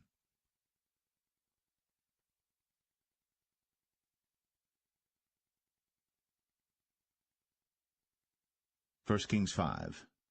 And Hiram king of Tyre sent his servants unto Solomon, for he had heard that they had anointed him king in the room of his father, for Hiram was ever a lover of David. And Solomon sent to Hiram, saying, Thou knowest how that David my father could not build an house unto the name of the Lord his God for the wars which were about him on every side, until the Lord put them under the soles of his feet. But now the Lord my God hath given me rest on every side, so that there is neither adversary nor evil occurrent. And behold, I purpose to build an house unto the name of the Lord my God, as the Lord spake unto David my father, saying, Thy son, whom I will set upon thy throne in thy room, he shall build an house unto my name. Now therefore command thou that they hew me cedar trees out of Lebanon, and my servants shall be with thy servants, and unto thee will I give hire for thy servants according to all that thou shalt appoint. For thou knowest that there is not among us any that can skill to hew timber like unto the Sidonians. And it came to pass, when Hiram heard the words of Solomon, that he rejoiced greatly, and said, Blessed be the Lord this day, which hath given unto David a wise son over this great people. And Hiram sent to Solomon, saying, I have considered the things which thou sentest to me for, and I will do all thy desire concerning timber of cedar, and concerning timber of fir. My servants shall bring them down from Lebanon unto the sea, and I will convey them by sea in floats unto the place that thou shalt appoint me, and will cause them to be discharged there. And thou shalt receive them, and thou shalt accomplish my desire in giving food for my household. So Hiram gave Solomon cedar trees and fir trees, according to all his desire. And Solomon gave Hiram 20,000 measures of wheat for food to his household, and 20 measures of pure oil. Thus gave Solomon to Hiram year by year. And the Lord gave Solomon wisdom, as he promised him. And there was peace between Hiram and Solomon, and they two made a league together. And King Solomon raised a levy out of all Israel, and the levy was 30,000 men. And he sent them to Lebanon, 10,000 a month by courses. A month they were in Lebanon, and 2 months at home, and Adoniram was over the levy. And Solomon had 70,000 that bare burdens, and 80,000 hewers in the mountains, beside the chief of Solomon's officers which were over the work, 3,300 which ruled over the people that wrought in the work. And the king commanded, and they brought great stones, costly stones, and hewed stones, to lay the foundation of the house. And Solomon's builders and Hiram's builders did hew them, and the stone squarers, so they prepared timber and stones to build the house.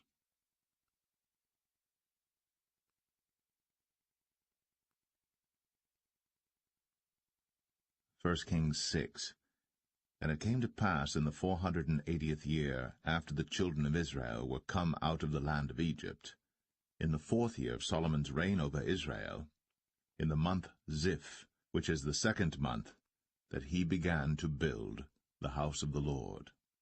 And the house which King Solomon built for the Lord, the length thereof was 80 cubits, and the breadth thereof 20 cubits, and the height thereof 30 cubits.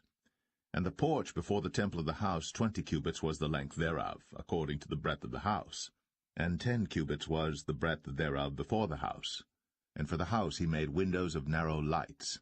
And against the wall of the house he built chambers round about, against the walls of the house round about, both of the temple and of the oracle, and he made chambers round about. The nethermost chamber was 5 cubits broad, and the middle was 6 cubits broad, and the third was 7 cubits broad. For without, in the wall of the house, he made narrowed rests round about, that the beams should not be fastened in the walls of the house. And the house, when it was in building, was built of stone made ready before it was brought thither, so that there was neither hammer nor axe nor any tool of iron heard in the house, while it was in building. The door for the middle chamber was in the right side of the house, and they went up with winding stairs into the middle chamber, and out of the middle into the third. So he built the house, and finished it, and covered the house with beams and boards of cedar. And then he built chambers against all the house, 5 cubits high, and they rested on the house with timber of cedar.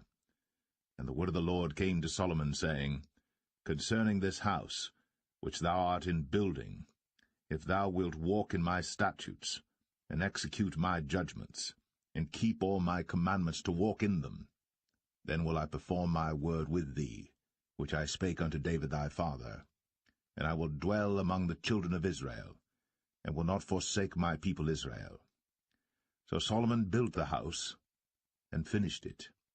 And he built the walls of the house within with boards of cedar, both the floor of the house and the walls of the ceiling, and he covered them on the inside with wood, and covered the floor of the house with planks of fir.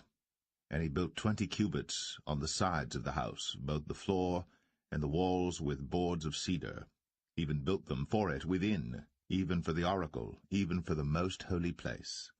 And the house, that is, the temple before it, was 40 cubits long. And the cedar of the house within was carved with knobs and open flowers. All was cedar. There was no stone seen. And the oracle he prepared in the house within, to set there the ark of the covenant of the Lord. And the oracle in the forepart was 20 cubits in length, and 20 cubits in breadth, and 20 cubits in the height thereof. And he overlaid it with pure gold, and so covered the altar which was of cedar. So Solomon overlaid the house within with pure gold, and he made a partition by the chains of gold before the oracle, and he overlaid it with gold. And the whole house he overlaid with gold until he had finished all the house. Also the whole altar that was by the oracle he overlaid with gold.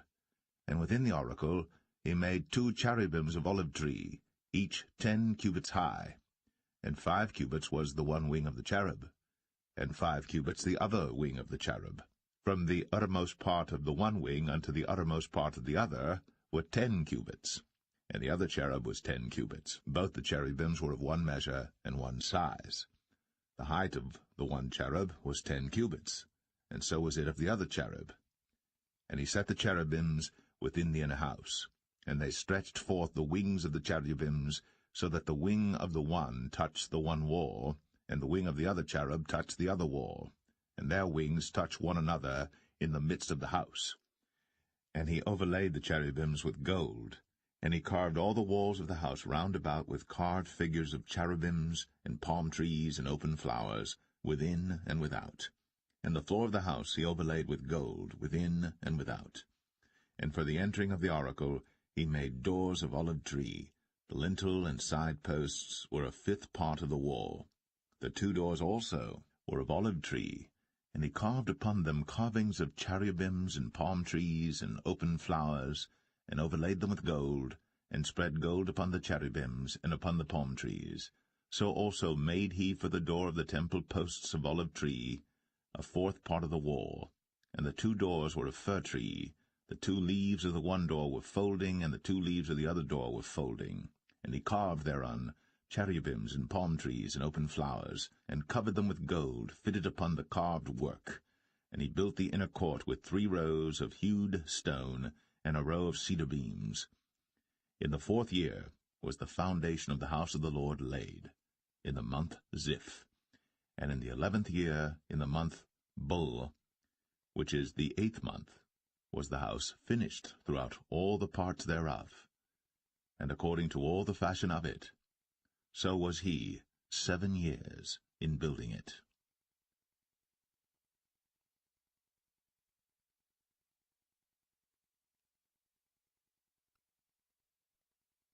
1 Kings 7. But Solomon was building his own house 13 years, and he finished all his house.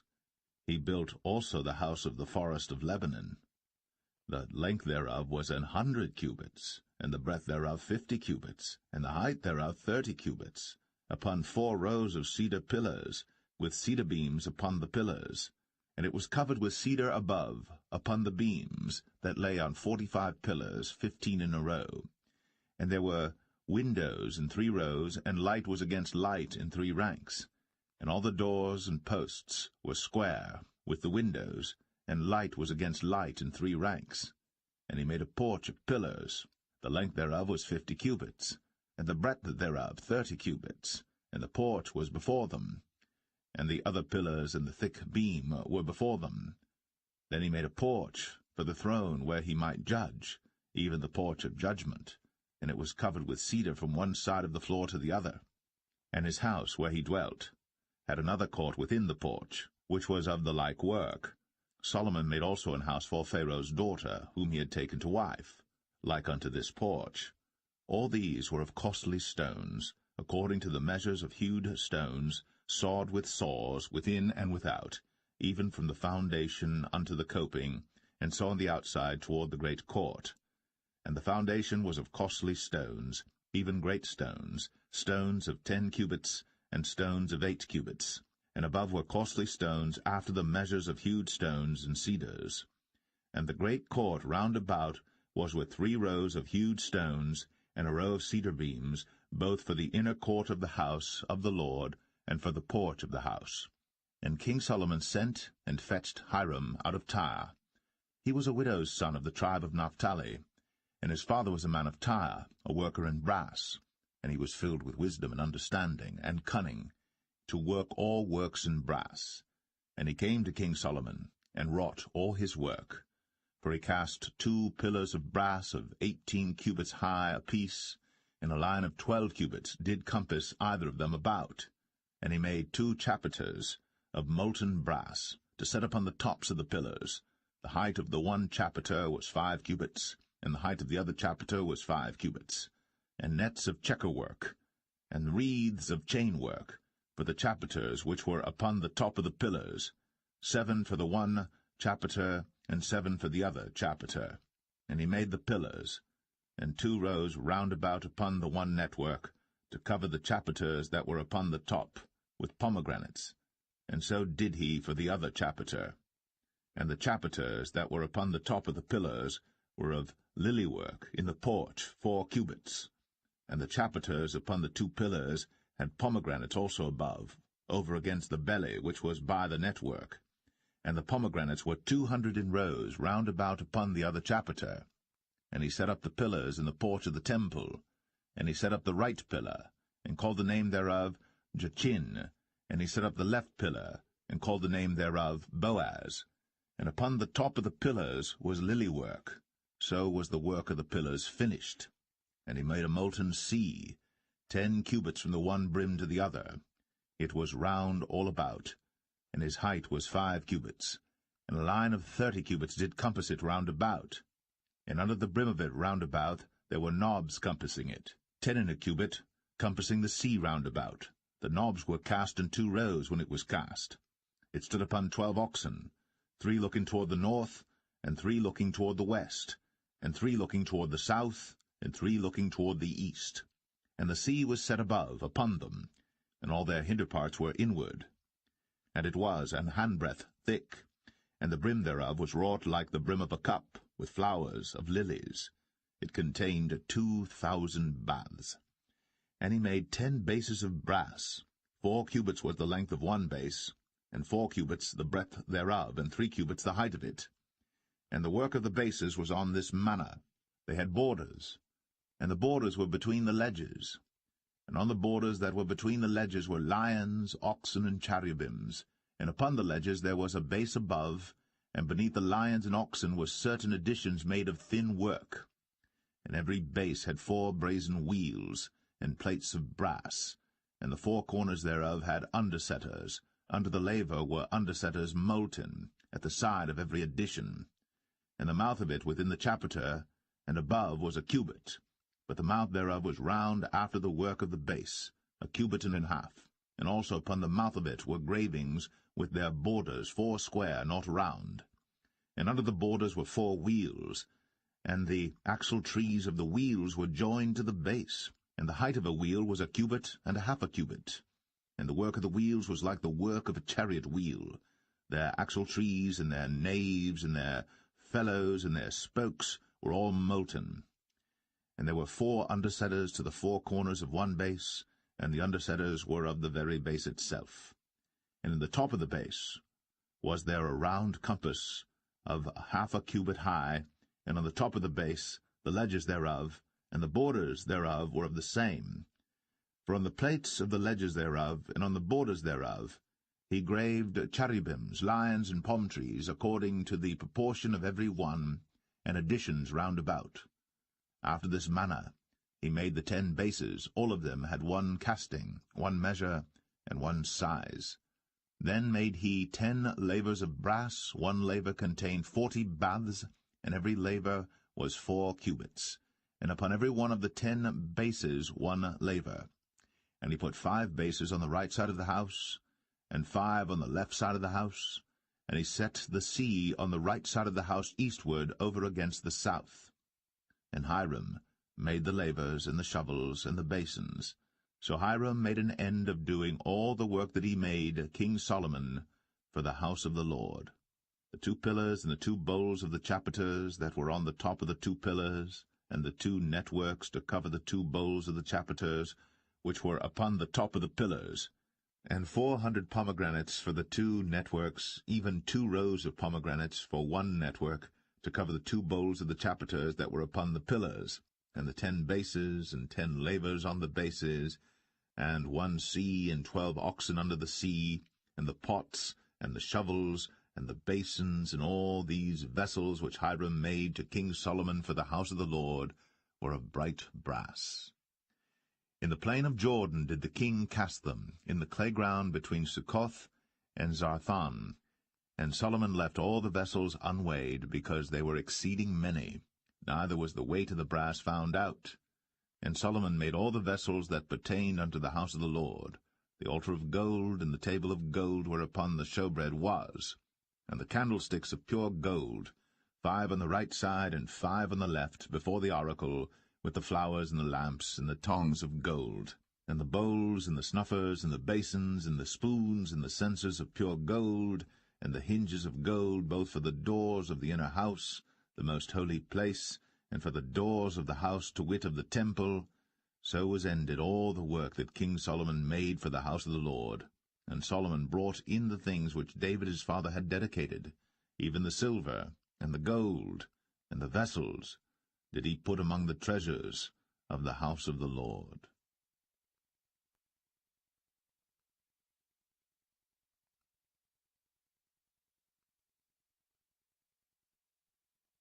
1 Kings 8. Then Solomon assembled the elders of Israel, and all the heads of the tribes, the chief of the fathers of the children of Israel, unto King Solomon in Jerusalem, that they might bring up the ark of the covenant of the Lord out of the city of David, which is Zion. And all the men of Israel assembled themselves unto King Solomon at the feast in the month Ethanim, which is the 7th month. And all the elders of Israel came, and the priests took up the ark, and they brought up the ark of the Lord, and the tabernacle of the congregation, and all the holy vessels that were in the tabernacle, even those did the priests and the Levites bring up. And King Solomon and all the congregation of Israel that were assembled unto him were with him before the ark, sacrificing sheep and oxen that could not be told nor numbered for multitude. And the priests brought in the ark of the covenant of the Lord unto his place, into the oracle of the house, to the most holy place, even under the wings of the cherubims. For the cherubims spread forth their 2 wings over the place of the ark, and the cherubims covered the ark and the staves thereof above. And they drew out the staves, that the ends of the staves were seen out in the holy place before the oracle, and they were not seen without. And there they are unto this day. There was nothing in the ark save the 2 tables of stone, which Moses put there at Horeb, when the Lord made a covenant with the children of Israel, when they came out of the land of Egypt.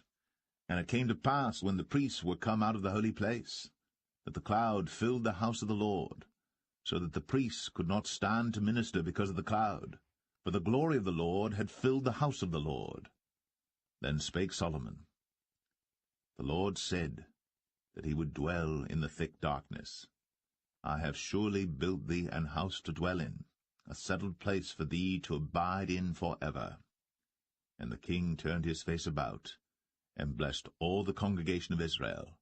And all the congregation of Israel stood, and he said, Blessed be the Lord God of Israel, which spake with his mouth unto David my father, and hath with his hand fulfilled it, saying, Since the day that I brought forth my people Israel out of Egypt, I chose no city out of all the tribes of Israel to build an house, that my name might be therein. But I chose David to be over my people Israel.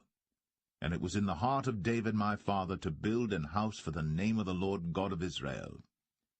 And the Lord said unto David my father, Whereas it was in thine heart to build an house unto my name, thou didst well that it was in thine heart. Nevertheless thou shalt not build the house, but thy son that shall come forth out of thy loins, he shall build the house unto my name. And the Lord hath performed his word that he spake, and I am risen up in the room of David my father, and sit on the throne of Israel, as the Lord promised, and have built an house for the name of the Lord God of Israel. And I have set there a place for the ark, wherein is the covenant of the Lord, which he made with our fathers when he brought them out of the land of Egypt.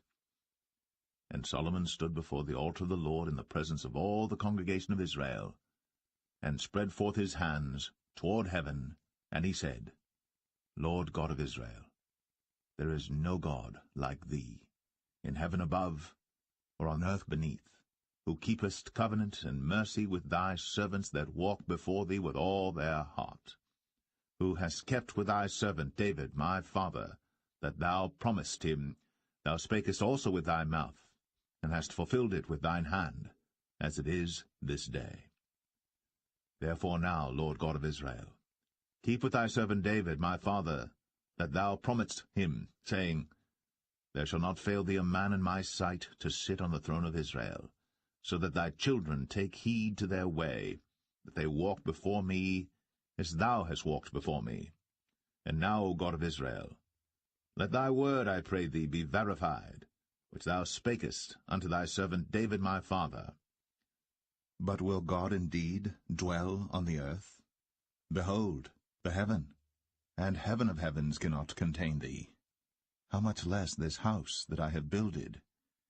Yet have thou respect unto the prayer of thy servant, and to his supplication, O Lord my God, to hearken unto the cry and to the prayer which thy servant prayeth before thee today, that thine eyes may be open toward this house night and day, even toward the place of which thou hast said, My name shall be there, that thou mayest hearken unto the prayer which thy servant shall make toward this place.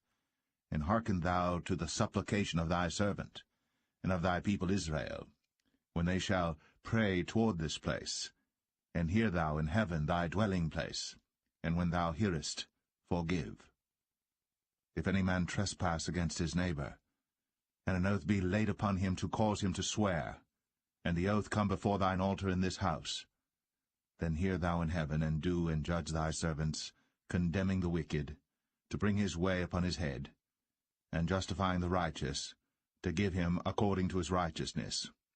When thy people Israel be smitten down before the enemy, because they have sinned against thee, and shall turn again to thee, and confess thy name, and pray, and make supplication unto thee in this house, then hear thou in heaven, and forgive the sin of thy people Israel, and bring them again unto the land which thou gavest unto their fathers. When heaven is shut up, and there is no rain because they have sinned against thee, if they pray toward this place, and confess thy name, and turn from their sin, when thou afflictest them, then hear thou in heaven, and forgive the sin of thy servants, and of thy people Israel, that thou teach them the good way wherein they should walk, and give rain upon thy land, which thou hast given to thy people for an inheritance. If there be in the land famine, if there be pestilence, blasting, mildew, locust, or if there be caterpillar, if their enemy besiege them in the land of their cities, whatsoever plague, whatsoever sickness there be, what prayer and supplication soever be made by any man, or by all thy people Israel, which shall know every man the plague of his own heart, and spread forth his hands toward this house, then hear thou in heaven thy dwelling place, and forgive, and do, and give to every man according to his ways, whose heart thou knowest, for thou, even thou only, knowest the hearts of all the children of men, that they may fear thee all the days that they live in the land which thou gavest unto our fathers. Moreover, concerning a stranger that is not of thy people Israel, but cometh out of a far country for thy name's sake, for they shall hear of thy great name, and of thy strong hand, and of thy stretched out arm, when he shall come and pray toward this house, hear thou in heaven thy dwelling place, and do according to all that the stranger calleth to thee for, that all people of the earth may know thy name, to fear thee, as do thy people Israel, and that they may know that this house which I have builded is called by thy name. If thy people go out to battle against their enemy, whithersoever thou shalt send them, and shall pray unto the Lord toward the city which thou hast chosen, and toward the house that I have built for thy name, then hear thou in heaven their prayer, and their supplication, and maintain their cause. If they sin against thee, for there is no man that sinneth not, and thou be angry with them, and deliver them to the enemy, so that they carry them away captives unto the land of the enemy, far or near. Yet if they shall bethink themselves in the land whither they were carried captives, and repent, and make supplication unto thee in the land of them that carried them captives, saying, We have sinned, and have done perversely, we have committed wickedness, and so return unto thee with all their heart, and with all their soul, in the land of their enemies, which led them away captive, and pray unto thee toward their land, which thou gavest unto their fathers, the city which thou hast chosen, and the house which I have built for thy name. Then hear thou their prayer, and their supplication in heaven thy dwelling place, and maintain their cause, and forgive thy people that have sinned against thee, and all their transgressions wherein they have transgressed against thee, and give them compassion before them who carry them captive, that they may have compassion on them.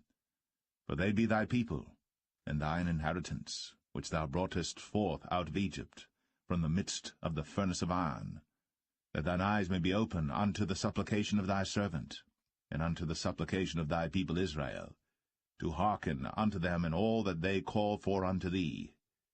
For thou didst separate them from among all the people of the earth to be thine inheritance, as thou spakest by the hand of Moses thy servant, when thou broughtest our fathers out of Egypt, O Lord God. And it was so that when Solomon had made an end of praying all this prayer and supplication unto the Lord, he arose from before the altar of the Lord, from kneeling on his knees with his hands spread up to heaven. And he stood, and blessed all the congregation of Israel with a loud voice, saying, Blessed be the Lord, that hath given rest unto his people Israel, according to all that he promised. There hath not failed one word of all his good promise, which he promised by the hand of Moses his servant. The Lord our God be with us, as he was with our fathers. Let him not leave us, nor forsake us, that he may incline our hearts unto him, to walk in all his ways, and to keep his commandments and his statutes and his judgments, which he commanded our fathers. And let these my words wherewith I have made supplication before the Lord be nigh unto the Lord our God day and night, that he maintain the cause of his servant, and the cause of his people Israel at all times, as the matter shall require, that all the people of the earth may know that the Lord is God, and that there is none else. Let your heart therefore be perfect with the Lord our God, to walk in his statutes, and to keep his commandments, as at this day. And the king and all Israel with him offered sacrifice before the Lord. And Solomon offered a sacrifice of peace offerings which he offered unto the Lord, 22,000 oxen, and 120,000 sheep. So the king and all the children of Israel dedicated the house of the Lord. The same day did the king hallow the middle of the court that was before the house of the Lord, for there he offered burnt offerings and meat offerings, and the fat of the peace offerings, because the brazen altar that was before the Lord was too little to receive the burnt offerings and meat offerings, and the fat of the peace offerings. And at that time Solomon held a feast, and all Israel with him, a great congregation from the entering in of Hamath unto the river of Egypt, before the Lord our God 7 days, and 7 days, even 14 days. On the 8th day he sent the people away, and they blessed the king, and went unto their tents joyful and glad of heart, for all the goodness that the Lord had done for David his servant, and for Israel his people.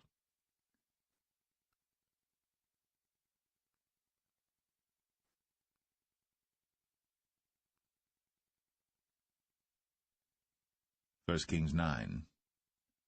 And it came to pass, when Solomon had finished the building of the house of the Lord, and the king's house, and all Solomon's desire which he was pleased to do, that the Lord appeared to Solomon the second time, as he had appeared unto him at Gibeon. And the Lord said unto him, I have heard thy prayer and thy supplication that thou hast made before me.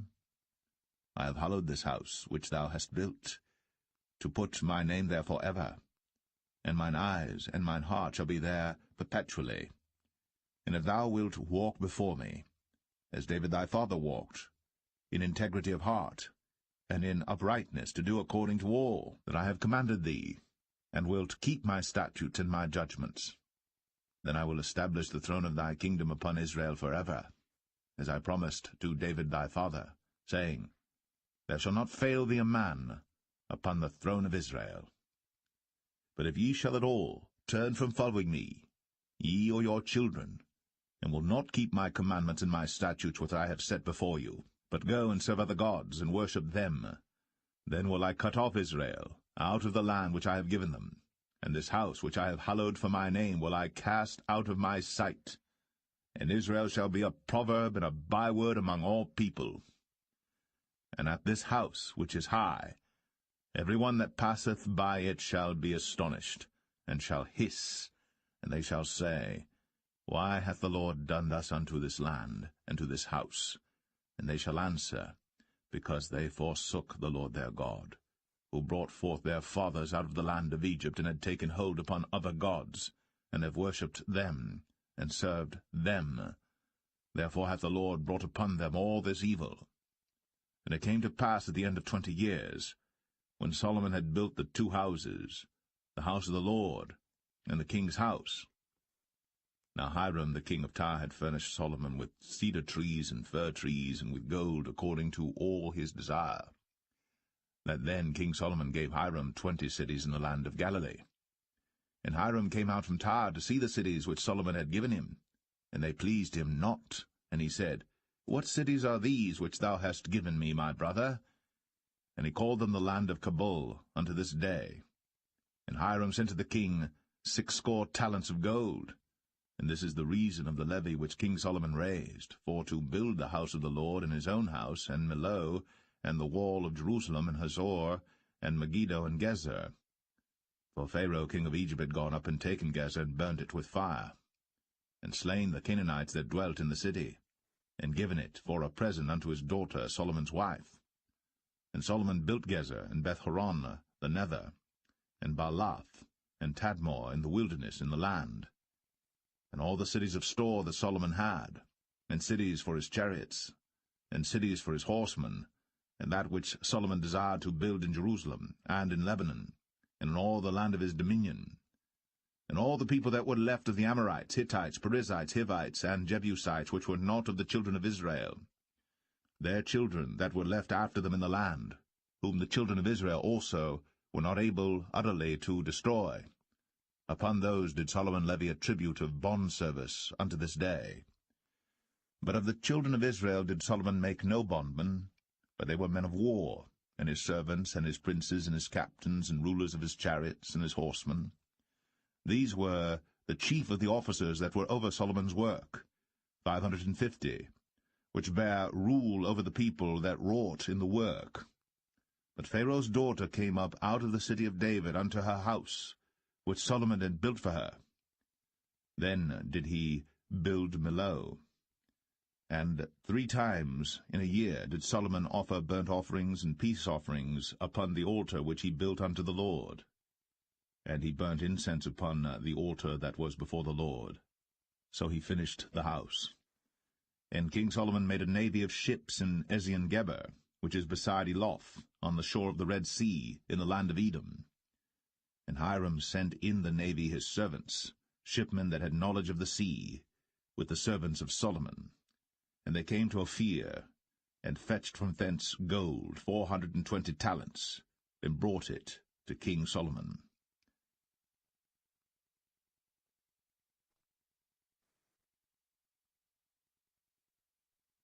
1 Kings 10. And when the queen of Sheba heard of the fame of Solomon concerning the name of the Lord, she came to prove him with hard questions. And she came to Jerusalem with a very great train, with camels that bare spices, and very much gold, and precious stones. And when she was come to Solomon, she communed with him of all that was in her heart. And Solomon told her all her questions. There was not anything hid from the king which he told her not. And when the queen of Sheba had seen all Solomon's wisdom, and the house that he had built, and the meat of his table, and the sitting of his servants, and the attendance of his ministers, and their apparel, and his cupbearers, and his ascent by which he went up unto the house of the Lord, there was no more spirit in her. And she said to the king, It was a true report that I heard in mine own land of thy acts and of thy wisdom. Howbeit, I believed not the word until I came. And mine eyes had seen it, and behold, the half was not told me. Thy wisdom and prosperity exceedeth the fame which I heard. Happy are thy men, happy are these thy servants, which stand continually before thee, and that hear thy wisdom. Blessed be the Lord thy God, which delighteth in thee, to set thee on the throne of Israel, because the Lord loved Israel for ever. Therefore made he thee king, to do judgment and justice. And she gave the king 120 talents of gold and of spices, very great store, and precious stones. There came no more such abundance of spices as these which the queen of Sheba gave to King Solomon. And the navy also of Hiram that brought gold from Ophir, brought in from Ophir great plenty of almug trees and precious stones. And the king made of the almug trees pillars for the house of the Lord, and for the king's house, harps also, and psalteries for singers. There came no such almug trees, nor were seen unto this day. And King Solomon gave unto the queen of Sheba all her desire, whatsoever she asked, beside that which Solomon gave her of his royal bounty. So she turned, and went to her own country, she and her servants. Now the weight of gold that came to Solomon in 1 year was 666 talents of gold. Beside that he had of the merchantmen, and of the traffic of the spice merchants, and of all the kings of Arabia, and of the governors of the country. And King Solomon made 200 targets of beaten gold. 600 shekels of gold went to one target. And he made 300 shields of beaten gold. 3 pound of gold went to one shield, and the king put them in the house of the forest of Lebanon. Moreover, the king made a great throne of ivory, and overlaid it with the best gold. The throne had 6 steps, and the top of the throne was round behind, and there were stays on either side on the place of the seat, and 2 lions stood beside the stays, and 12 lions stood there on the one side, and on the other upon the 6 steps. There was not the like made in any kingdom. And all King Solomon's drinking vessels were of gold, and all the vessels of the house of the forest of Lebanon were of pure gold. None were of silver. It was nothing accounted of in the days of Solomon.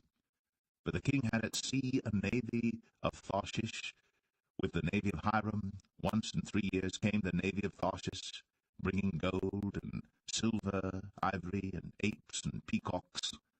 So King Solomon exceeded all the kings of the earth for riches and for wisdom. And all the earth sought to Solomon to hear his wisdom, which God had put in his heart. And they brought every man his present, vessels of silver, and vessels of gold, and garments, and armor, and spices, horses, and mules, a rate year by year.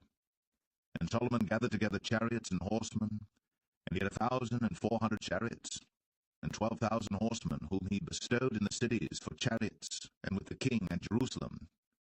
And the king made silver to be in Jerusalem as stones, and cedars made he to be as the sycamore trees that are in the vale for abundance. And Solomon had horses brought out of Egypt, and linen yarn. The king's merchants received the linen yarn at a price. And a chariot came up and went out of Egypt for 600 shekels of silver, and an horse for 150. And so for all the kings of the Hittites, and for the kings of Syria, did they bring them out by their means.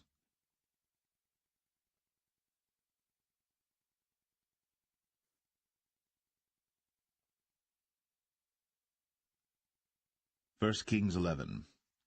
But King Solomon loved many strange women, together with the daughter of Pharaoh, women of the Moabites, Ammonites, Edomites, Zidonians, and Hittites, of the nations concerning which the Lord said unto the children of Israel, Ye shall not go in to them, neither shall they come in unto you, for surely they will turn away your heart after their gods. Solomon clave unto these in love. And he had 700 wives, princesses, and 300 concubines, and his wives turned away his heart. For it came to pass, when Solomon was old, that his wives turned away his heart after other gods. And his heart was not perfect with the Lord his God, as was the heart of David his father. For Solomon went after Ashtoreth, the goddess of the Zidonians, and after Milcom, the abomination of the Ammonites. And Solomon did evil in the sight of the Lord, and went not fully after the Lord, as did David his father. Then did Solomon build an high place for Chemosh, the abomination of Moab, in the hill that is before Jerusalem, and for Moloch, the abomination of the children of Ammon. And likewise did he for all his strange wives, which burnt incense, and sacrificed unto their gods. And the Lord was angry with Solomon, because his heart was turned from the Lord God of Israel, which had appeared unto him twice, and had commanded him concerning this thing, that he should not go after other gods. But he kept not that which the Lord commanded. Wherefore the Lord said unto Solomon, Forasmuch as this is done of thee, and thou hast not kept my covenant and my statutes which I have commanded thee, I will surely rend the kingdom from thee, and will give it to thy servant. Notwithstanding, in thy days, I will not do it for David thy father's sake, but I will rend it out of the hand of thy son. Howbeit, I will not rend away all the kingdom, but will give one tribe to thy son, for David my servant's sake, and for Jerusalem's sake, which I have chosen. And the Lord stirred up an adversary unto Solomon, Hadad the Edomite. He was of the king's seed in Edom. For it came to pass, when David was in Edom, and Joab, the captain of the host, was gone up to bury the slain, after he had smitten every male in Edom. For 6 months did Joab remain there with all Israel, until he had cut off every male in Edom. That Hadad fled, he and certain Edomites of his father's servants with him, to go into Egypt, Hadad being yet a little child. And they arose out of Midian, and came to Paran. And they took men with them out of Paran, and they came to Egypt, unto Pharaoh king of Egypt, which gave him an house, and appointed him victuals, and gave him land. And Hadad found great favour in the sight of Pharaoh, so that he gave him to wife the sister of his own wife, the sister of Tahpenes the queen. And the sister of Tahpenes bare him Genubath his son, whom Tahpenes weaned in Pharaoh's house. And Genubath was in Pharaoh's household among the sons of Pharaoh. And when Hadad heard in Egypt that David slept with his fathers, and that Joab the captain of the host was dead, Hadad said to Pharaoh, Let me depart, that I may go to mine own country. Then Pharaoh said unto him, But what hast thou lacked with me, that, behold, thou seekest to go to thine own country? And he answered, Nothing. Howbeit, let me go in any wise. And God stirred him up another adversary, Rezon the son of Eliadah, which fled from his lord Hadadezer king of Zobah. And he gathered men unto him, and became captain over a band, when David slew them of Zobah. And they went to Damascus, and dwelt therein, and reigned in Damascus. And he was an adversary to Israel all the days of Solomon, beside the mischief that Hadad did. And he abhorred Israel, and reigned over Syria. And Jeroboam the son of Nebat, an Ephrathite of Zeradah, Solomon's servant, whose mother's name was Zeruiah, a widow woman, even he lifted up his hand against the king. And this was the cause that he lifted up his hand against the king. Solomon built Millo, and repaired the breaches of the city of David his father.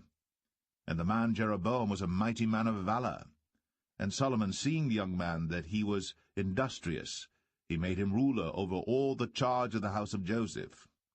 And it came to pass at that time, when Jeroboam went out of Jerusalem, that the prophet Ahijah the Shilonite found him in the way, and he had clad himself with a new garment. And they two were alone in the field. And Ahijah caught the new garment that was on him, and rent it in 12 pieces. And he said to Jeroboam, Take thee 10 pieces, for thus saith the Lord, the God of Israel, Behold, I will rend the kingdom out of the hand of Solomon, and will give 10 tribes to thee. But he shall have 1 tribe for my servant David's sake, and for Jerusalem's sake, the city which I have chosen out of all the tribes of Israel, because that they have forsaken me, and have worshipped Ashtoreth, the goddess of the Zidonians, Chemosh, the god of the Moabites, and Milcom, the god of the children of Ammon, and have not walked in my ways, to do that which is right in mine eyes, and to keep my statutes and my judgments, as did David his father. Howbeit, I will not take the whole kingdom out of his hand, But I will make him prince all the days of his life, for David my servant's sake, whom I chose, because he kept my commandments and my statutes. But I will take the kingdom out of his son's hand, and will give it unto thee, even 10 tribes. And unto his son will I give 1 tribe, that David my servant may have a light always before me in Jerusalem, the city which I have chosen me, to put my name there. And I will take thee, and thou shalt reign according to all that thy soul desireth, and shalt be king over Israel. And it shall be, if thou wilt hearken unto all that I command thee, and wilt walk in my ways, and do that is right in my sight, to keep my statutes and my commandments, as David my servant did, that I will be with thee, and build thee a sure house, as I built for David, and will give Israel unto thee. And I will for this afflict the seed of David, but not forever. Solomon sought therefore to kill Jeroboam. And Jeroboam arose and fled into Egypt, unto Shishak king of Egypt, and was in Egypt until the death of Solomon. And the rest of the acts of Solomon, and all that he did, and his wisdom, are they not written in the book of the acts of Solomon? And the time that Solomon reigned in Jerusalem over all Israel was 40 years. And Solomon slept with his fathers, and was buried in the city of David his father, and Rehoboam his son reigned in his stead.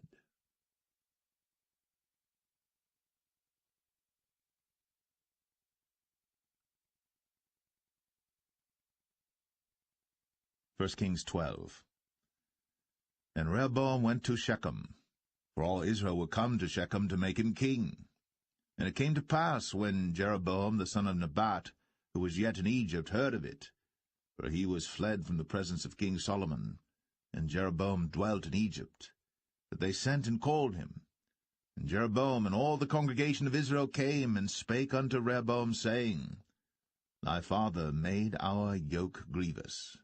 Now therefore make thou the grievous service of thy father, and his heavy yoke which he put upon us lighter, and we will serve thee. And he said unto them, Depart yet for 3 days, then come again to me. And the people departed.